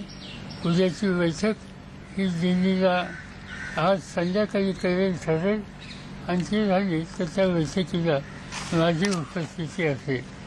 आज काही टेलिव्हिजनवर बातमी आहे किंवा मी चंद्रबाबूंशी बोललो आणखीन कुणाशी बोललो याच्यात काही तथ्य नाही. मी काही कुणाशी बोललेलं नाही. बोलणं माझं झालं असेल तर ते काँग्रेस अध्यक्ष आणि काँग्रेस नेतृत्व यांच्याशी झालं, बाकी कुणाच्या संबंधित नाही. या चर्चा करणं इतरांशी याबद्दलचं धोरण हे राष्ट्रीय पातळीवरचे आमचे सगळे सहकारी आहेत त्यांच्याशी विचारविनिमय करून केलं जाईल. सर सगळे म्हणतात की तुमचं वय झालं आहे. या ठिकाणी हे सिद्ध झालं आहे की टायगर बुडा हुआ तो क्या हुआ लेकिन जिंदा आहे. सर हिंदीमध्ये प्लीज ब्रीफ कराल सगळं. सर मराठी एकदम होते मराठी झाल्यावर हिंदी घेऊ. मदत तुम्हाला पुढच्या कालावधीमध्ये मिळेल असं वाटतं का? नितीश कुमार यांची मदत तुम्हाला पुढे मिळेल असं वाटतं? माहिती नाही, माझं काही त्यांच्याशी बोलणं झालं नाही. एका राज्याचे ते प्रमुख आहेत आणि त्यामुळे त्याची माहिती असल्याशिवाय त्याच्यावर मी कमेंट करणं योग्य नाही. माझा त्यांचा सुसंवाद आत्ता झालेला नाही. संबंध आहेत पण आत्ता बोलणं झालेलं नाही. सर बारामती जी जागा होती त्यावर नाटकी टक्कर होईल असं म्हटलं जात होतं, मात्र निकाल तुमच्या बाजूने लागलेला आहे, त्याच्याबद्दल काय सांगाल? याचा विचारावं. तुम्ही अधिक सभा घेतलेल्या आहेत, तुम्ही फिरलेला आहात. लिहिणं काय असं आहे की माझं स्वतःचं असेसमेंट त्या मतदारसंघाचं असेल की याच्यापेक्षा वेगळा निकाल लागेल असं मला कधी वाटलं नाही. एक आणि बारामती हा जो विधानसभेचा मतदारसंघ आहे त्याच्यात माझा स्वतःचा गेले 60 वर्षाचा असोसिएशन आहे. माझी सुरुवातच तिथनं झालेली होती आणि कशा करू न करू तिथला सामान्य माणूस जो आहे, नागरिक जो आहे, त्याची मानसिकता काही मला ठाऊक आहे. आम्ही जावं अथवा न जावं तो योग्यच निर्णय घेतो आणि घेईल याची खात्री आम्हाला होते. आणि मला आता किती टक्के 18वी राऊंड चालू आहे ना आता. 16वी राऊंड पब्लिश झाली. पब्लिश 16वी झाली. किती झालं? त्याच्या आधी बारामती विधानसभेत कसं मतदान झालं? 10व्या राऊंडला 22,000 होता. आता 35,000च्या पुढे लीड असेल बारामती विधानसभा. एका विधानसभेमध्ये 35,000च्या पुढे आत्ता लीड असेल आणि बाकीच्या मतदारसंघाचं तुमच्याकडे सगळं असेल. हो म्हणजे बाकीमध्ये पण लीड आहे. खडकवासला थोडंसं कमी आहे, बाकी सगळे लीड आहे. बाकी सगळे तालुके गेल्या वेळेसपेक्षा खडकवासला चांगलं. टोटल किती लीड असता अजून या क्षणी? आता 16व्या राऊंडला आपली 76,000च्या आसपास आहे आणि अजून 3-4 राऊंड अजून 6 ते 7 राऊंड बाकी अच्छा आहे. 6 ते 7. आजचा निकाल लागला आहे. यानंतर विधानसभेपर्यंत महाविकास आघाडी अजून जास्त एक ताकदीनं पुढे येईल असं वाटतंय का? चर्चा अशा होत्या की हा लोकसभेचा निकाल महाविकास आघाडीला सुद्धा म्हणजे वेगवेगळं करतील, सगळे पक्ष वेगवेगळीकडे दिसतील. तुम्हाला काय वाटतं? पक्की झाली अजून? आमची साधारणतः जो विचारविनिमय होतोय आणि झाला आहे त्याच्यामध्ये महाराष्ट्र ही विकास आघाडी जी आहे त्या विकास आघाडीच्या वतीनं आम्ही सामूहिक कष्ट करू, प्रयत्न करू, लोकांच्यात जाऊ आणि उद्याचं महाराष्ट्राच्या विधानसभेचं चित्र बदलायला जे आमचे प्रयत्न चालूच आहेत त्याला हा निकाल आम्हाला अधिक प्रेरणा देणारा आहे आणि म्हणून हे काम आम्ही चालू ठेवू. Alliance partners of the BJP to break away and come on the India alliance side. Do you expect the alliance partners of the BJP from the NDA to break away and come on the India alliance side? Do you expect that? No, I don't know. Neither we have discussed, neither we have thought. Pawar साहब किस तरीके से चुनावी परिणाम को आज के देखते हैं? महाराष्ट्र के परिप्रेक्ष्य में पूरे देश भर में जो चुनावी परिणाम है उसे कैसे देख रहे हैं?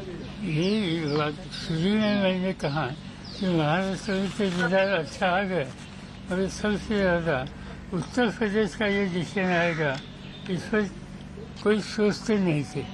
हिंदी में Nobody had imagined that the India alliance will be able to secure so many seats in Uttar Pradesh. Hindi belt में और मेहनत करने की आवश्यकता है या हम चाहते सोचते थे और इसमें कोई ना कोई सुधार हो गया ये बात सच है.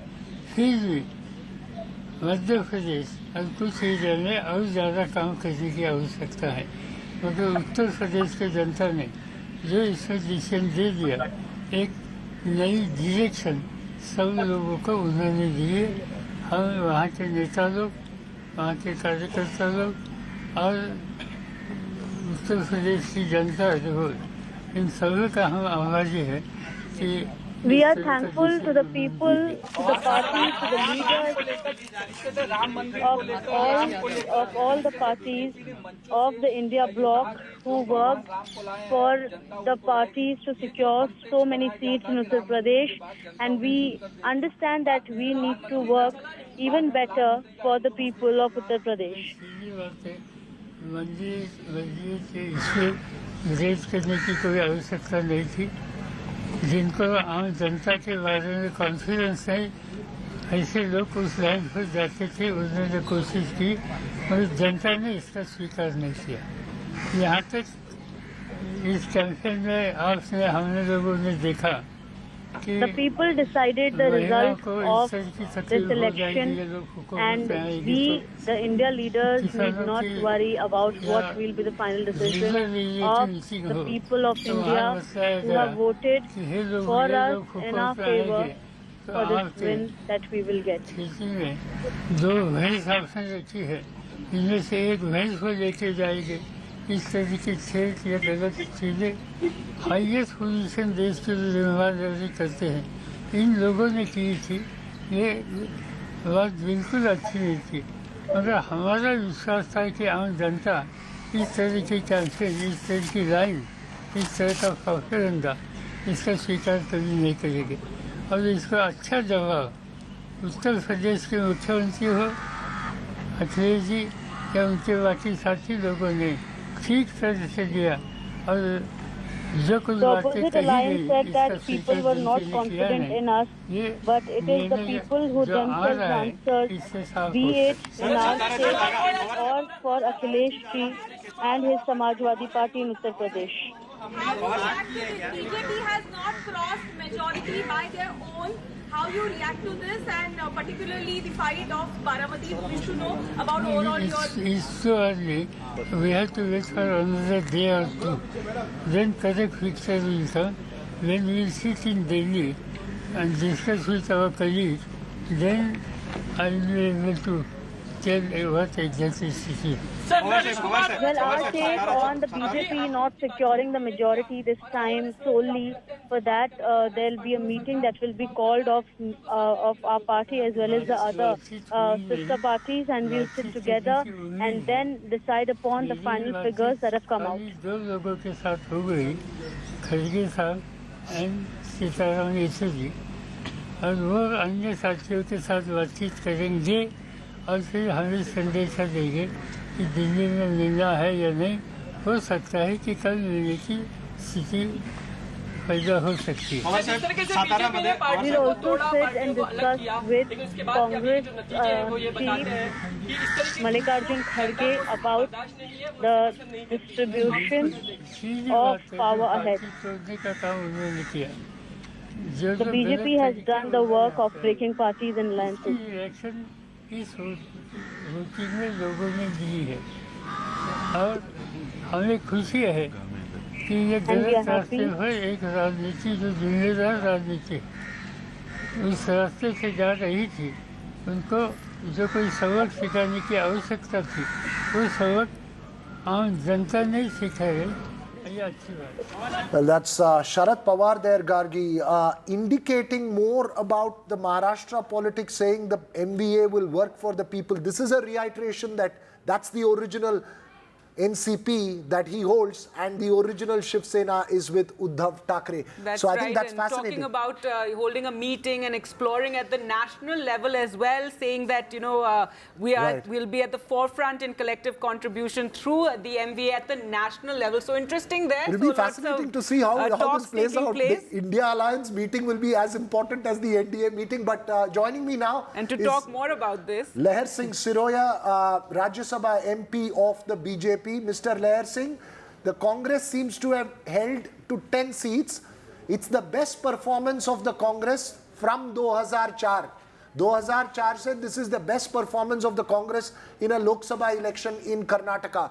What is the consequence of this result to the BJP state leadership? देखिए, जहाँ तक मैं साउथ की बात ज़्यादा करूँगा क्योंकि मैं साउथ से हूँ जी। साउथ में हमारी सीटें बड़ी है और वोट परसेंटेज खूब बड़ा है। आंध्रा में और तेलंगाना में हमने काफ़ी प्रोग्रेस की है और आंध्रा में हम सरकार बनाने जा रहे हैं, हमारी कोalition गवर्नमेंट, और तेलंगाना में हमारे को 8 सीटें मिली और 8 कांग्रेस को मिली है, और 4 सीटें जब कर्नाटका के मिली थी 4 से हम 25 सीटों तक पहुंचे हैं। तो तेलंगाना, आंध्र प्रदेश और केरल में भी हमारा खाता खुला है। तो अब हम साउथ इंडिया की, पूरे साउथ इंडिया की पार्टी हो गए हैं। तमिलनाडु में हमारा वोट परसेंटेज 8 से बढ़कर 17% हो गया है। केरल में हमारा वोट परसेंटेज खूब बढ़ा है, और कर्नाटक में हमारा वोट परसेंटेज घटा नहीं है। हमारी कांग्रेस की सरकार की सारी कठिनाइयों के बावजूद भी हमने 16 सीटें जीती, और हमारे अलाइज ने 18 सीटें हम जीत चुके हैं, और शायद 1 सीट में कुछ फर्क चल रहा होगा। तो अच्छा, कांग्रेस के लिए पता नहीं कांग्रेस क्यों इतनी खुशियां और मनारी उछल रही है। कांग्रेस का हमारा जो वर्स्ट 116 का था में, और हमारा बेस्ट परफॉर्मेंस था 182 seat, 182 seats at the time of the Vajpayee government in 98 and 99। 182 में होकर के पूरे देश खुशियां मना रहा था। तो आज तो हम 245 के आसपास हम बीजेपी है, और हमारा प्री पोल अलायंस जो है वो 295 सीट के आसपास बता रहा है, जो 1-2 सीट आगे पीछे हो सकता है। निसंदेह हमारा जो नुकसान हुआ है, जो हमारे को काउ बेल्ट की पार्टी कहा जाता है, उस काउ बेल्ट में राजस्थान और मध्य प्रदेश में, उत्तर प्रदेश में हमारा बहुत नुकसान हुआ। मैं मानता हूं इसके लिए पार्टी चिंता करेगी और क्यों हुआ ऐसा सोचेगी। Lahar Singh ji Gargi, I think the question sir, आपको स्टेट लीडरशिप बदलाव लेकर आया था, Vijayendra was made state president, उन पर Yediyurappa was given a free hand in in terms these of elections deciding the देखा जाए, tickets as well. उन पर क्या नतीजा हो सकता है ये रिजल्ट? क्या वो स्टेट कुछ रीथिंकिंग होगी जो आपकी जो लीडरशिप है स्टेट में? कर्नाटका की बात कर रहे हैं हम। हाँ, लेकिन मैं क्यों साउथ, तो पहले साउथ की बात के लिए कर्नाटका पे आऊंगा मैं। कर्नाटका में जो है, इस ऐसे स्थिति में जब पूरा देश में इस तरह का माहौल हो गया, फिर भी हमने हमारी सीटें बरकरार रखी, 18 सीटें बरकरार रखी हमने, और कांग्रेस की सरकार के बावजूद हम 18 सीटें मेंटेन कर पाए। और डीके सुरेश को जो हमने हराया है, जो डीके कुमार का भाई है, तो हमारी सबसे बड़ी जीत है। हम हर जगह हमारा आधार बढ़ रहा है, और बेलगाम की सीट हम जीते हैं। आपको मालूम है, वहाँ भी डीके कुमार के जो लक्ष्मी हेबालकर उनका जो मिनिस्टर है, उनका बेटा वहाँ खड़ा हुआ था, और वहाँ भी उन्होंने खूब ताकत लगाई थी।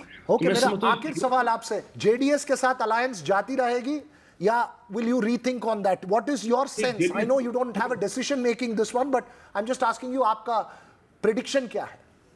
नहीं, इस मामले में मैं डिसीजन मेकिंग भी आ सकता हूँ कि जेडीएस के साथ हमारा कंटिन्यू रहेगा, और शानदार तरीके से रहेगा, और ये जेडीएस के साथ हमारा अलायंस हम अगल बगल के स्टेट में भी किसी न किसी रूप में ले जाएंगे, और केरला और तमिलनाडु में भी हम इनके साथ मिलकर के आगे बढ़ेंगे। और हमारे जो विजेंद्र के, जो जहाँ तक सवाल है हमारे अध्यक्ष का, मैं समझता हूँ कि अध्यक्ष के हाथ मजबूत हुए हैं, और अध्यक्ष ने इस ऐसी विपरीत परिस्थितियों में बहुत अच्छा परफॉर्मेंस किया है। तो मैं नहीं समझता कि इसका इन पर कोई नेगेटिव इफेक्ट आएगा, बल्कि पॉजिटिव इफेक्ट आएगा। और कर्नाटका और आंध्र और तेलंगाना हम मिलकर और साउथ में और ज्यादा नंबर से आगे जीतेंगे, और साउथ इंडिया की पार्टी हम बनेंगे इक्वली, जिस तरह से नॉर्थ इंडिया में है। All right. Well, thank you so much for joining us there, Leher Singh, and your comments on the BJP's performance in South, and obviously and what we are expecting in Karnataka. But some breaking news now coming in: the BJP moving to form government now, and the Prime Minister and Home Minister Amit Shah have called Chandrababu Naidu. This, according to sources. Also, an NDA meeting has been called for tomorrow. So really, making those announcements, moving fast there, and also speaking with allies like Manji and Chirag Paswan. So all those moves are being made by, even as the NDA number right now, it's at 296. Maria joins us for more on that. Maria, tell us, what do we know so far? What are the moves being made? Yes, so even as we speak, there is an important meeting which is happening at BJP President JP Nadda's home, where Home Minister Amit Shah and Defence Minister Rajnath Singh are present. Other senior BJP leaders are expected as well. So look, the NDA is trying to send that message that NDA together has crossed the majority figure of 272, and at present they are standing at 296. Of course, this is far less than what they had expected and what the exit exit polls had suggested, but the process of government formation has begun. Prime Minister and also Mr. Shah have spoken to Chandrababu Naidu. They would be participating also in his swearing-in ceremony, which will be taking place on 9th in Amravati. What we can also tell our viewers is Home Minister Amit Shah has spoken to other allies from Bihar, which includes Chirag Paswan and also Jitan Ram Manji. So that the calls which are important in nature, including the calls to Nitish Kumar and others, are being made by Amit Shah and also Mr. Nadda and Mr. Rajnath Singh. Even as we speak, that meeting has begun. I think the party would be also deciding how should they be projecting this number of 296. Look, they have crossed the majority number. So as far as looking at the pre-poll alliance of the NDA is concerned, they are way above the majority figure of 272. And may I add, Maria, that the BJP is the single largest party by a mile and a half. You see, the Congress is only at 99. So it will be, remember in 2004, the Congress was at 145 when it undid the Vajpayee government at that time. Does the Congress, will it work? We don't know. I think BJP really moving, really fast there. But and showing confidence, because you have to, given the That's numbers right. that they Let's are, put that question it's across to disappointing. Arshpreet as well from the Congress. Arshpreet, the BJP is still the single largest party by a mile and a half. While you've been possibly the India Alliance successful in bringing the numbers much below 272, it seems like the NDA still is poised to form a government. Well, see, I want to start by thanking Mr. Nitin Gadkari, by thanking Mr. Rajnath Singh, Mr. Shivraj Chauhan, Ms. Vasundhara Raje, Mr. Khattar, Mr. Yogi Adityanath especially, for all these leaders made it possible that the Bharatiya Janata Party's graph went so low. All these leaders, I would request that there's a little bit of an echo if the team would kindly take care of that. Sure, I'll we'll continue. just get that. So second of all, please, and second of all, these leaders made it possible for the Bharatiya Janata Party's graph to go down, because all of them are done with Mr. Modi and his dictatorial ways, because Mr. Modi and Mr. Shah do not want to listen to any other leader other than themselves. They do it with their own leaders, they do it with their workers, they do it with their allies. Therefore, the double-engine train could not reach the station. Before that only it stopped. And the reason behind that is JJP left them one ally, AIADMK left them, Samta Party left them, SAD left them, SAD Suyuk left them, others left them, people that had been given tickets left them. The only reason was Mr. Modi, Mr. Shah and the dictatorial ways. And second of all, the exit polls. Let's just get one. Yeah. You say about allies who left them, would you have been better, much better in terms of numbers had you given convener post to Nitish Kumar for the India Alliance and got Chandrababu Naidu on the Congress's side? See, as far as Mr. Nitish Kumar is concerned, I think it's good that he left the India Alliance and went to the NDA, because he was a liability anyway. If he can shift so much, if he can change his ideology overnight, and that too so often, it's even sooner than people change clothes. So he'll prove out to be a liability for the Bharatiya Janata Party. You'll see that very soon. And third, one thing is for clear, that exit polls cannot be trusted.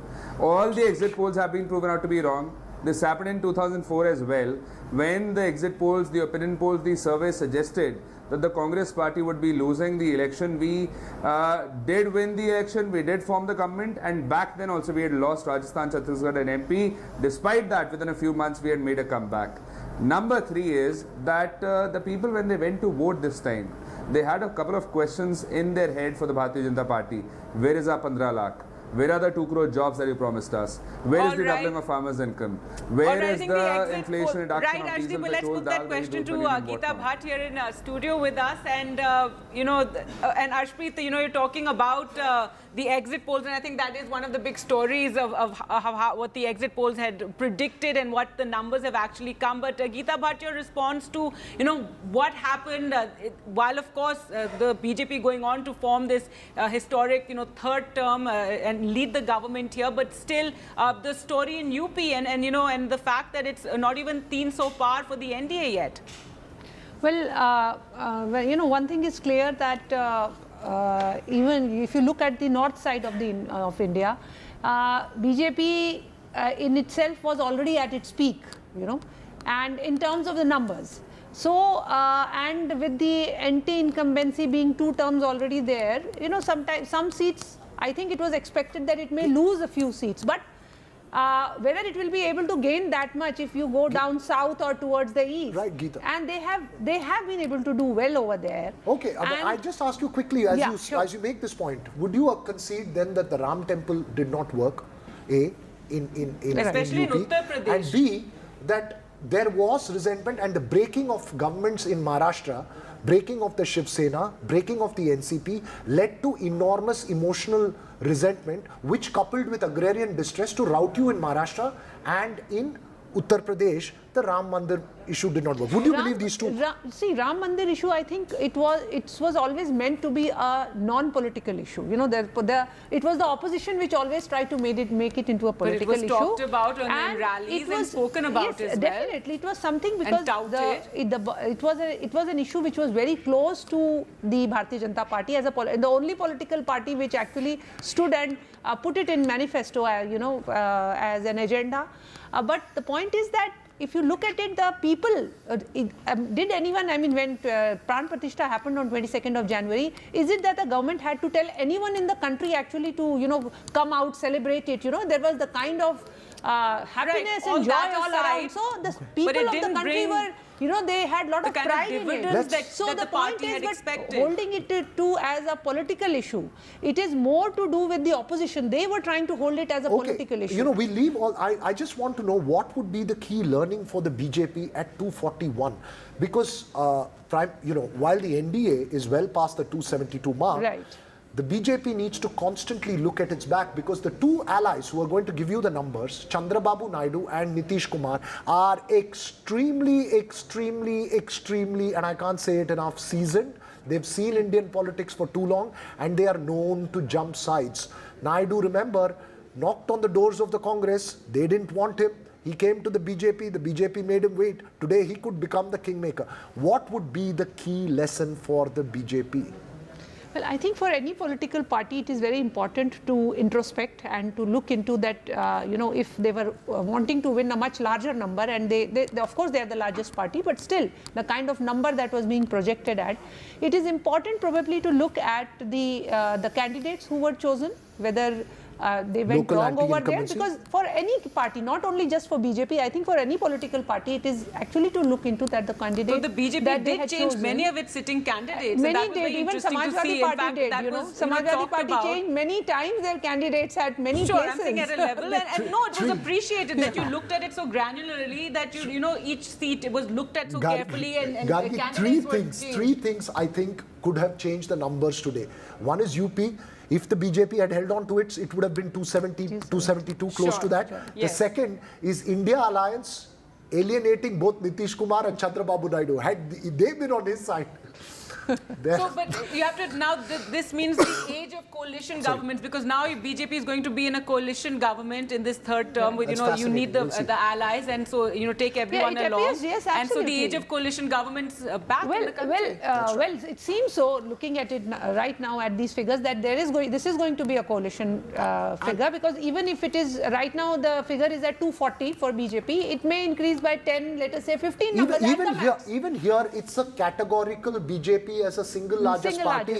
If the India Alliance does a hodgepodge government, the BJP will be an extraordinarily strong opposition. But I think the BJP is in pole position to form its government as an NDA government, though. We'll take a very short break now, Gargi. And we'll be back with more. Do stay with us. We'll get you more comments. A short break for the moment.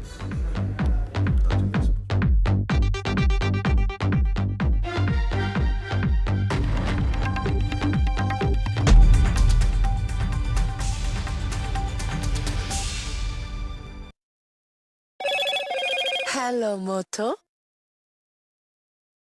Motorola, India's best 5G smartphone brand.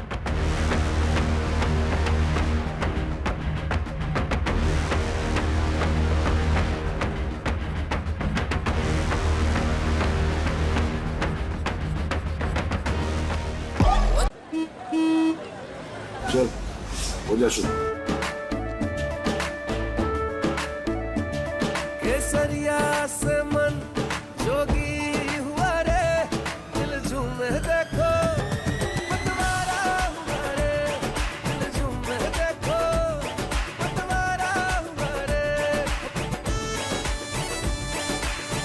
हर पल मनाओ केसरी त्योहार।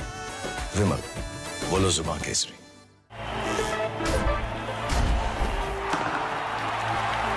पता नहीं cricket का future कैसा होगा, पर ceiling fans का फ्यूचर पता है, because it's already here. Orient arrow sense with voice command. Alexa, switch on the fan. Orient BLDC fan, the future of fans. Election means NDTV. चुनाव मतलब NDTV। चुनाव वने आंध्रे NDTV। निर्वाचन माने NDTV। ఎన్నికలు అంటే NDTV. Election हावेदी NDTV। निर्वाचन माने NDTV। निवडणूक म्हणजे NDTV। चुनारासाई मतलब NDTV। तेरदल एनराल NDTV।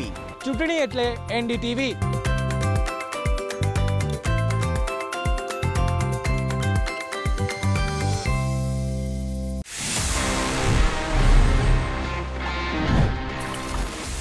This is a Samsung phone और इसमें एंड्रॉयड है।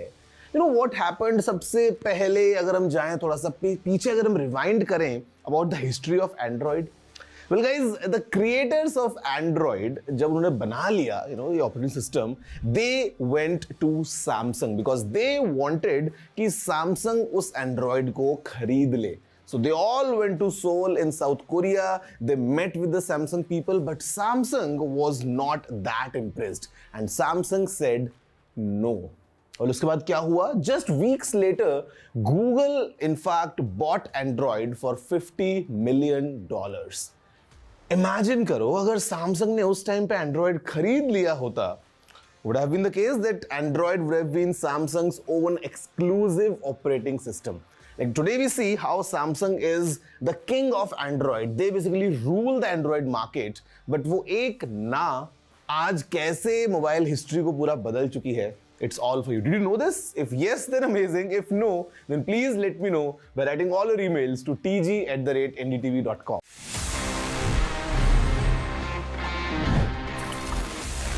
Election means NDTV. चुनाव मतलब NDTV। चुनाव वने आंध्रे NDTV। निर्वाचन माने NDTV। ఎన్నికలు అంటే NDTV. Election हावेदी NDTV। निर्वाचन माने NDTV। निवडणूक म्हणजे NDTV। चुनारासाई मतलब NDTV। तेरदल एनराल NDTV। ચૂંટણી એટલે NDTV.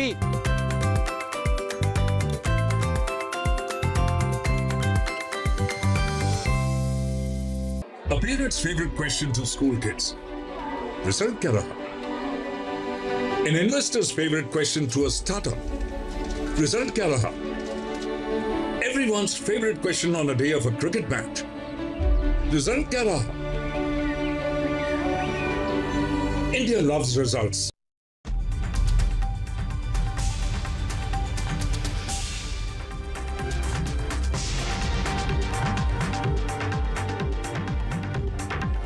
I'll tell you. Kangna Ranaut won.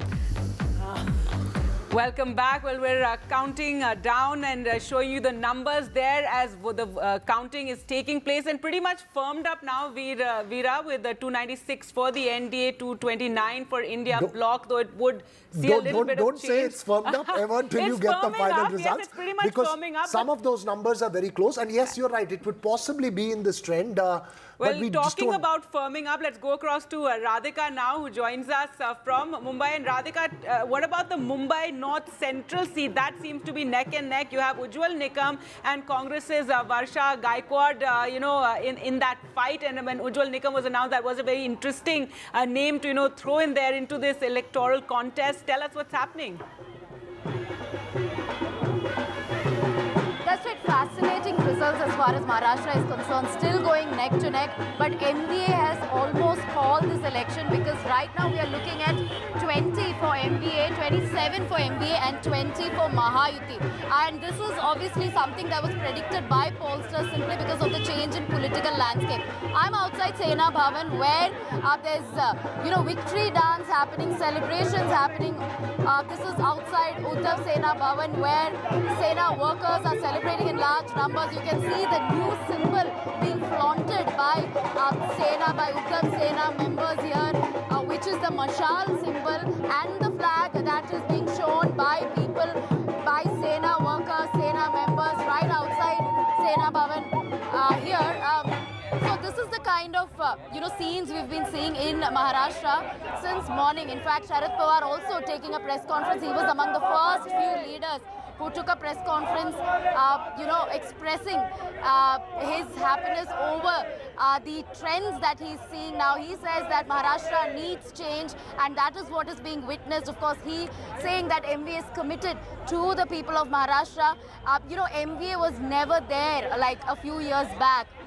It's a newly formed alliance post 2019. And then, of course, Mahayuti also a newly formed alliance. Radhika, is there a sense that this could impact the state politics and potential realignment there? Is this a reiteration that Sharad Pawar holds the NCP, Uddhav Thackeray holds the Shiv Sena? Do you see that happening? Is that what the buzz you're picking up there on the ground? Absolutely, absolutely. This is going to impact state politics to a great extent, simply because one, assembly elections are going to happen in a few months from now, and this is going to determine what will happen in assembly elections. This is just a prelude to assembly elections, or something that several of the leaders are feeling, and this is certainly a big setback as far as Eknath Shinde and Ajit Pawar are concerned. Of course, as far as NDA is concerned, it is BJP that is the big brother that is keeping Mahayuti afloat at this point. Almost 16 seats won by BJP, just about 6 perhaps being won by Eknath Shinde, and also nothing that is being won by Ajit Pawar. There were disputes even before the announcement of candidates and seats, even at during the phase when announcements were being made as far as candidates were concerned. There were a lot of back and forth that we were seeing. So it was disadvantage Mahayuti to a large extent. Post the split, of course, post Eknath Shinde split, the government itself changed in Maharashtra. It strengthened BJP, it strengthened NDA for sure. Post Ajit Pawar split, the kind of reactions that we got on ground were mixed, because there was a sense of betrayal. People did feel confused about the changed political landscape. That perhaps may have worked in favor of right. Well, it's great. It's interesting to see, Radhika, the celebrations behind you, and not just the assembly polls. Veera, there's also going to be, the BMC elections in Mumbai. That has been long due, and there you can see celebration. We talk about the breakup.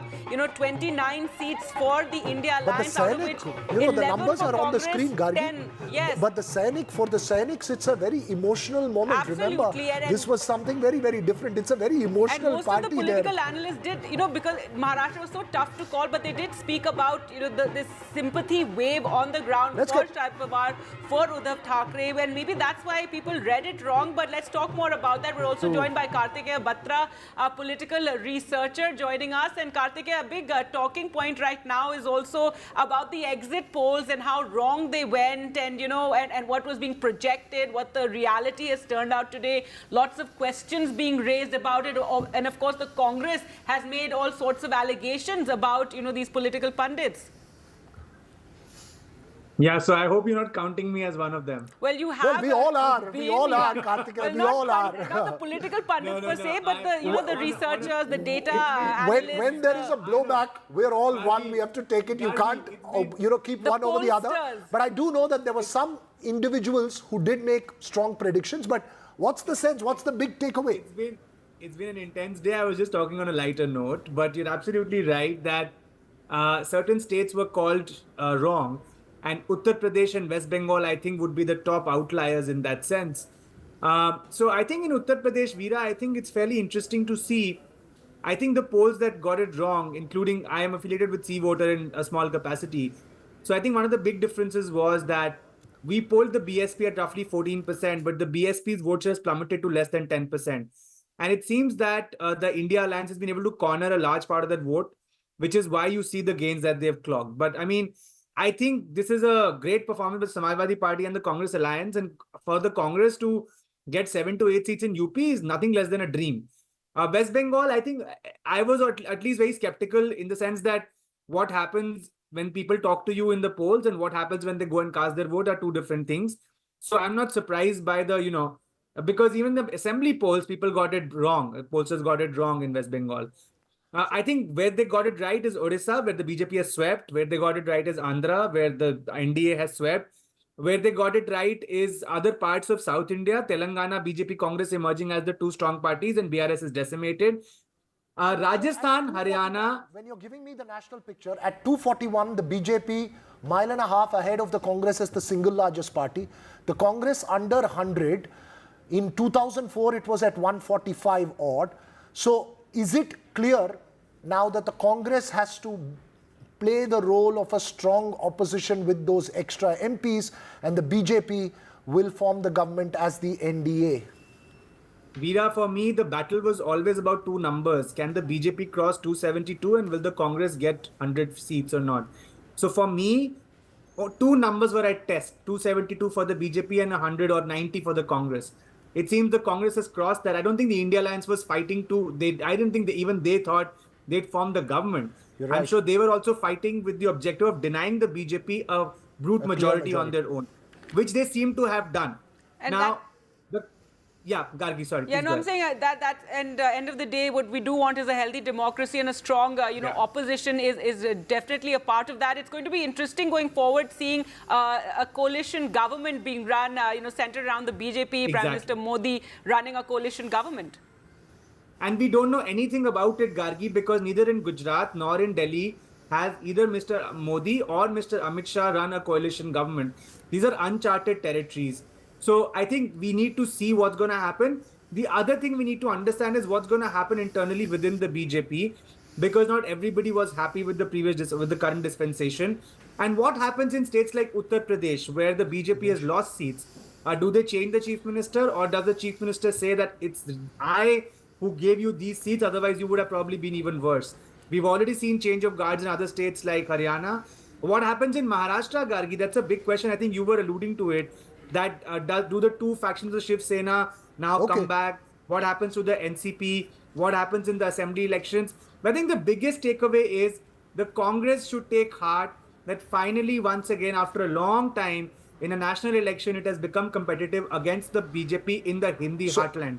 Haryana, Rajasthan, Uttar Pradesh will give, and to some extent Jharkhand, will give the Congress a lot of heart going into a lot of these assembly polls that are up. That's right. This is a big election year with a lot of state elections. One final point, and I'll put this to both Geeta and you.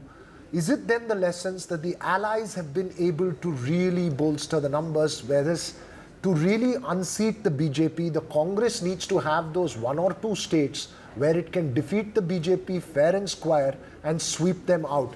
It needs those one or two big states where it's a direct BJP Congress fight, whether it is a Madhya Pradesh, whether it is a Gujarat, whether it is a Rajasthan, or whether it is a UP, where they can sweep them out. That's the only way their numbers are going to come back to where it was in 2004. Kartikeya. Absolutely, Veera, and there's no doubt about that. Now imagine the kind of sweeps you see in Madhya Pradesh. By the way, may I say, Gargi, Veera, an outlier seat that I think will go under the radar but should be given a lot of credit is Congress winning a seat in Gujarat after 10 years. Yeniben Thakur winning Banaskantha seat. That was the only seat in Gujarat that saw an uptick in turnout, which meant that was the only seat probably where even the voters thought there was some competition, and the Congress has won that seat. So I think that is one. But you're absolutely spot on. If you go to 2009, Veera... I might just butt in there and say that Banaskantha, possibly the Rajasthan effect there, given that it's the added top state district of... Veera, no. But that region of Rajasthan is the tribal dairy OBC region where the Congress has been traditionally strong. Even in 2022, when it was routed in Gujarat, in that region, it got whatever it did. Both parties have symbolic victories, Geeta. BJP has one in Kerala. Thrissur is the one seat. It seems like Thiruvananthapuram was a close fight, but not happening. But Veera, to answer your question, in 2009, when the Congress did well, they did very well in Rajasthan, Haryana, Delhi, Uttarakhand. So I think to your point that you need at least 2 to 3 Hindi heartland states going your way. And if in this election, the Congress had picked up 5 odd seats each in Gujarat, Madhya Pradesh and Chhattisgarh, then probably the BJP would have come down even more. So yes, the resurrection of the Congress in the Hindi heartland states is a necessity for them. Madhya Pradesh lost that one to be able to form government. But yes, Uttar Pradesh Congress has done well, but even if you look at Uttarakhand, I think all 6 are going to BJP.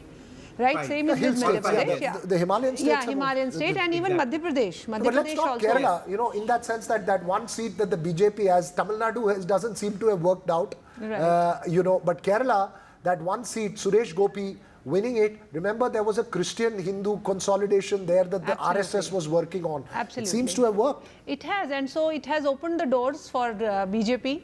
And so, you know, these are in the southern states also, Veera, if you look at the vote share, whether it is in Karnataka, even Karnataka also, although the number of seats are down, but vote share still for BJP is the largest. Look at that Kerala map, split between two sides of blue, North and South Kerala, with Central Kerala held by the BJP and the CP. If you understand It's Kerala, fascinating. you know that And even if you look at Andhra Pradesh or Telangana, Andhra Pradesh also, they are in Tamil Nadu also, 17% vote share they have got, right? So it is up quite a lot. You know, So if 17%, Annamalai had said in the interview as well, 18% was a mark they looked at.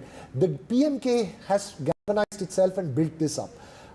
You know, you needed a significant vote share, and remember that 17% that you're talking about is concentrated, so it might have an impact. I think in hindsight also, Geeta, is that this catchment area, I will alienate the AIADMK completely, doesn't work. Had there been a potential alliance with the AIADMK, I don't know how it would have played out. But you see, it takes time. If you look at, you know, in terms of Telangana also, you know, they have doubled their seats there. Yeah, that's true. Odisha Telangana was a also. state Odisha, where nobody would have but ever that's because thought. the BRS collapse comes to the Odisha has its BJP. own story. It's But always Kartikeya, at you're someone's talking cost. about the lessons for the Congress, and you know, hopefully that will be taken. But the BJP, one has to say, even if they, you know, don't get those votes, they still, the next day, you know, you'll see top leaders still going to those states, politicking or holding meetings, holding rallies, etc. They really give it all, and even in Tamil Nadu, I have to say, it's for the long haul. You know, they're trying to build up that Look, support Gargi, there. ultimately for the long haul, you also need seats. They were hoping, well, yes, the NDA winning one seat in Dharmapuri, which is Soumya Ramdas,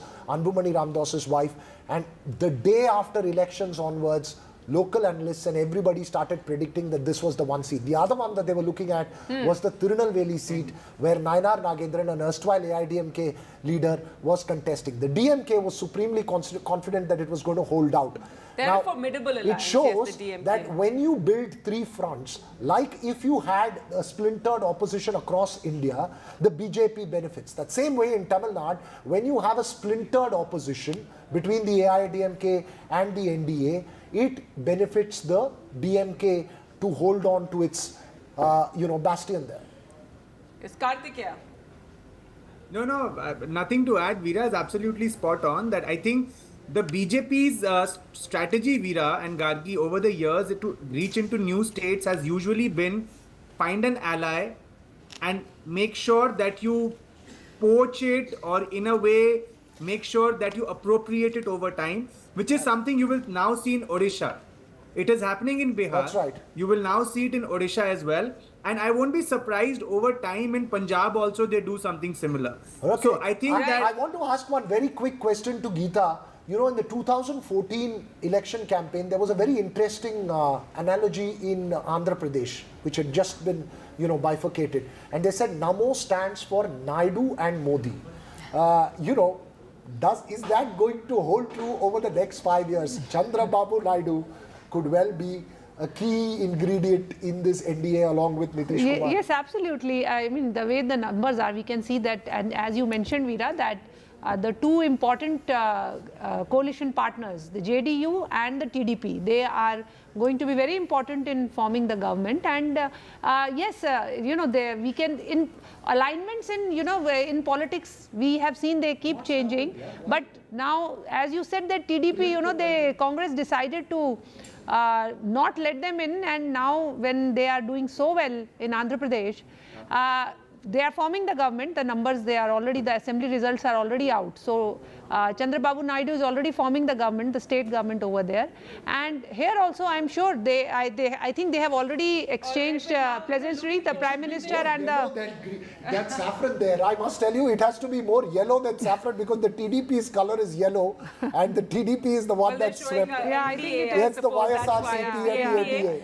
But Geeta Bhatt, now with this coalition government in the works, clearly with 294 for the NDA and 240 for the BJP, and when, in the past, the Sabka Saath, Sabka Vikas, now will we see, more of walk the talk on that front rather than this politics of hate we've seen on the campaign trail a lot, and that has been a big talking point. Opposition has been pointing out about this. So hopefully, do you think now, less of that?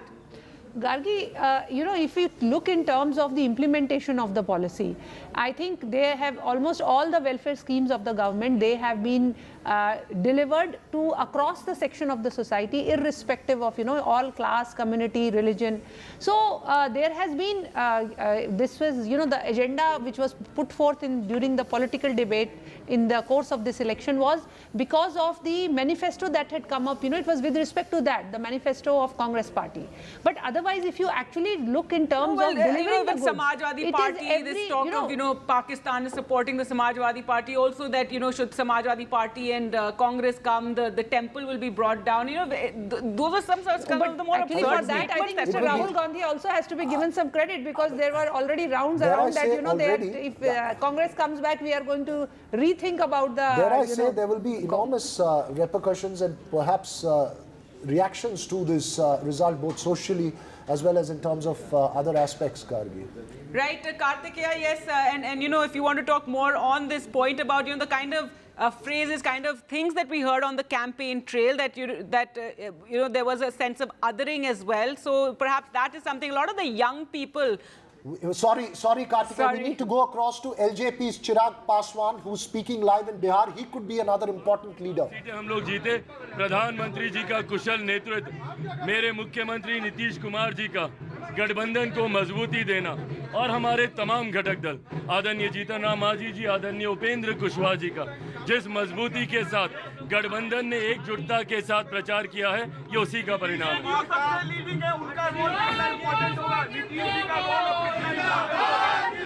देखिए, मुख्यमंत्री जी की स्वाभाविक है, मुख्यमंत्री जी की एक अहम भूमिका इस चुनाव में और चुनाव के परिणामों में रही है। जैसा मैंने कहा कि गठबंधन के तमाम घटक दलों और उनके तमाम नेता कार्यकर्ताओं को इसका श्रेय जाता है। Thank you. मैडम चलिए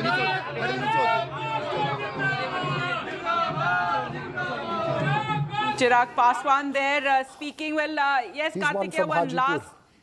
And saying that the Gadbandhan is strong. He's one from Hajipur, and yes. he's saying that the Gadbandhan is strong. Of course, Nitish and Chirag. Well, let's cut across to the man of the moment in Andhra Pradesh. That's Chandrababu Naidu with his grandson wearing yellow. That's fascinating. That's the color of the TDP. He was standing on the doors of the Congress. He supported the Congress tacitly in the Telangana Assembly election. The Congress didn't want him. It didn't work out to become part of the INDIA alliance. He went to the BJP. He went to jail. He went to jail. Waited patiently, Gargi. And finally, he has trumped. He is the man of the moment in Andhra Pradesh. And trumped by what? A mile. And it's not just. The smile is only half for Andhra Pradesh. The other half is after 25 years coming to a role of importance in the national capital. Remember 1996 and 1999. How Chandrababu Naidu has aged now. How he's going to use this for Vijayawada will be fascinating. Cutting cakes. Well, I think it's really time for the TDP to cut the cake and celebrate. Much deserved celebration. Well, with that, we'll slip into a short break. Of course, more coming up on the other side as we continue to track the results, and more or less firming up there. 239 for the BJP, 100 for the Congress party, and 293 for the NDA. Do stay with us.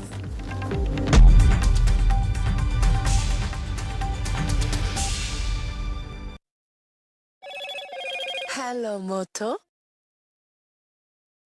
Motorola, India's best 5G smartphone brand.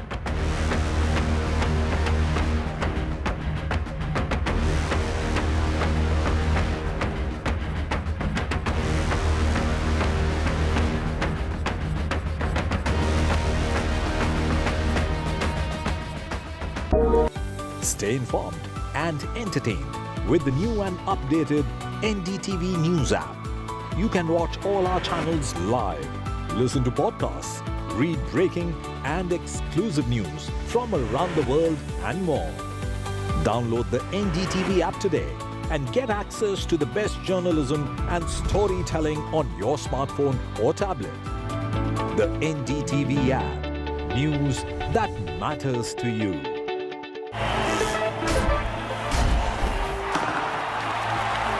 पता नहीं cricket का future कैसा होगा, पर ceiling fans का future पता है, because it's already here. Orient arrow sense with voice command. Alexa, switch on the fan. Orient BLDC fan, the future of fans. चल हो जा शुरू। केसरिया से मन जोगी हुआ रे, दिल झूमे देखो पतवारा हुआ रे, दिल झूमे देखो पतवारा हुआ रे। हर पल मनाओ केसरी त्योहार। विमल, बोलो जुबान Kesari. A parent's favorite question to school kids. Result क्या रहा? An investor's favorite question to a startup. Result क्या रहा? Everyone's favorite question on a day of a cricket match. Result क्या रहा? India loves results, but this counting day, don't just know the result, understand it. Catch India's most important result out on June 4th on NDTV 24/7. Watch Result Kya Raha on NDTV. Election means NDTV. चुनाव मतलब NDTV. चुनाव वने Andre NDTV. निर्वाचन माने NDTV. ఎన్నికలు అంటే NDTV. Election हवेदी NDTV. निर्वाचन माने NDTV. निवडणूक म्हणजे NDTV. चुनाव सही मतलब NDTV. तेरदल एनराल NDTV. ચૂંટણી એટલે NDTV.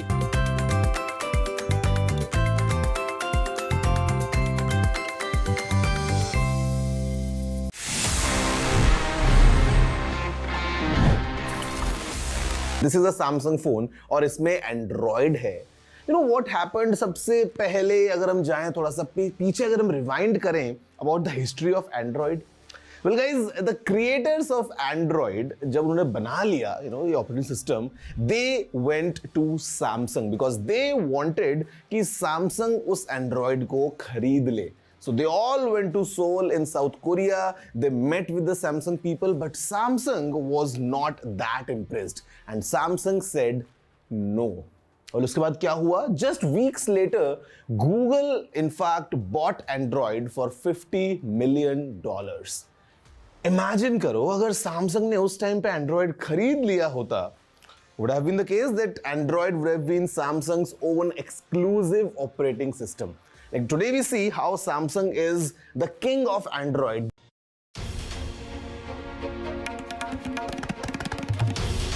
This is NDTV and you're watching NDTV 24/7.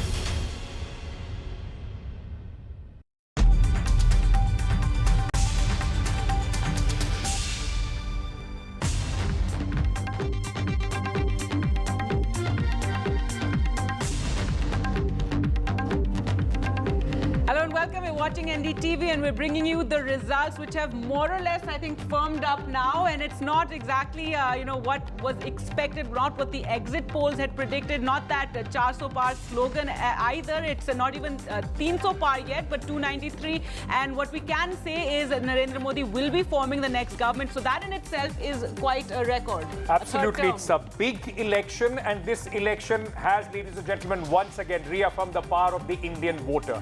Though the Prime Minister is getting a third term, may even inch close to 300, but a stronger opposition is what the voters of India have put their faith in. We'll get you all the latest, a lot that is happening. Phone calls are being made from one party to another. All that latest coming in with the most sharp analysis here on NDTV. Let's take a look at the headlines. First, let's take a look at the headlines at this hour. And the first reaction from the Modi government, Union Minister Kiran Rijiju to NDTV says no doubt that Modi is returning as the Prime Minister. And he says about the numbers that Jo Jeeta Wahi Sikandar. The NDA scores a simple majority as the India bloc is across 200 at 230. The Congress currently at 99. The BJP at 242. But the big story of this election has been the Samajwadi Party and its performance in Uttar Pradesh. Its best ever in a Lok Sabha poll. The India bloc rides the Akhilesh wave. And it's a return to coalition politics. It's a return of the regional parties with the Samajwadi Party, Trinamool, TDP, also the Sena performing, the Trinamool Congress maintaining its lead in West Bengal, and TDP makes a stunning comeback in Andhra Pradesh.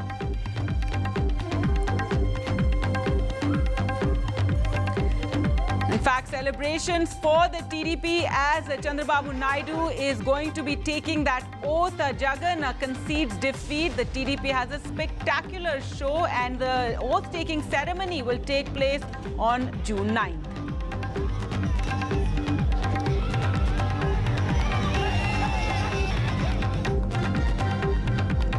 All right, so those numbers coming in, 296 for the NDA. It's been quite a spectacular, showing by the India bloc, 229 and nothing, what the exit polls had predicted. I think that's also going to be a big talking point and something that's going to need its own analysis about the exit polls. And I think it was a different election that the exit polls, the trends that they have picked up, and a very different election that actually happened on the ground.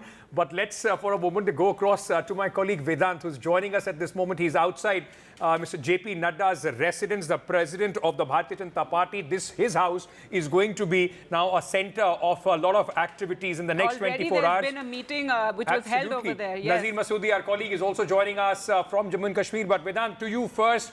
All the hotlines would be, in fact, ringing from Mr. Nadda's residence to every ally. They are much, much more important than they were in the last 10 years for the BJP. Absolutely, Ankit. I come to from right outside JP Nadda's residence here in the national capital, where currently Rajnath Singh and Amit Shah are present. That key meeting is underway. What we're picking up from our sources, there are two aspects to this meeting. First, of course, calls being made to allies. As you rightly pointed out, Chandrababu Naidu has been reached out to by the Prime Minister himself. In fact, allies in Bihar also have been reached out to, including Chirag Paswan and Jitan Ram Majhi, crucial allies of the BJP. So that, of course, happening. But the other important thing here, Ankit, what we're picking up from our sources is that the strategy meet is also to discuss a unified message that will be sent out.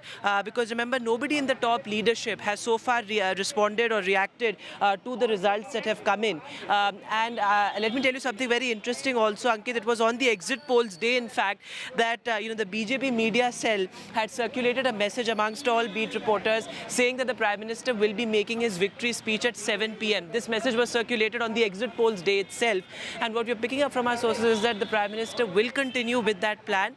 The Prime Minister is expected to be at the BJP headquarters at about 7 p.m. is what we are picking up. And that is when he will make that victory speech, quote-unquote victory speech, at the BJP headquarters. So that is going to be crucial as well. The focus right now is to sort of look at what message has to be sent out. Of course, two important parts of that messaging, as sources indicate. One is the focus on Andhra and Odisha. That is something that will be the key focus of, that could be the key focus of the messaging of the BJP's top leadership tonight, because those are among the BJP's catchment areas, certainly.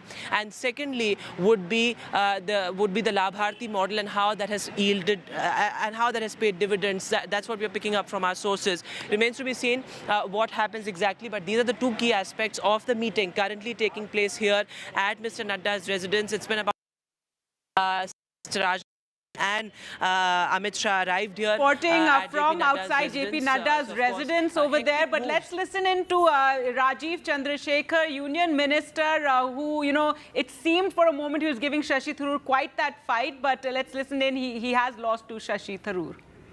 Communities and certain narratives that were put out there by the parties that maybe we were not able to break through and we were not able to expose. Will you able to continue here in Trivandrum? No, my commitment to Trivandrum is 100% total. It has nothing to do with me being a successful Lok Sabha MP or not. I have said when I came here on the 5th of March, it is my mission to transform Trivandrum, and I stand by my mission. And all my colleagues in the BJP and my fellow Karyakartas stand by our mission to take Trivandrum forward. BJP open an account in Kerala. We are very, very happy. We are very excited, and we think it marks a very, very important milestone in the growth and expansion of the BJP in Kerala and in the south of India.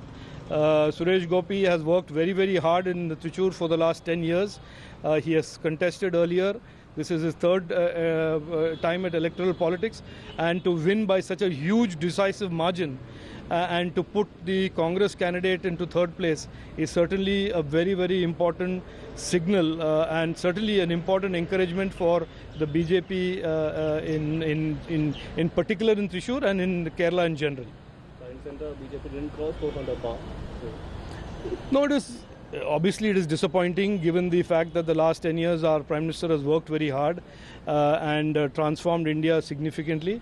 The expectation was that the NDA would be 350 to 400 and we have come short as I see it on TV. We will see the results and we will see what the party and the leadership decides. Thank you. Thank you. Rajiv Chandrasekhar there after losing to Shashi Tharoor, who has won once again from Thiruvananthapuram, but the lotus has bloomed in Kerala, and you do have Suresh Gopi of the BJP who has won from Trishur. So that in itself is fairly remarkable. Remember how the left, in fact, mocked this idea that the BJP could even win any seat. But yes, one seat. So Ankit, that is something quite significant in this particular election. Symbolically, that the BJP has managed to win that one seat. That's right. And in fact, there is a story as far as the union ministers are also concerned. Though couple of ministers like Mr. Rijiju, who spoke to us a little while back, and also Anurag Thakur, they have been able to win with a big margin. But as many as 11 ministers from the Prime Minister Narendra Modi's government at this moment are either trailing or have lost this election, including Smriti Irani from Amethi. She was the giant killer. That is the big story. She was a giant killer in 2019, defeating Rahul Gandhi. This time, tables have completely turned, and she's trailing by over 1 lakh votes as we speak at this moment. But for the moment, let's just shift our focus to Jammu and Kashmir. Nazir Masoodi, our colleague, joining us from there. Important, Nazir, as we've been discussing, Jammu and Kashmir results would be seen with the prism of what is coming up as far as the state is concerned. The former chief ministers of the state, Omar Abdullah and Mehbooba Mufti, both losing. Well, both the regional parties have lost their faith in this election. Mehbooba Mufti and Umar Abdullah have lost this election. And when we talk about, political parties making calls to the leaders and the new MPs, will there be any call to Engineer Rashid, who is in Tihar jail for last 5 years, facing terror funding charges, be it BJP or the Congress, for his support?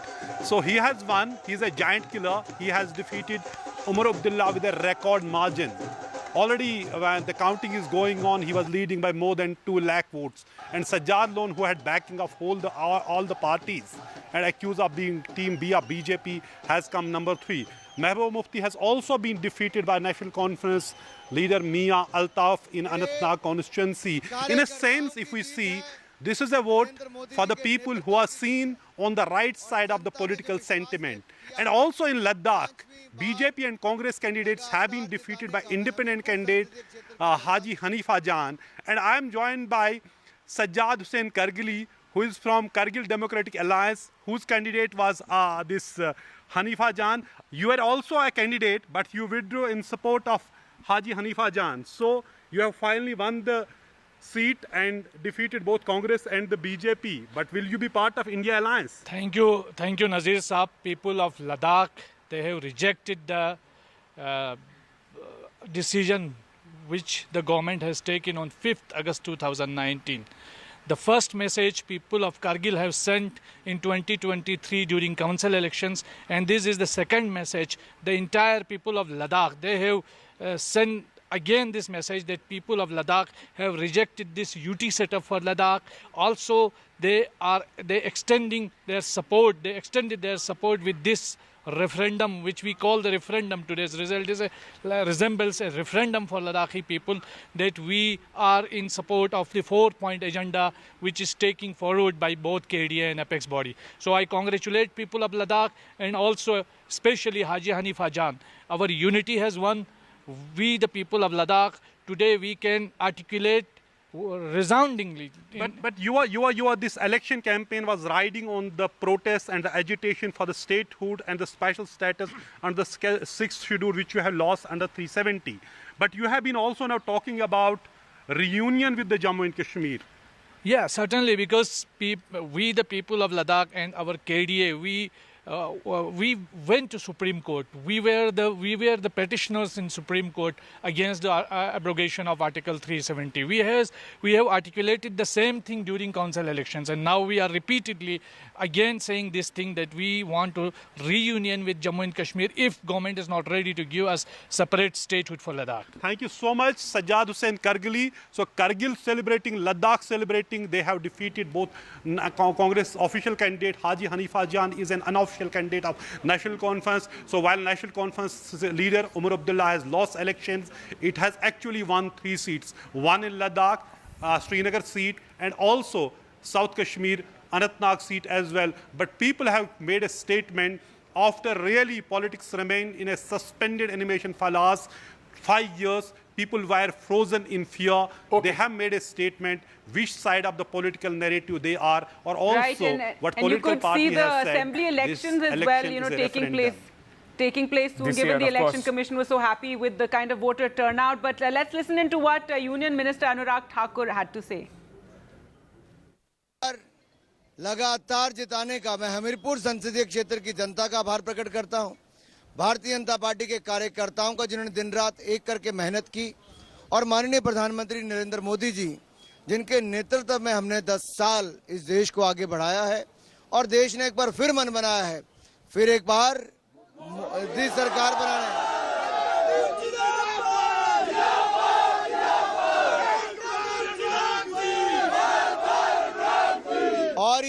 और ये सरकार स्थिर निरंतर भी होगी, ईमानदार दमदार नेतृत्व मोदी जी का फिर मिलेगा और हमारा देश नई ऊंचाइयों पर मोदी जी के नेतृत्व में बढ़ेगा, ऐसा मुझे पूर्ण विश्वास है। देश की जनता का आभार प्रकट करता हूं जिन्होंने भारतीय जनता पार्टी एनडीए को जिताया और एक बार फिर सेवा करने का अवसर दे रहे हैं। सबका बहुत बहुत धन्यवाद।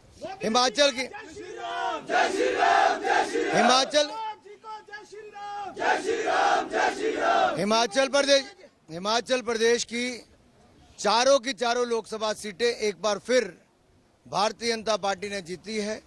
हिमाचल प्रदेश ने चौका लगाया है और मोदी सरकार को बनाने में एक बार फिर हिमाचल ने अपनी भूमिका निभाई। मोदी जी को बहुत बहुत बधाई। Okay, so that is Union Minister Anurag Thakur. He's won, in fact. I think the other talk from Himachal is Kangana Ranaut has defeated Vikramaditya Singh as well. That's also, this election, Gargi, is more or less like a normal Indian election, where there are stories after stories in various constituencies and in different states, a very different story is being played out, where some gains for the India Alliance or the NDA from uncharted territories, and some bastions have completely been demolished. Let's introduce our panelists now who've been waiting very patiently. Satya Prakash Mishra, leader JDU, with us in studio. Nishta Gautam, a political analyst, also with us. We're also joined by Sumitra Goenka, political analyst, and Meeta Chakrabarti, a spokesperson of the Congress party. They're joining us. And Meeta Chakrabarti, first to you, a much better showing than what was expected, what the exit polls had also predicted for the Congress party, and now with 99 hovering near that 100 mark, it keeps going to 100 and then coming down. What are your first reactions to the numbers right now? Okay, first of all, we are still hopeful that the actual numbers and the actual tally will be more than what is being shown and what is being predicted now. I know that there are constituencies where the margin or where the difference is very, very tight. It's going to be a very tight contest in those constituencies, and we are hoping that our final numbers will be better than what is being shown right now. That's exactly what the BJP spokesperson had also said just a short while ago. But yes, go ahead. So yes, I do agree with that part of the BJP spokesperson statement that it's a close contest and it can go either ways, right? So I think both of us are effectively saying the same thing. And finally, yes, the fact that Congress has doubled the numbers and probably the India Alliance is performing much better than what was being projected is probably because we have come together to safeguard the secular and fabric of the country, to safeguard the constitution and the federal structure of the country. And the fact that Rahul Gandhi ji took out Bharat Jodo Yatra and Bharat Jodo Nyay Yatra, he walked for 4,000 kilometers. Our manifesto is just not being prepared by our manifesto team, but it's fact, it has the inputs that Rahul Gandhi ji gathered and his team gathered during the Bharat Jodo Yatra and the Bharat Jodo Nyay Yatra. Meeta, may I quickly ask you one, may I just intervene and ask you one question very quickly before we move on to our other guests?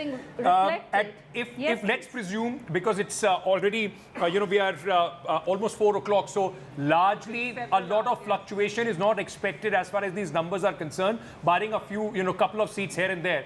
If these numbers solidify at the end of the day, 294 to the NDA, 231 to India bloc, is the game still open for the Congress party? Are you still in the market to form the government? Are you reaching out to a Chandrababu Naidu and also to somebody who started the India Alliance, then of course Nitish Kumar went back to the NDA. So is the Congress still in the market in a hope of a government, or is it going to be an NDA government with a stronger opposition? I believe our leaders are talking to different like-minded political organizations. However, this is not something that I'm in a position to disclose in a television studio debate. Of course, these are closed-door meetings, these are closed-door conversations that are taking place. Now, going back to what I was trying to say, that we did not get a level playing field. The fact that our bank accounts were frozen a few months back, the fact that there were chief ministers from opposition parties who got arrested, or the fact that opposition leaders were being constantly harassed by ED, CBI and income tax, and also the fact that the opinion polls and exit polls got it so wrong. They were way off the mark. A part of media was highly compromised. The opposition parties never got a level playing field.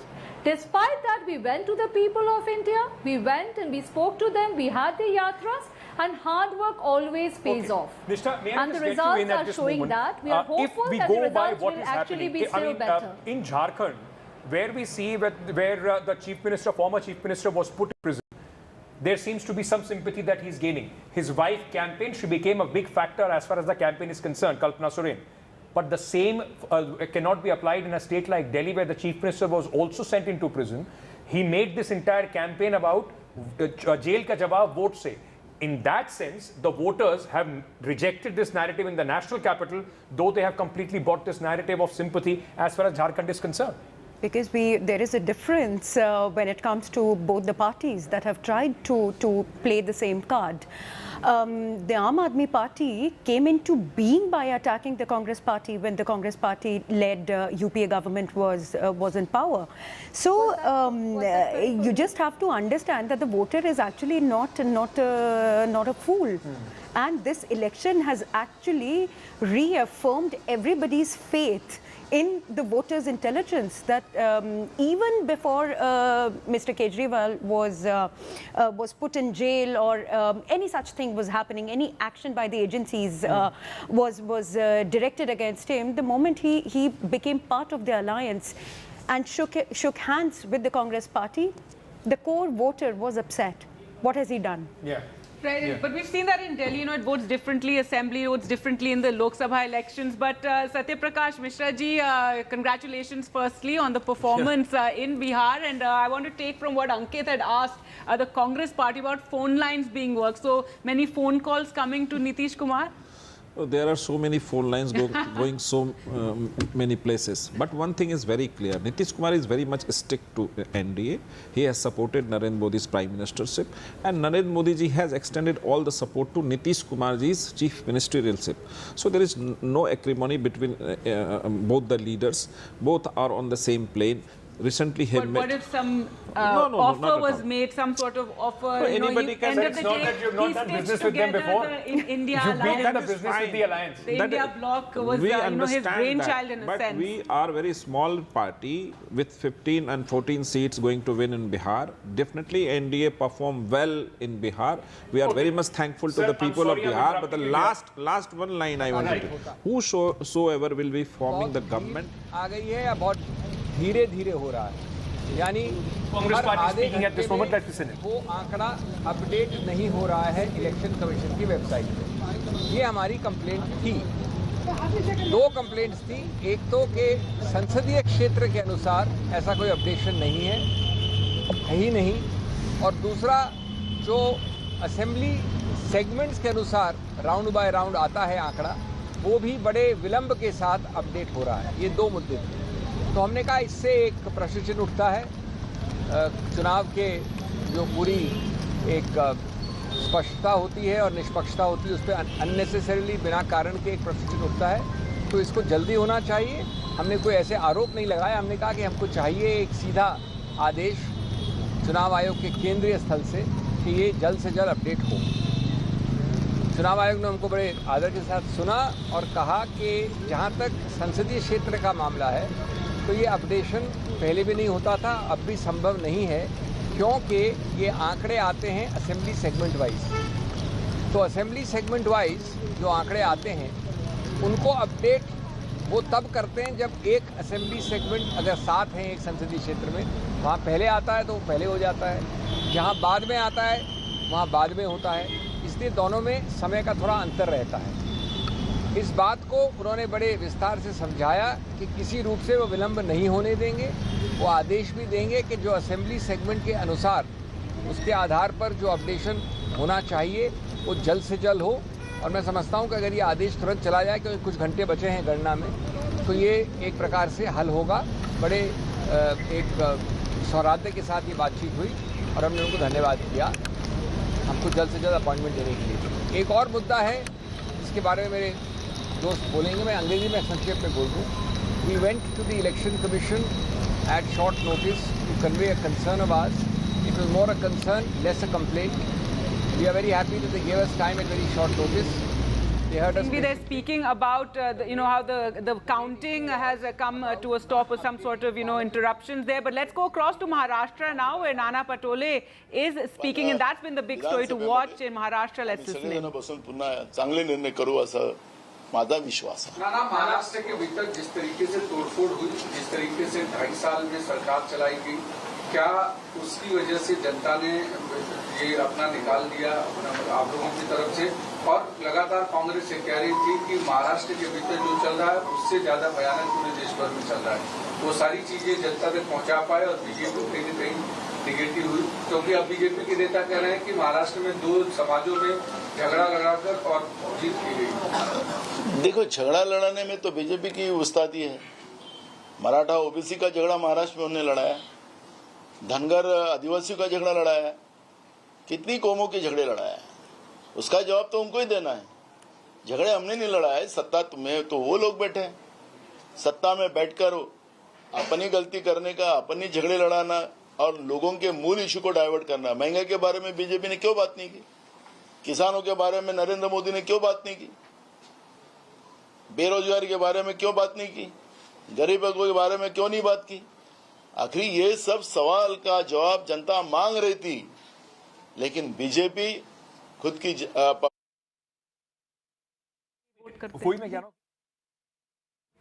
All right, Nana Patole there speaking, saying no one is greater than the public. I think that has been the story, democracy, the voter, the silent voter. This is a very interesting graph that we are showing at this moment. It's a very, very interesting data. Look at the swing, because before this election, the only talk was that the difference between the BJP and the opposition, or the NDA and the opposition, is mammoth difference with the kind of vote share that they had last time. Now, there has been a 17% swing in Maharashtra. 17% swing is a wave swing. I mean, it's not a usual swing that you will see in a usual election. So what this has done is largely, at least when you were in the ground and people were traveling in Maharashtra, this was a result possibly that the breaking up of 2 regional parties, 2 regional satraps, that did not go down well as far as the voters are concerned, and that is the punishment that they have. Reporters and analysts who had actually, been on the ground spoke of this sympathy wave on the ground. But let's go across now. Omar Abdullah is speaking. He has lost. He conceded a short while ago. मुकाबला मुश्किल होगा। शुरू में अल्लाह ताला को वो मंजूर नहीं था, वो सेगमेंट के लोगों ने जो फैसला सुनाया है वो हमारे सिर आंखों पे। मैं जानता था कि ये मुकाबला मुश्किल और जिस तरह का सेंटिमेंट बना, जिस तरह नौजवानों ने, हमारी माओं ने, बहनों ने इंजीनियर रशीद की रिहाई के लिए वोट डाले, नतीजा अब आपके सामने है। लेकिन चलिए, कभी कभार इलेक्शन में जो है हार जीत होती है। ये पहली मर्तबा मैं पार्लियामेंट का इलेक्शन हारा हूँ, अब आगे देखते हैं क्या होता है। हाँ सॉरी, मुझे ये भी, क्योंकि मैं जम्मू कश्मीर में ही मैं फंस गया। जहाँ तक मुल्क भर के नतीजों की अगर हम बात करें तो दिल खुश हुआ। हम शायद इससे ज्यादा उम्मीद कर रहे थे, लेकिन एग्जिट पोल्स गलत साबित हुए। वो जम्मू कश्मीर के बारे में भी गलत साबित हुए और बाकी मुल्क के बारे में गलत साबित हुए।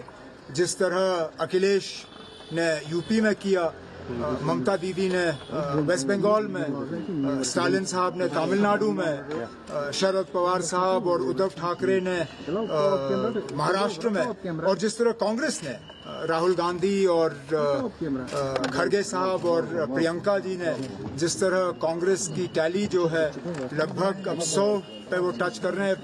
एग्जैक्ट फिगर्स मेरे पास अभी है नहीं।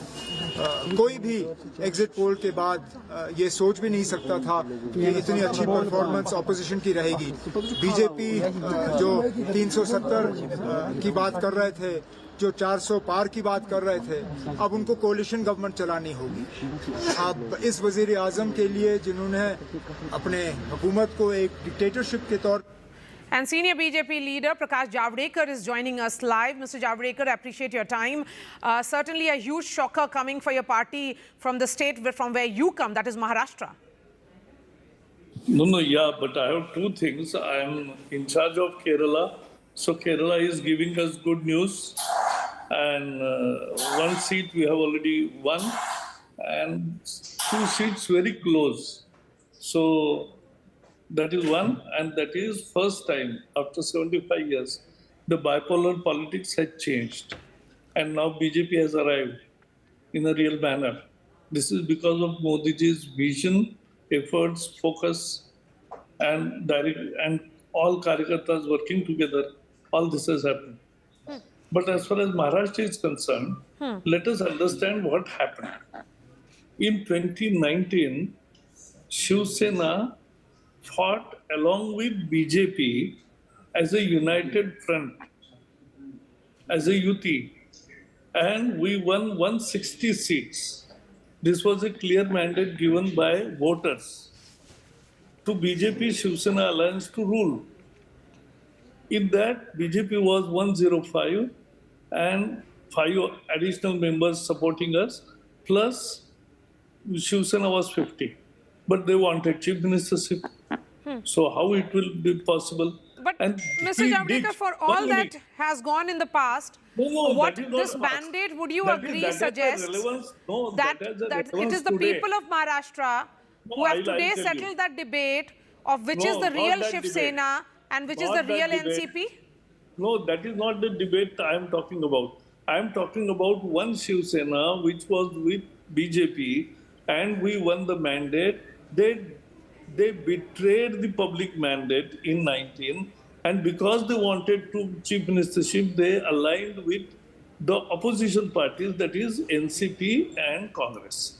So that is the real history. From there on, Maharashtra's politics was always in problem. Now what happened?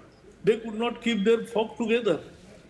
40 MLAs from their parties, if they are dissatisfied and they don't want to be in that party, they joined us. And let me tell you, this is a very temporary thing what has happened. Now there will be assembly elections, and you will see people also realize that this is what they have done. Yes. First betrayal from Shiv Sena. That is the reason. Okay. You're calling this betrayal from the Shiv Sena, but would you agree, and I'll repeat my question, that given the kind of mandate which has come for Uddhav Thackeray's Shiv Sena and also for NCP of Sharad Pawar, it is the people of Maharashtra who have settled that debate of the legality of these parties? I think that you will have to ask the Shiv Sena and NCP MLAs. We are one, and we take everybody along. But that doesn't mean we are not settling the dispute among them. We don't know, and we're not interested also. Okay, will you accept that overall, it's your allies who have pulled you down in Maharashtra? Your numbers went down because of Ajit Pawar and Eknath Shinde. Today, I am not talking about Maharashtra. I am talking about Kerala. I'm in Kerala. Okay. And Kerala, we have registered a massive, now at 6 p.m., we will have a gathering, all the three candidates. You know, Attingal and this Trivandrum, so near, so close. So first time BJP has arrived on scene. It's a huge development in the South India. And therefore, that is important. As far as Maharashtra is concerned, or all India level is concerned, ours is a thinking party. It takes stock. But we don't discuss what has happened and what is not happened, what could have been done, what should not have been done. That everything we discuss, but that we discuss in party meetings, not on TV screens. All right, Mr. Javadekar, really appreciate your time. So certainly you have one reason to celebrate as the party in charge of Kerala, but being someone who belongs to the state of Maharashtra, there is a lot of introspection that the BJP certainly has to do. There's a lot of visuals that were coming in of Supriya Sule, who has won from Baramati, Ankit, an important constituency. There. What Mr. Javadekar did today, it tells you the story of the day. All political parties will look at the places where they have made gains, but they will be reluctant to speak about the places where the political parties have not been able to break even. In fact, as Maria was saying, that this is Supriya Sule, one of the most fascinating contests of election 2024, the Pawar versus Pawar. Yes. That's right. So maybe undue attention was paid to that, given the way the Pawar NCP has. No, but it's interesting, Gargi. I was there on ground zero, and the message that was there was that for people of Baramati, it was Sharad Pawar, the giant, the patriarch of the party. You're right. Even Ajit Pawar camp was using Sharad Pawar's photo in their posters. He had that kind of an influence, and he has re-established his stamp, his authority as the real Shiv Sena, as the real NCP as far as politics of Maharashtra is concerned, no matter what. Well, to talk more about this, we're joined by Sumitra Goenka. And Sumitra, we'd like to ask you, so your big takeaways from these election results so far. Maharashtra has been a big talking point. The BJP winning that one, prestige seat in Kerala has been a big talking point. And then the Samajwadi Party and its performance in Uttar Pradesh. First of all, a big lesson is that the exit polls got it all wrong, and that is one of the biggest lessons. And while I was expecting some of the swing states, Maharashtra being one of them, because I had recently been to Maharashtra and I am a Mumbaiite, so I know the pulse of the state. So I was expecting some jitters there, but this is more than what I was expecting. Secondly, Uttar Pradesh has really turned out to be a game changer here. And I was really not expecting this kind of result in UP. I think these two states are one of the biggest numbers. Okay, ma'am, what we'll do, we'll slip into a short break. But as you were saying, the biggest lesson is to take the exit poll with caution. If any neta who had brought in laddus because they thought that they are winning, today is possibly not the day I'm sure many of those pollsters must be crying right now. But let's slip into a short break and we'll return with more.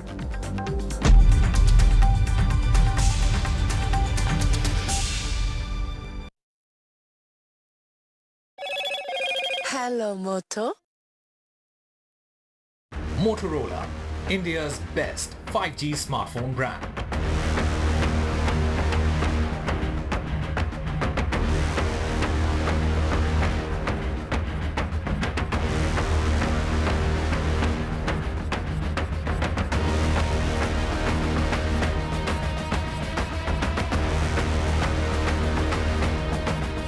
Co-present. हो जा शुरू। केसरिया से मन जोगी हुआ रे, दिल झूमे देखो पतवारा हुआ रे, दिल झूमे देखो पतवारा हुआ रे। हर पल मनाओ केसरी त्योहार। विमल, बोलो जुबान Kesari.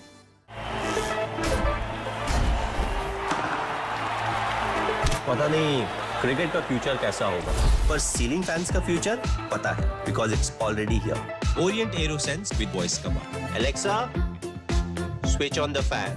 Orient BLDC fan, the future of fans. A parent's favorite question to school kids. Result क्या रहा? An investor's favorite question to a startup. Result क्या रहा? Everyone's favorite question on a day of a cricket match. Result क्या रहा? India loves results, but this counting day, don't just know the result, understand it. Catch India's most important result out on June 4th on NDTV 24/7. Watch Result क्या रहा on NDTV.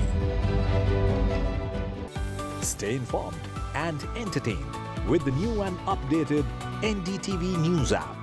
You can watch all our channels live, listen to podcasts, read breaking and exclusive news from around the world and more. Download the NDTV app today and get access to the best journalism and storytelling on your smartphone or tablet. The NDTV app. News that matters to you. A parent's favorite question to school kids. Result क्या रहा? An investor's favorite question to a startup. Result क्या रहा? Everyone's favorite question on a day of a cricket match. Result क्या रहा? India loves results, but this counting day, don't just know the result, understand it. Catch India's most important result out on June 4th on NDTV 24/7. Watch Result क्या रहा on NDTV. Election means NDTV. चुनाव मतलब NDTV. चुनाव वने Andre NDTV. निर्वाचन माने NDTV. ఎన్నికలు అంటే NDTV. Election हावेदी NDTV. निर्वाचन माने NDTV. निवडणूक म्हणजे NDTV. चुनाव रसाई मतलब NDTV. తీర్దల్ ఎన్రాల్ NDTV. ચૂંટણી એટલે NDTV.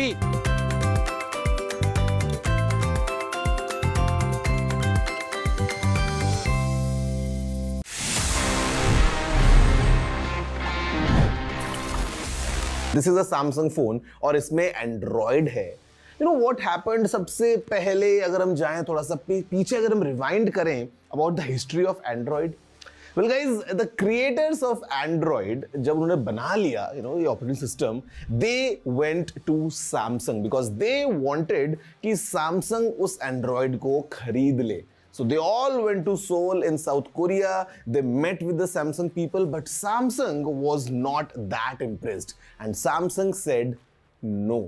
और उसके बाद क्या हुआ? Just weeks later, Google in fact bought Android for $50 million.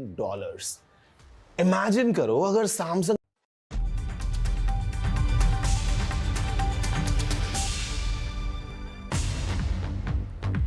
Welcome back. You're watching NDTV and we're bringing you the election results, which are more or less firmed up now. In fact, we can go across to our reporters and, That's where the action is. Absolutely. Right now, the action is on the field. Our colleagues are joining us. Pratibha Raman from Bengaluru. And I can see a lot of crowd behind Saurabh and Radhika because Saurabh there in Kolkata and Radhika reporting from Mumbai. You're still at the Shiv Sena office, Radhika? Tell us about what's happening over there. That's right. I'm still at Shiv Sena Bhavan and celebrations are still going on here.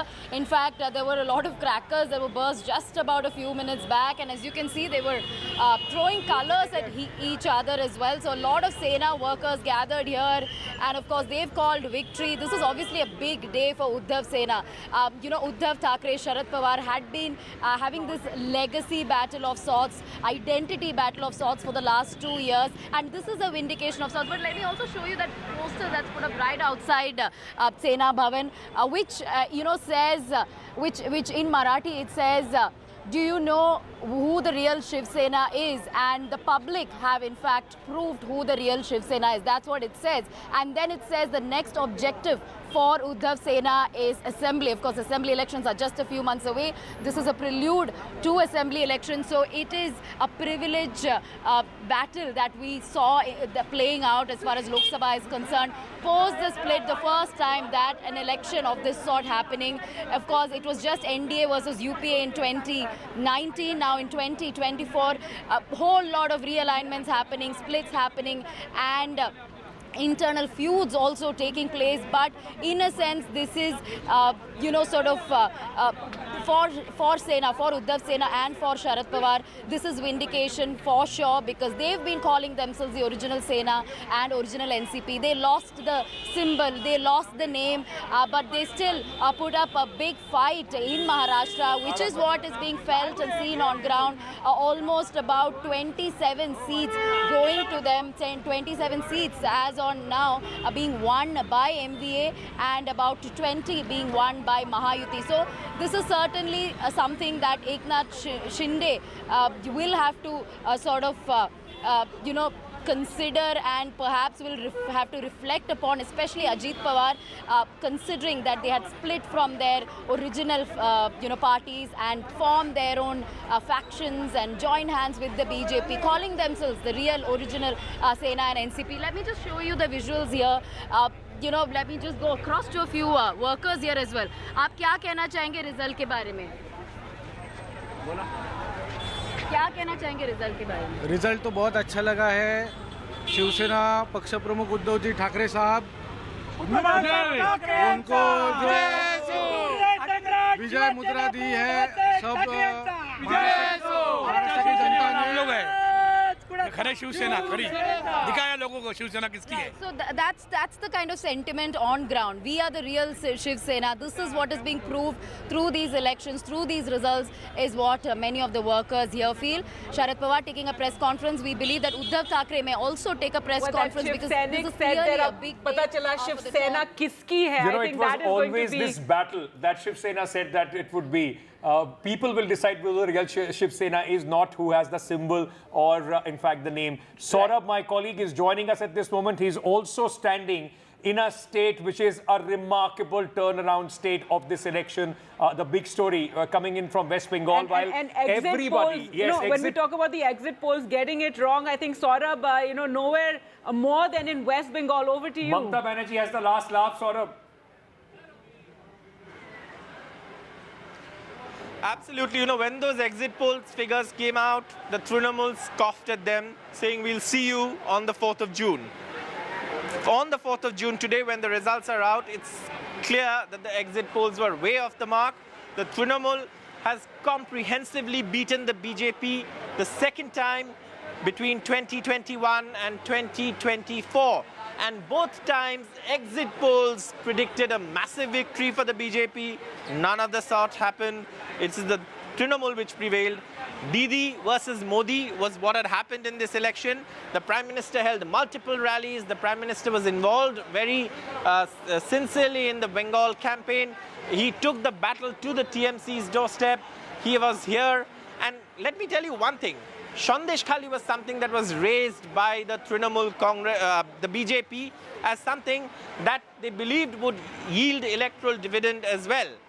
That hasn't happened. The BJP has won Boshirhat, I beg your pardon, the Trinamool has won Boshirhat by nearly 1 lakh or maybe a little over 1 lakh. We don't know how many it is actually, but it's over 1 lakh is what we were told earlier. And so that is something that's very clear, that Sandesh Khali as an election agenda hasn't worked. What happens here on is something that we don't know. And also what we know is, if I could list just a few issues apart from that, what seems to have gone, at least as far as the analysis of the Trinamool is concerned, is that one, Lokhir Bhandar, the stipend to women, that's worked on the ground. That was something we felt while covering the campaign, so much so that the BJP had to come around and say, we'll increase it to 3,000. Okay. Secondly, the other thing that worked was withholding of funds is something that the Trinamool ran a consistent campaign against. And also, before the elections, the Trinamool said they had used state funds to pay out some of those dues. Okay. That didn't go unnoticed by voters. Right. Thirdly, what the Trinamool latched on to was the Prime Minister's comment on eating fish when it came to Tejasvi Yadav. And Mamata Banerjee made it an election issue because you know you cannot separate fish and Bengalis. It's a very delicate issue here. And that's something that the Trinamool pounced upon as the Prime Minister made that comment. And the last issue was there were certain orders from the Calcutta High Court during the elections.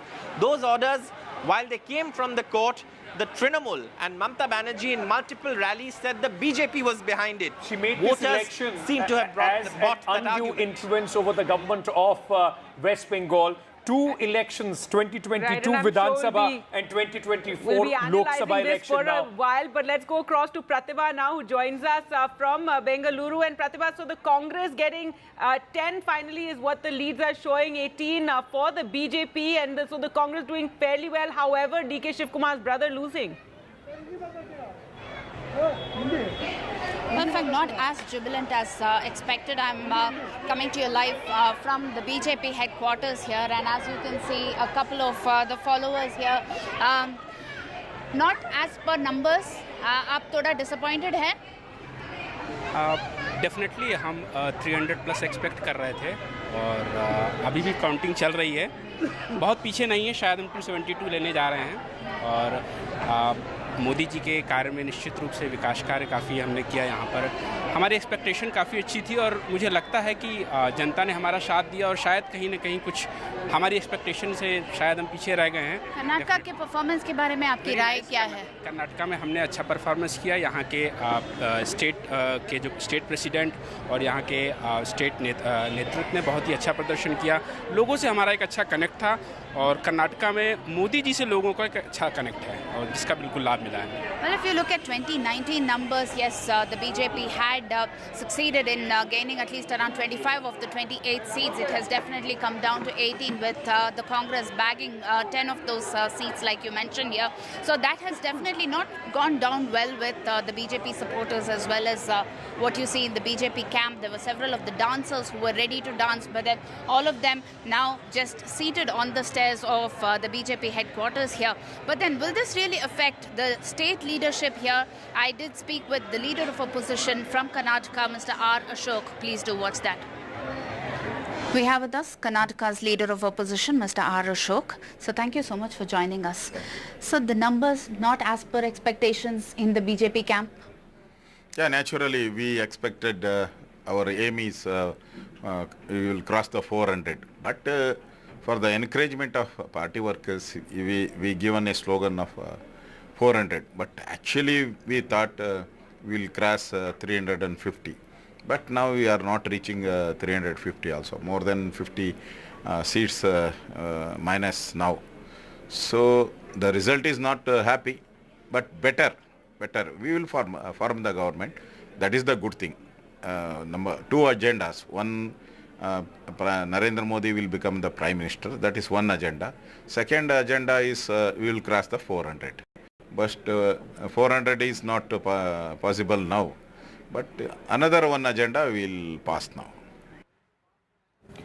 All right. So interesting, in fact, results there in Karnataka as well. Let me go across now and take you to Punjab and Haryana, where my colleague Gurpreet China is joining us. Very, very interesting results, Gurpreet. First of all, talking about Punjab, the Aam Aadmi Party not making the kind of inroads or the victory that they would have hoped for being in the government, while the Congress is sort of making a comeback. And interesting is what is happening in Khadur Sahib as well. Well, yes, of course, somewhere down the lane, it seems Aam Aadmi Party development model has not been accepted by the people of Punjab, and specifically free electricity and other facilities which has been given by Aam Aadmi Party. And so many times we have seen they have been boasting that they had provided a lot of things to the people of Punjab, and this development agenda will definitely work for this Lok Sabha elections. Now, if we can see the political calculation at this point of time, we have seen Aam Aadmi Party hasn't crossed lost more than 3 seats. At the same time, we have seen Shiromani Akali Dal has got 1 seat from Bathinda and 2 independents, specifically from Krusa. We have seen jailed Amritpal. He is able to make a mark in this election. At the same time, in Faridkot, an independent candidate, he is able to win from there. Neither the Aam Aadmi Party nor the BJP nor the Akali Dal, they were able to even win that's a Faridkot seat. At the same time, we have seen the Congress is able to make a comeback. We have seen there was lot of discussion at the time when this India alliance was being forged at the national capital, and specifically Punjab leaders, they had been protesting against this alliance. But today it seems that has really worked out in the state of Punjab. If we can talk about Haryana also, we have seen so many times the BJP candidate, they say they will be in a position to win all the 10 seats, but we have seen Bhupinder Hooda's son Dipinder Hooda made a very well entry into this Lok Sabha elections. At the same time, we have seen Kumari Shailja, he has made a big margin there. So these are the situations which we can guess, and it seems that the farmer protest has also played a major role in both the states. And somewhere down the lane in Punjab, we have seen the BJP is not able to even open its account despite so many rallies were being held by Prime Minister there. Back to studio. Right. Well, let's now, thanks so much, Gurpreet, for joining us. You know, with a roundup of Punjab and Haryana, and Amritpal Singh winning is quite significant, but is interesting rather. Let's go across to Vasudha now, who joins us from the BJP headquarters. And Vasudha, first tell us what's happening around you, and what is the strategy now, given that, you know, the numbers haven't been quite what the BJP expected?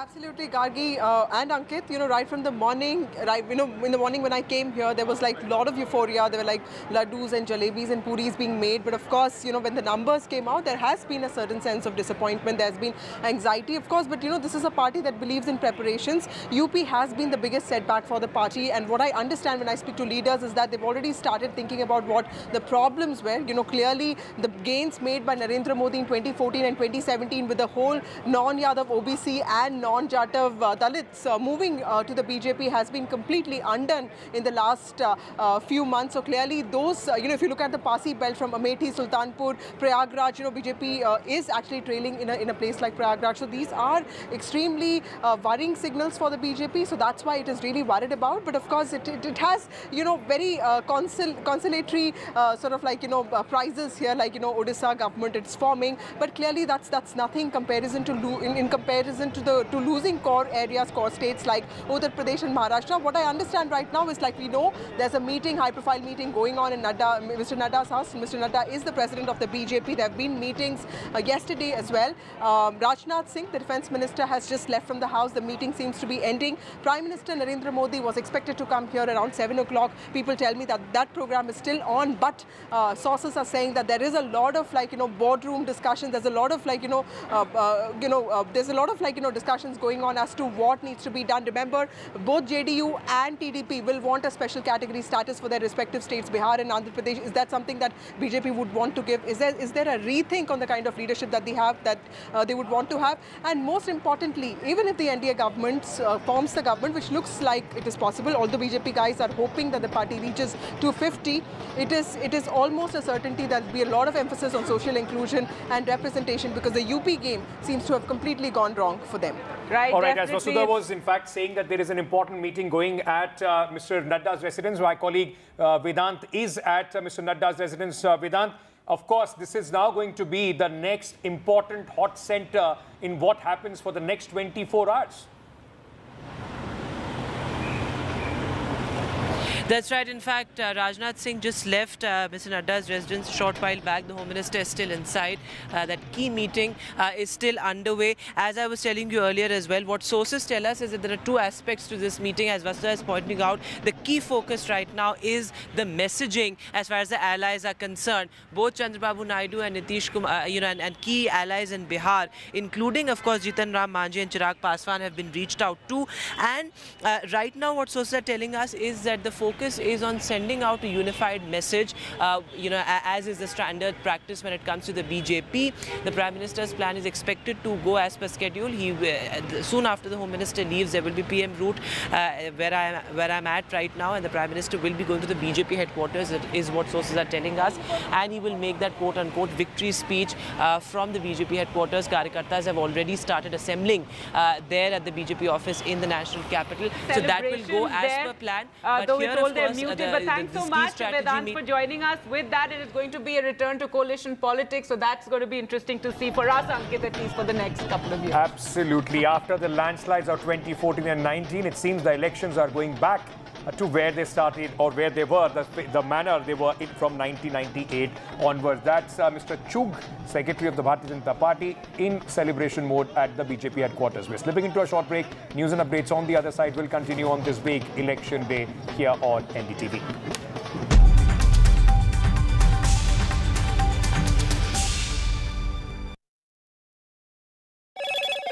Hello, Moto.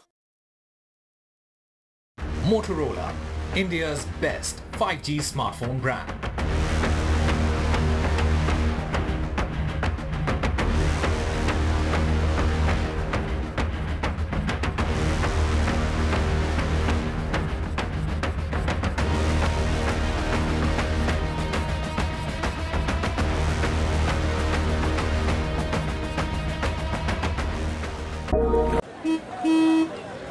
चल हो जा शुरू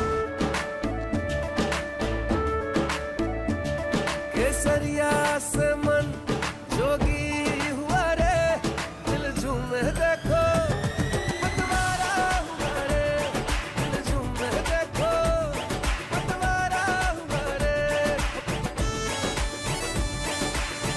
हर पल मनाओ केसरी त्योहार विमल बोलो जुबान Kesari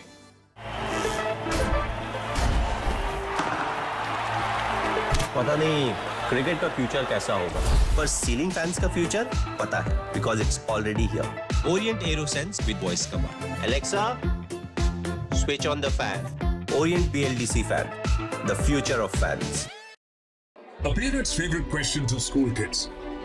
Result क्या रहा? An investor's favorite question to a startup. Result क्या रहा? Everyone's favorite question on a day of a cricket match.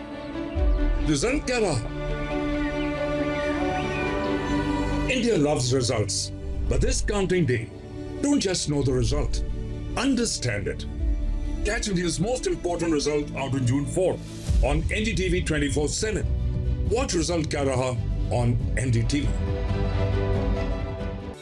Stay informed and entertained with the new and updated NDTV News app. You can watch all our channels live, listen to podcasts, read breaking and exclusive news from around the world and more. Download the NDTV app today and get access to the best journalism and storytelling on your smartphone or tablet. The NDTV app. News that matters to you. A parent's favorite question to school kids. Result क्या रहा? An investor's favorite question to a startup. Result क्या रहा? Everyone's favorite question on a day of a cricket match. Result क्या रहा?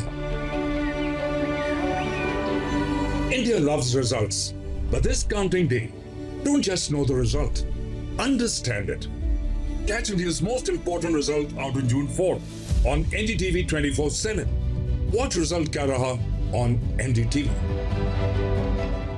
Election means NDTV. चुनाव मतलब NDTV.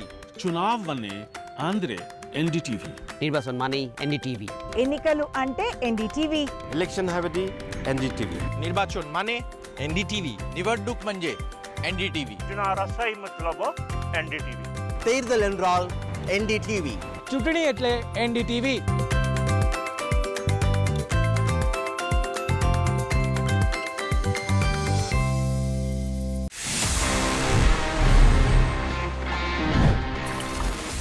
This is a Samsung phone और इसमें एंड्रॉयड है. यू नो व्हाट हैपेंड सबसे पहले अगर हम जाएं थोड़ा सा पीछे अगर हम रिवाइंड करें about the history of Android. Well guys the creators of Android जब उन्होंने बना लिया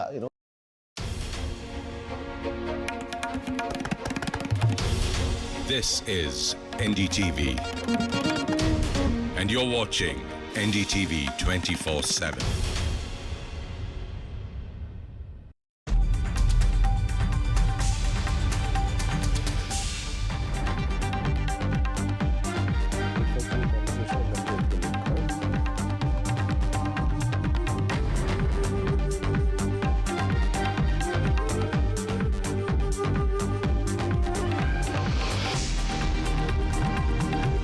Welcome back. The results now completely virtually firmed up. BJP at 241 and the Congress touching the century mark. Seems to be stable but still oscillating a little bit here and there. Of course, the NDA at 296. We believe all preparations are on at the BJP headquarters for Prime Minister Modi to come there in the evening, Rishika. Well, 7 p.m. is when the Prime Minister will in fact be reaching the BJP headquarters. Meanwhile, Veera, we're also expecting a Congress press conference. Mallikarjun Kharge, Rahul Gandhi likely to address a joint press conference, and that's supposed to happen in about half an hour from now at 5:30. So, a lot of hectic and as political... you mentioned a bit ago, there has been very, very conciliatory messages going to Chandrababu Naidu and Nitish Kumar from the Congress as well. Jairam Ramesh has tweeted saying if India is in power. Lots of phone calls, some being made public, Yes, and I'm sure enough not. and more not being made public as well. The ones that are being made public, of course, is a strong message being sent out right there. We'll get you the top gainers, top losers. There are some big headlines that are coming out of this very fascinating election. But first up, the headlines. The NDA has survived. The opposition has, well, revived. The NDA gets a majority. The BJP falls short of the halfway mark by a mile. India bloc puts up an impressive show. The Congress is crossing, or rather touching, 100.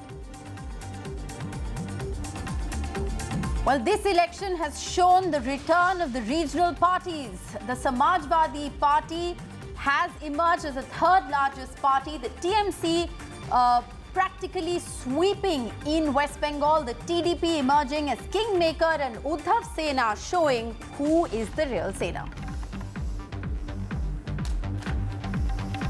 Modi cabinet minister speaks to NDTV. Kiran Rijiju says no doubt that the Prime Minister is returning as the PM says Jo Jeeta Wahi Sikandar. In politics, in Hindi also you have heard saying, no, Jo Jeeta wo Sikandar. The TDP wins big in Andhra Pradesh. TDP spectacular show in